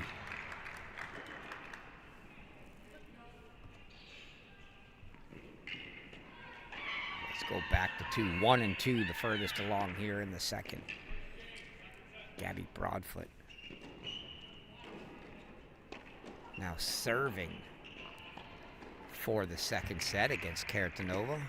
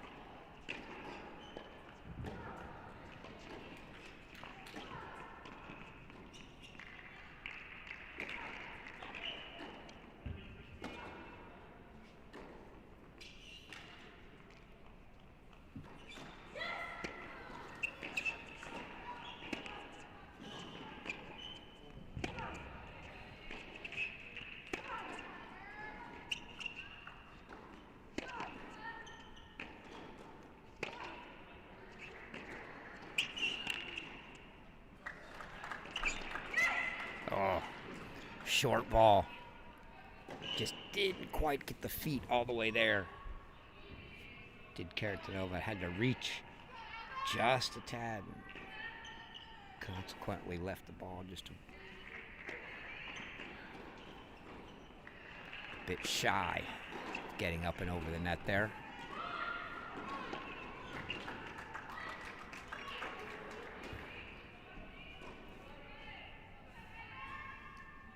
So 30-15 for Broadfoot here. 2 points from sending this one to a third.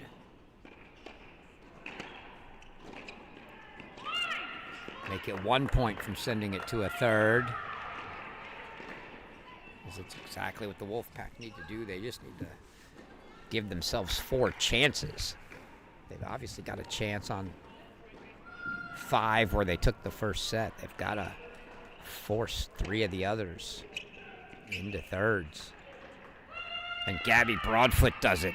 6-1 in the second for Broadfoot. So there's 2 chances.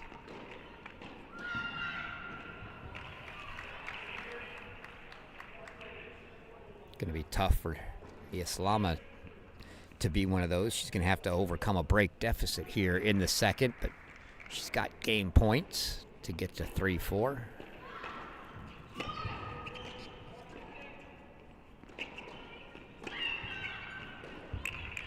And she hits a winner down the line to make it 4-3.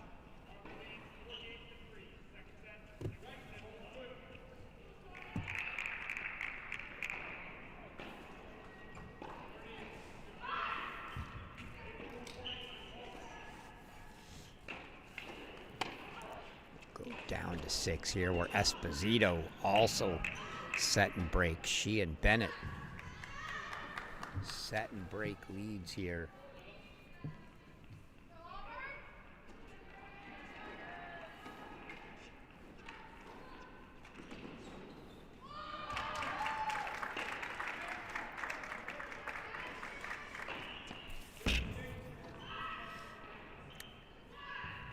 Keep those up as those the clearest path to 3 points for Auburn. Then the question is, what's next? They got to get the first 3 before they can get 4. And the rest seem to be a little bit away right now.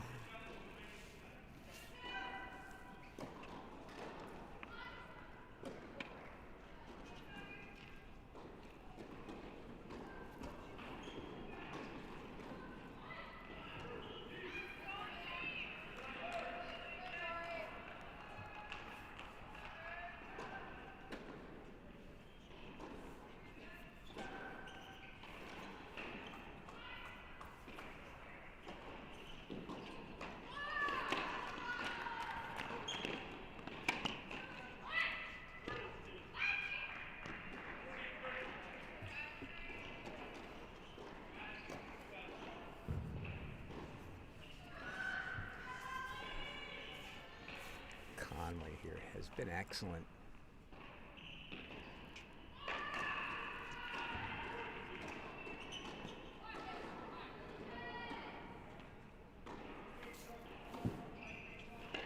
For the Wolfpack, one of many that have really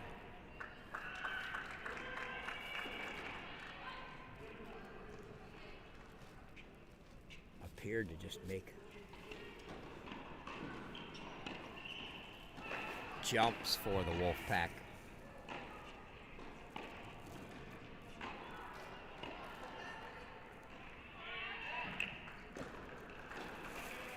She had a straight set win over Florida in that kickoff weekend. Finale.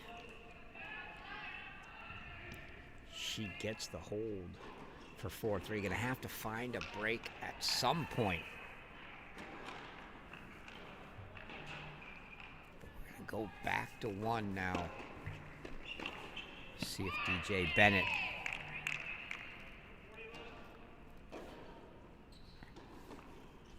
can inch closer to point number 2 for the Tigers.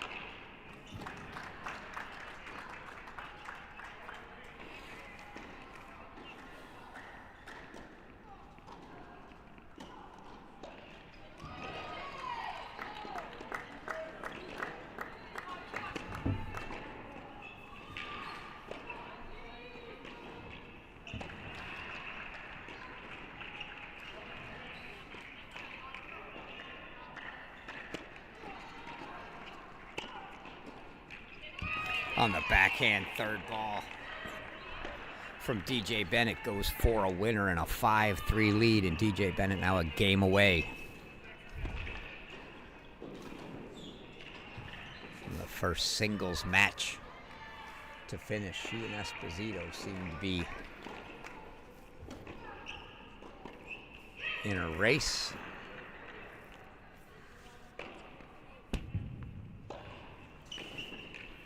Islama's played a better second set here, but can she do enough to hold here and then somehow find a break? She's been very competitive, but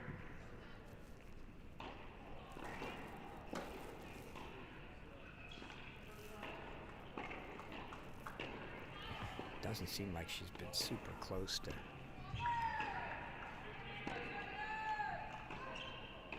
really putting a lot of pressure on Bennett.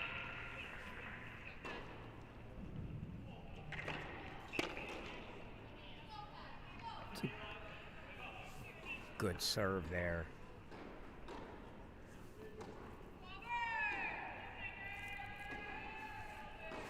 Love Esposito. Give you that score down on 6 has got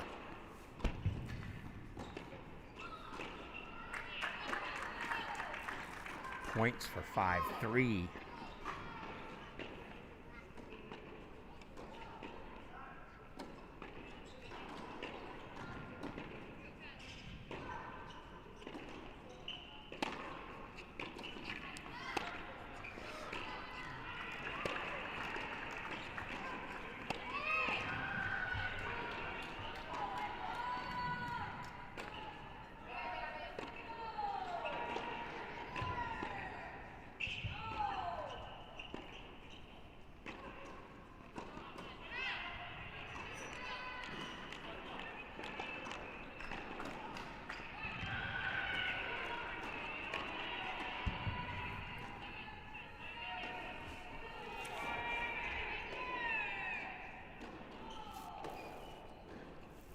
Just make out next to the scoreboard a deuce point to start the third set. Next to us on court 2, Islama gets it to 40-15 here.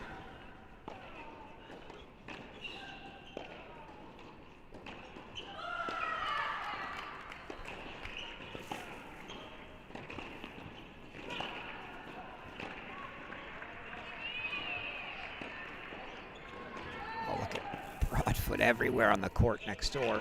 Oh, look at that. It's more fun watching her run everywhere, and she outlasts Karadanova to get the break to open the third. Now Slama, can she get her hold?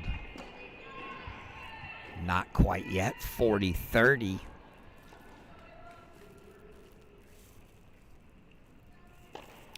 Ziranova now 4-1 in the second for NC State, so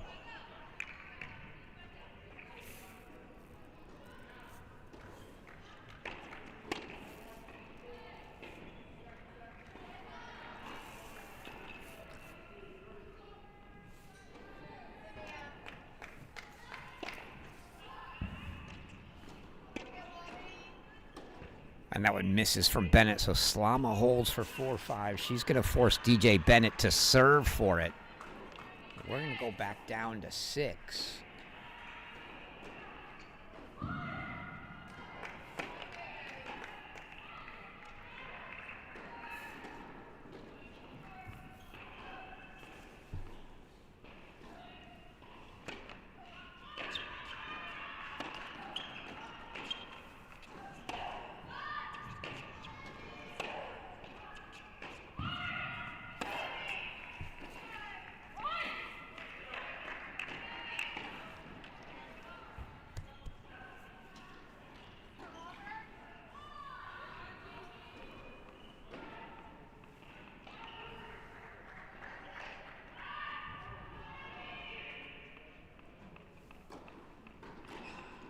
Esposito now.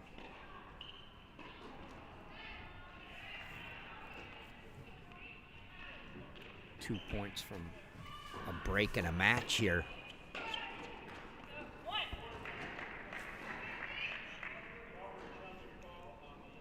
Esposito's going to challenge that one. It looked clearly deep, but maybe tough to tell from her end. Confirmed out by the chair, so 40-30 for Conway. No harm in using them if you haven't used any so far. Again, 3 challenges per set given to each player, and they're use them or lose them. They don't carry over, so maybe Esposito just taking a shot there.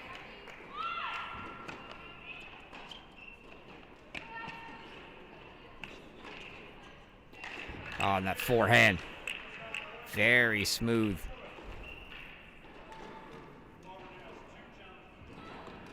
Brings up a deuce deciding point, match point now for Esposito.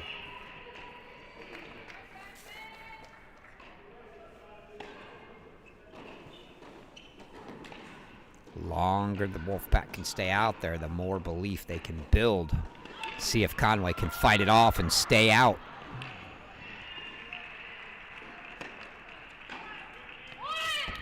Return long from Esposito, and Conway stays alive. 5-4.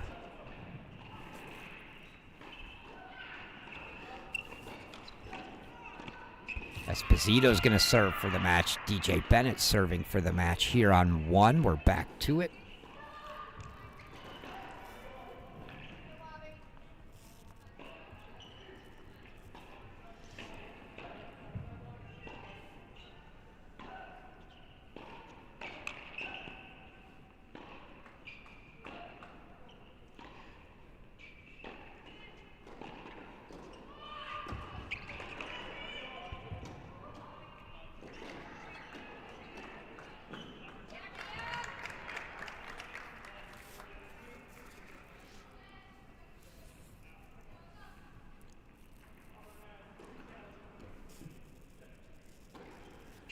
Scoreboard on 6 up there as well, as Esposito's going to get a chance to serve for it.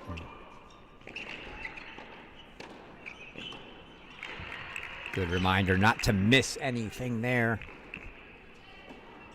30-15 here.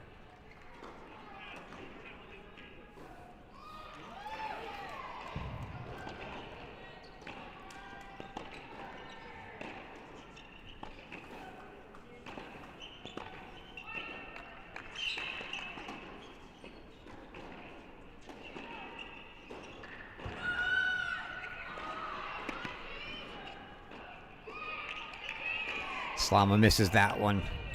Sets up match points for DJ Bennett.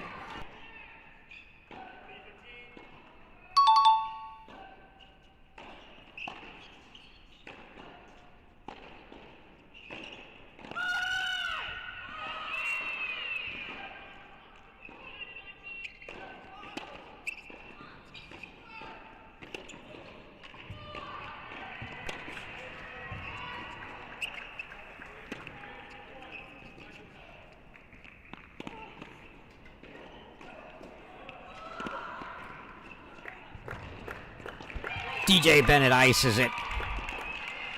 6-2, 6-4, Auburn. 2-0. Back down to Esposito.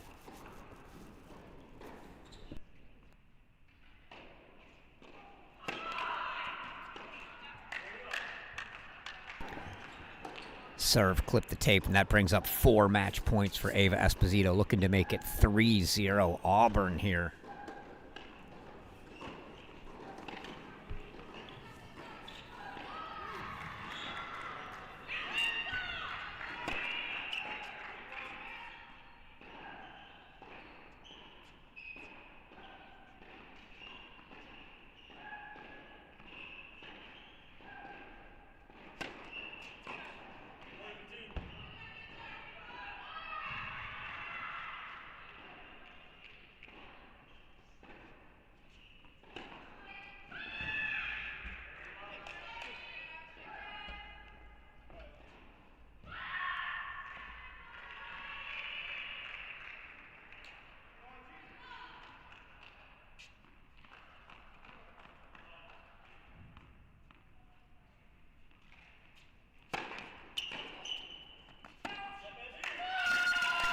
Just deep from Conway, and Ava Esposito gets the slap from head coach Jordan Zabo, and it's 6-4, 6-4 for Esposito, and Auburn takes a 3-0 lead. And the question is, who's next? And right now it's Ashton Bowers, a set and a break lead on 4, so we'll go there.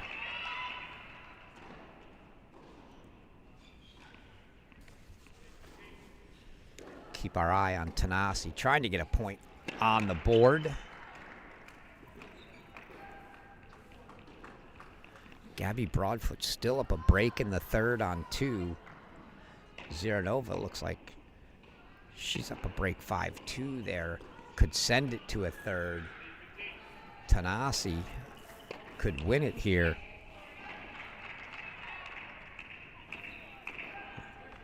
If Asigwe can find her way back into this second set,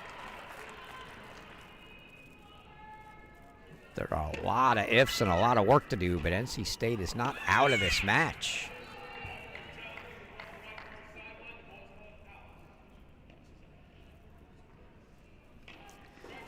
I think Bowers called the ball out.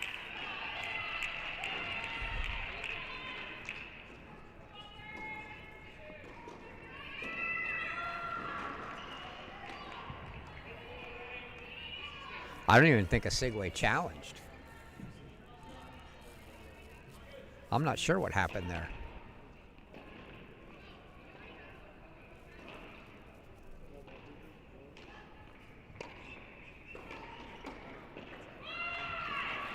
You see Coach Jordan Zabo having a conversation with the chair, looking at Asigwe. I think they're asking her if she challenged.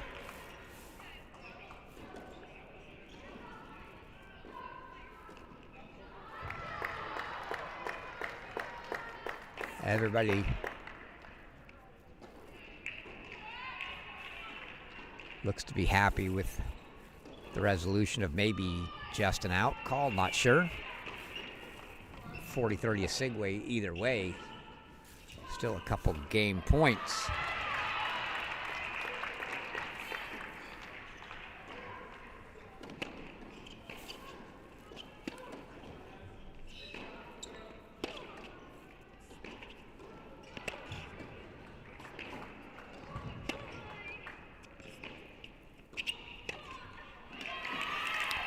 Now it's going to bring up a tricky spot for Asigwe here. Let's see if she can once again, with her back up against the wall, come up with it. Deuce deciding point to go double break down.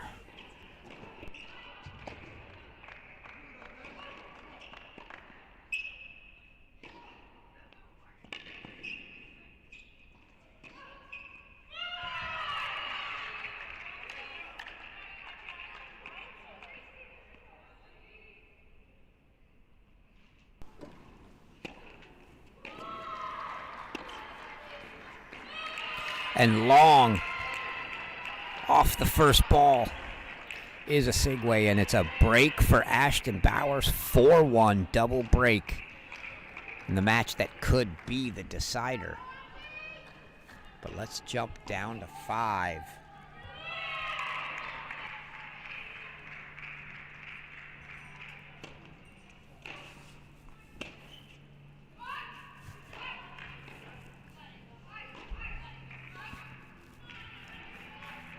Now it's starting to look like Tanassi's just fighting to get a point on the board, and Auburn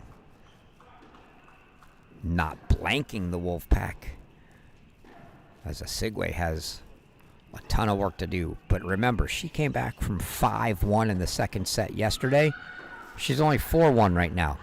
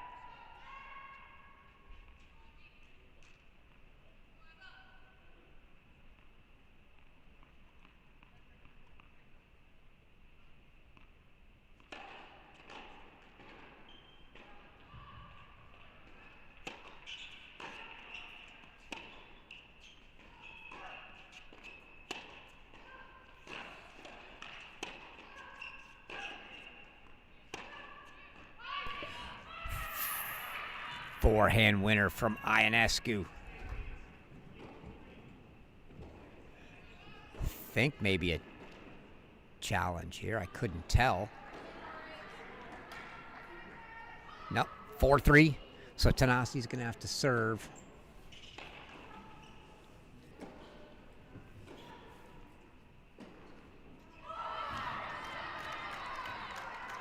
Let's go back, though, to the match that really is in front of everything at this point, because at 4-1,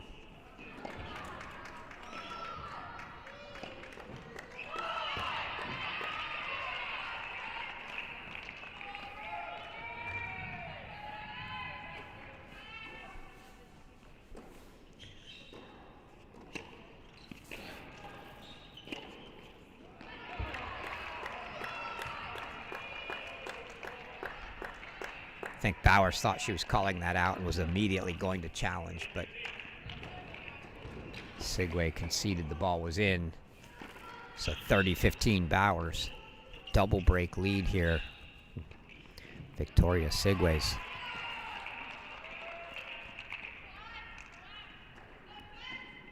Going to be challenged to see if she can find it like she did yesterday.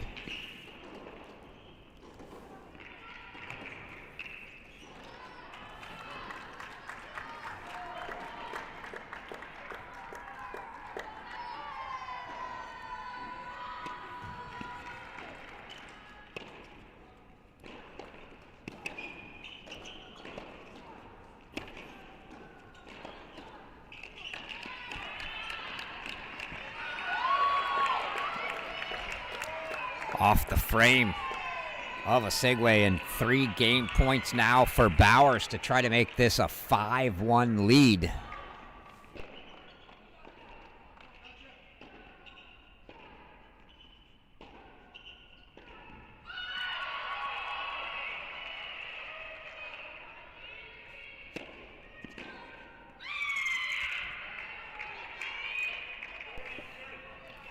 Hear the scream from a Sigway. Gets it to 40-30. Very somber looks on the NC State team as they cross the sides of the net to cheer for their teammates.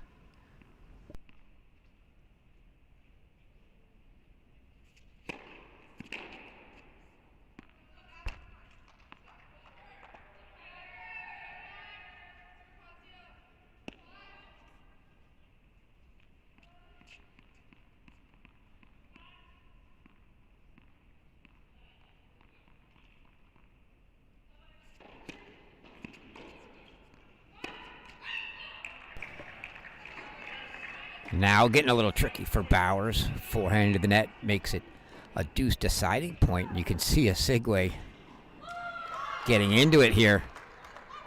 Can she find the first one back here?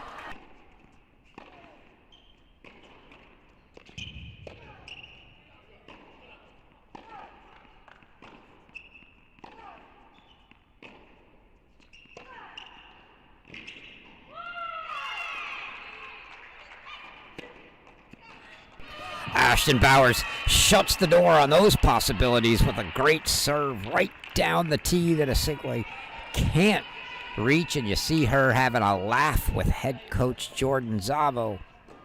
And she's now a game away from putting the Auburn Tigers into the semifinals.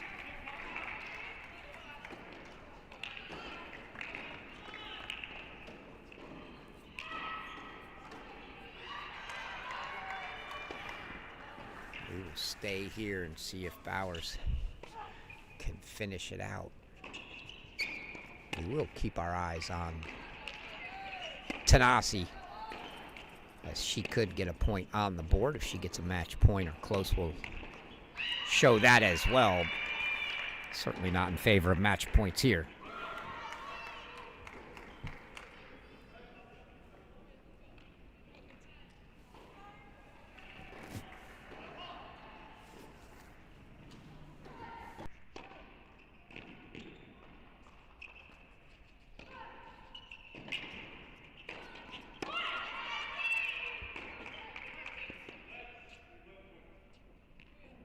See the ball roll in from the other court. Let and replay the point.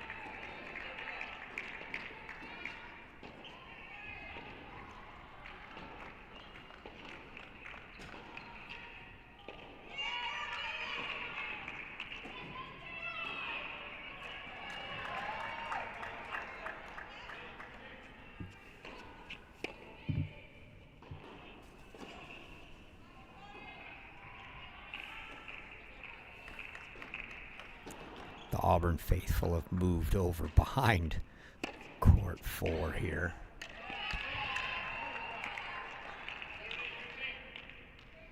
Now 30-15 for Osigwe. Auburn fans smelling blood in the water. Would be absolutely amazing if Osigwe was able to find 5-1 second set comebacks back-to-back days, but if she can't, it's going to be the Auburn Tigers moving on to Monday.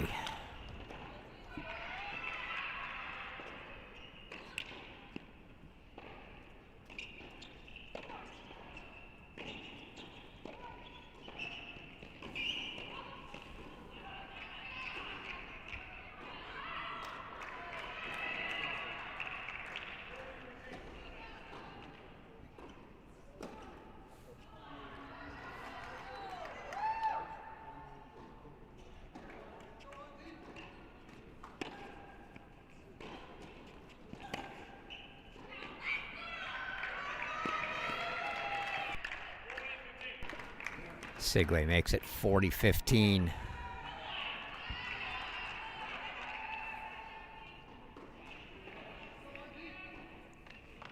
Gonna stay here, but I'll tell you it's set point, deuce point for Ziranova to try to split on 3. And Tanasi, as you see, did just finish. So NC State gets a point on the board, but all eyes here on 4. That's a must comeback for Osigwe.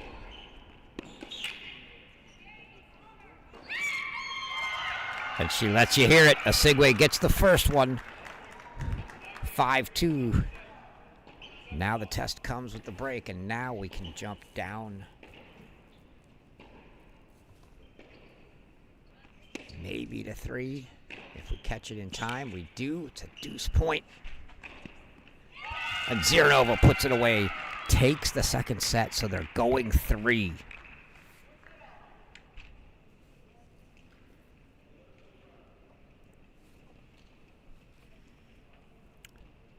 So the 3 remaining matches. Nobody on court right now. Changeovers everywhere. So we'll go back to 4. Wait for Bowers to come out and attempt to serve the match out for Auburn.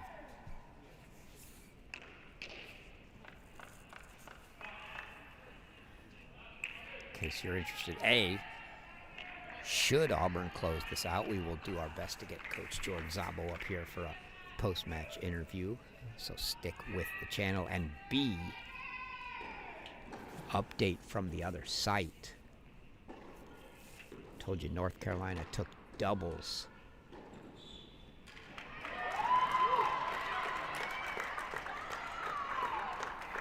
Three first sets for Ohio State to North Carolina's 1. 2 of them still going, so North Carolina giving them a battle. Oh, what a pass from Ashton Bowers. Another look at that one. If I hit the right button, maybe another look at that one. Oh.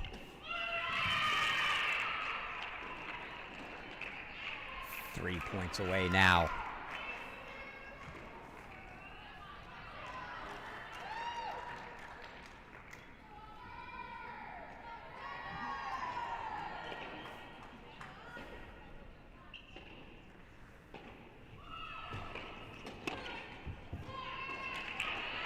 Osigwe misses the return. 30 love. Bowers 2 points away.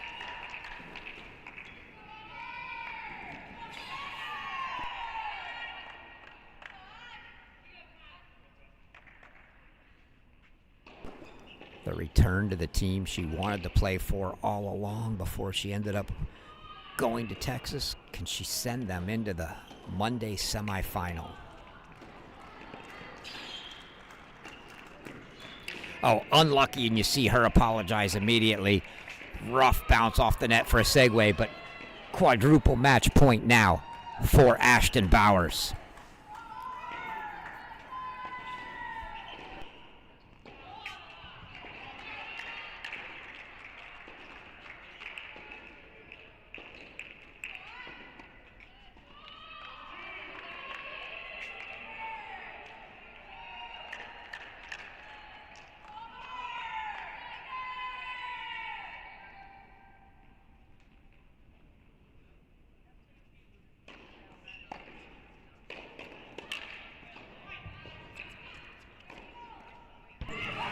Nothing but ashes there, as it was Auburn on fire.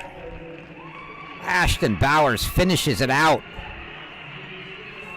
as the Auburn Tigers take it 4-1. And the SEC sends two teams from the Northwestern site into Monday's semifinal. The Georgia Bulldogs earlier, the Auburn Tigers here. And that's going to do it for the quarterfinal day here. Again, if you want to hear what Coach Jordan Szabo has to say, hang with us. We'll do our best to grab him after he gets done with the team. So hopefully 5 to 10 minutes, we'll get him up here for an interview. Until then, just stick us on the background. We'll be back in a few, folks.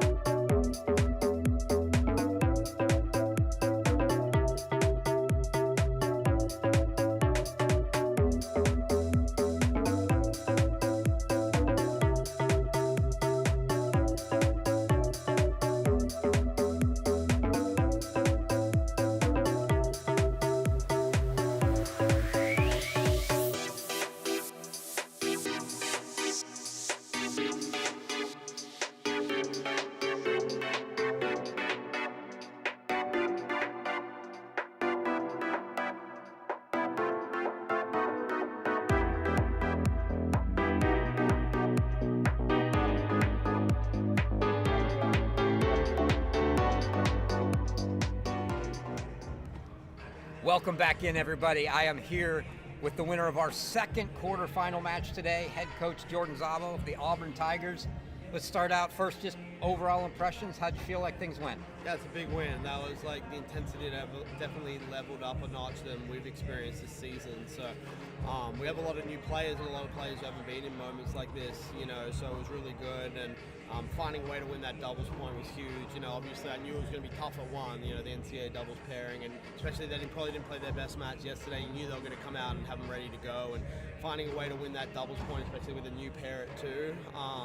I think Angie's one of the best, maybe not the best player in doubles in the country. So, you know, she really helped Ava through there. And, you know, then we obviously winning 5 first sets in singles is huge, you know, and that's a lot would have had to go on wrong to not be able to get the job done. But I knew they were going to keep fighting. They got a lot of good players, especially, you know, 3, 4, and 5. I think, you know, there's not many better 3, 4, and 5s in the country than they have, and for us to, you know, win one of those and you know, be splitting another one. So yeah, amazing win for us. Biggest win since I've been at Auburn for sure, and you know, to be able to beat a team like NC State and Simon it means a lot to our team, and I think it's a win that's going to help us all year long. So what was the thought process, or was there any, and it was just a done deal for doubles today? Because obviously Myrna was hurt yesterday during doubles, so you didn't have that decision to make. The decision today of just sub Ava in same spot, leave everything else as is, like you did, or was there any thought to maybe we split 2, 3, or even if you left 3 as it was, did you slide them up to 2 and Angie down with Ava? Yeah. How'd that work out? So I don't know how much you've tracked our matches and stuff, but we've been mixing one doubles a lot with Ava and DJ and Steph and DJ. It's been a really tough decision on who to play. You know, I feel like they're neck and neck pairs. So Ava was the obvious person to put in. She's a great doubles player. She's done really well. She hasn't lost in doubles this year. I think her and DJ like 5-0 at one doubles, and you know, they didn't beat Tulane, but they were 5-1, 40-15 up against Tulane. They won our regional in the fall. So they're a really good pair. So, you know, the other honest truth is, you know, Steph's fresh off the boat from Australia. She hasn't only played with DJ in practice. Maybe played like a tiebreaker with Angie, and then Myrna has played with Angie exclusively since I've been here, so it was going to be like a new pairing, whoever we had. So I was like, why not just have one new pairing instead of having 2 new pairings? But you know, there is always the golden rule: the first time you play together, that you usually play pretty good together. You kind of just swing for the fences. So, but I just knew that Angie would be able to carry, and not insulting Ava Esposito at all, but she's just such an elite doubles player. You go and look at her ITA Pro Tour. She plays with so many different players. She like wins every week. Like, so, she's a great doubles player. So, you know, that's something we've got to think about. You know, if Myrna, you know, Myrna's feeling a lot better. You know, she was barely able to walk yesterday. She's at a 40 or 50% today. You know, so, you know, we're hoping we can get her back for Monday. But who knows? We'll see what the next 24 to 48 hours brings. But, you know, Ava's a great doubles player, and she deserves to be playing in, you know, 99% of the doubles lineups. And I'm sure she'll feature heavily throughout our doubles lineup. But that was a great performance because that's a really good 2-pair. And then today, in the singles lineup, you get to play. You play for the first time Ionescu, who didn't play yesterday, and then obviously you still play Ava, but no Alice Potesti. What was the thought process? Was it a matchup, or just you're sort of giving everybody looks? It's a really tough decision. You know, and then Steph as well. You know, obviously not to go in the weeds of it, but Eva, she played 6 for us against Michigan last Monday night, and she started not feeling too well during that match, and she was being a little under the weather, so she didn't practice for a couple days. So the plan was for her not to play yesterday, to get ready for today. Obviously there's no guarantees to play her, but you know, with Myrna being in, I was going to give her the opportunity to play, so everyone was going to play. Then obviously that changed things. You know, to credit Eva, you know, we came out and did a full practice during the doubles warm-up yesterday for her against who played before us, just Georgia and Virginia. We was lucky that doubles point went real long. We were able to get a really good practice with her and Isabella Kruger, and that allowed us to, you know, get some good reps into her. But yesterday, you know, after what happened to Myrna, she said, I can play, like, I'm ready to play, like, I want to play, but we'll stick to the plan. And, I was thinking she'd probably play a Swigway, and then he did the little switch, so they got the Romanian matchup. Obviously, I don't think he knew what I was going to do, but I thought she played, from what I could see, she played really well. I wanted her to get this experience because she needs to get this experience. Katya, for instance, she struggled a little bit with the moment today. But, she's obviously a really accomplished tennis player, and she's an experienced college player, but no offense to her old school, she wasn't playing in matches like this, so it's just a totally different thing. So I knew once we won the doubles, I wanted Eva to play, and then it was just deciding between Ava and Alice, and it was a 50-50 call. And since Ava played so well in the doubles, we just thought we'd keep it hard. If she maybe didn't play so well in the doubles, probably would have put Alice out there, and Steph's dealing with some physical things too. So we're a little bit in the wars, but that's a great thing about having a lot of really good players, and hopefully we can use this time to rest and have all of our players available, ready to compete at close to 100% on Monday. Nice. I think I was looking at, I had talked to Coach Bernstein after their win, and they had burned their swaps, if you will. They went 1 and 2. They swapped 1 and 2 today, and then they swapped Rojas and I can't even remember now, down low. You burned, I think yesterday you burned the no swaps. Nothing. Yeah, because Myrna was pulled out. It was just a move up. Okay. So we haven't done it. I guess we can move it on Monday, and hopefully we play on Tuesday too. So we have 2 moves. Like we talked about it a little bit, but we just need to worry about it. We have such good players. If we go out and play well, we can win. And I feel like people who try to do the matchups and stuff, because there was really no reason to do it apart from that. That was going to be my question. Will you look at, hey, we are playing so-and-so, and they've burned, so we know exactly what they're playing, and now I really like this matchup, let's use our swap. Yeah, obviously, I'll talk to Pete and Val about it, and but obviously they have a lot of good players too that aren't playing, so they obviously could pull someone and change things up. I just feel like every time that I've been a coach and players have tried to switch something that they haven't done very often, you can clearly tell it's a matchup that doesn't work out. So I feel like we're just going to try and play true to what we think our 1 through 6 is, for that match, and I think that's just the best recipe. Not that anyone's trying to stack or anything like that, but a lot of the NCAA champions last year, no one's doing that, and people try and find the matchups and stuff, but I just believe all these players, it's so close, probably on UTR or paper, Katya's meant to smoke Broadfoot or whatever, probably not even a 1-point competitive matchup. She's out there fighting college tennis, let's just go out and play, and whoever you play. So we probably won't look too much at that. It's just going to be which 6 do we put out there, and we're hoping Myrna will be one of them. Yeah, and you're obviously very familiar with Georgia, so you know what you're in for there. You've got a little less than 48 hours, but a day off now tomorrow with the travel day for the teams to make it over from Champaign to get up here, and then not until 3:30 and 6:30, I think, for the quarterfinal matches or the semifinal matches on Monday. What's that next then, say, day and a half look like for you? Yeah, we're going to, a few of the girls' parents are here, so they're going to go out and eat dinner with them tonight, and we'll go have a fun dinner and enjoy this a little bit, but we're taking care of our body. The girls are ice bathing and doing their treatment and everything, so we'll be enjoying the win. Life's too short and college tennis too short not to enjoy the wins. Every win is beautiful. I've never had a bad win. Some are more special than others, and so we'll enjoy this tonight, but do all the right things. And tomorrow's practice will be really different for some people. Like people like Eva, who maybe had some days off because of her illness. She'll really get after it, and Alice will really get after it, and Steph will get after it, only playing doubles, but make sure she's getting her health stuff right. But then some other kids will be that maybe we'll look at some potential switch of the doubles pairings. But it's really just a lot of it's dependent on Myrna's health. Myrna and Archie's record. Not counting that, I think they've lost like twice together or 3 times together ever in college tennis. So, we'll just see. But we'll work out practice. We'll get a great practice in tomorrow and get after it. But let's enjoy it. We're in the Final Four in the national indoors.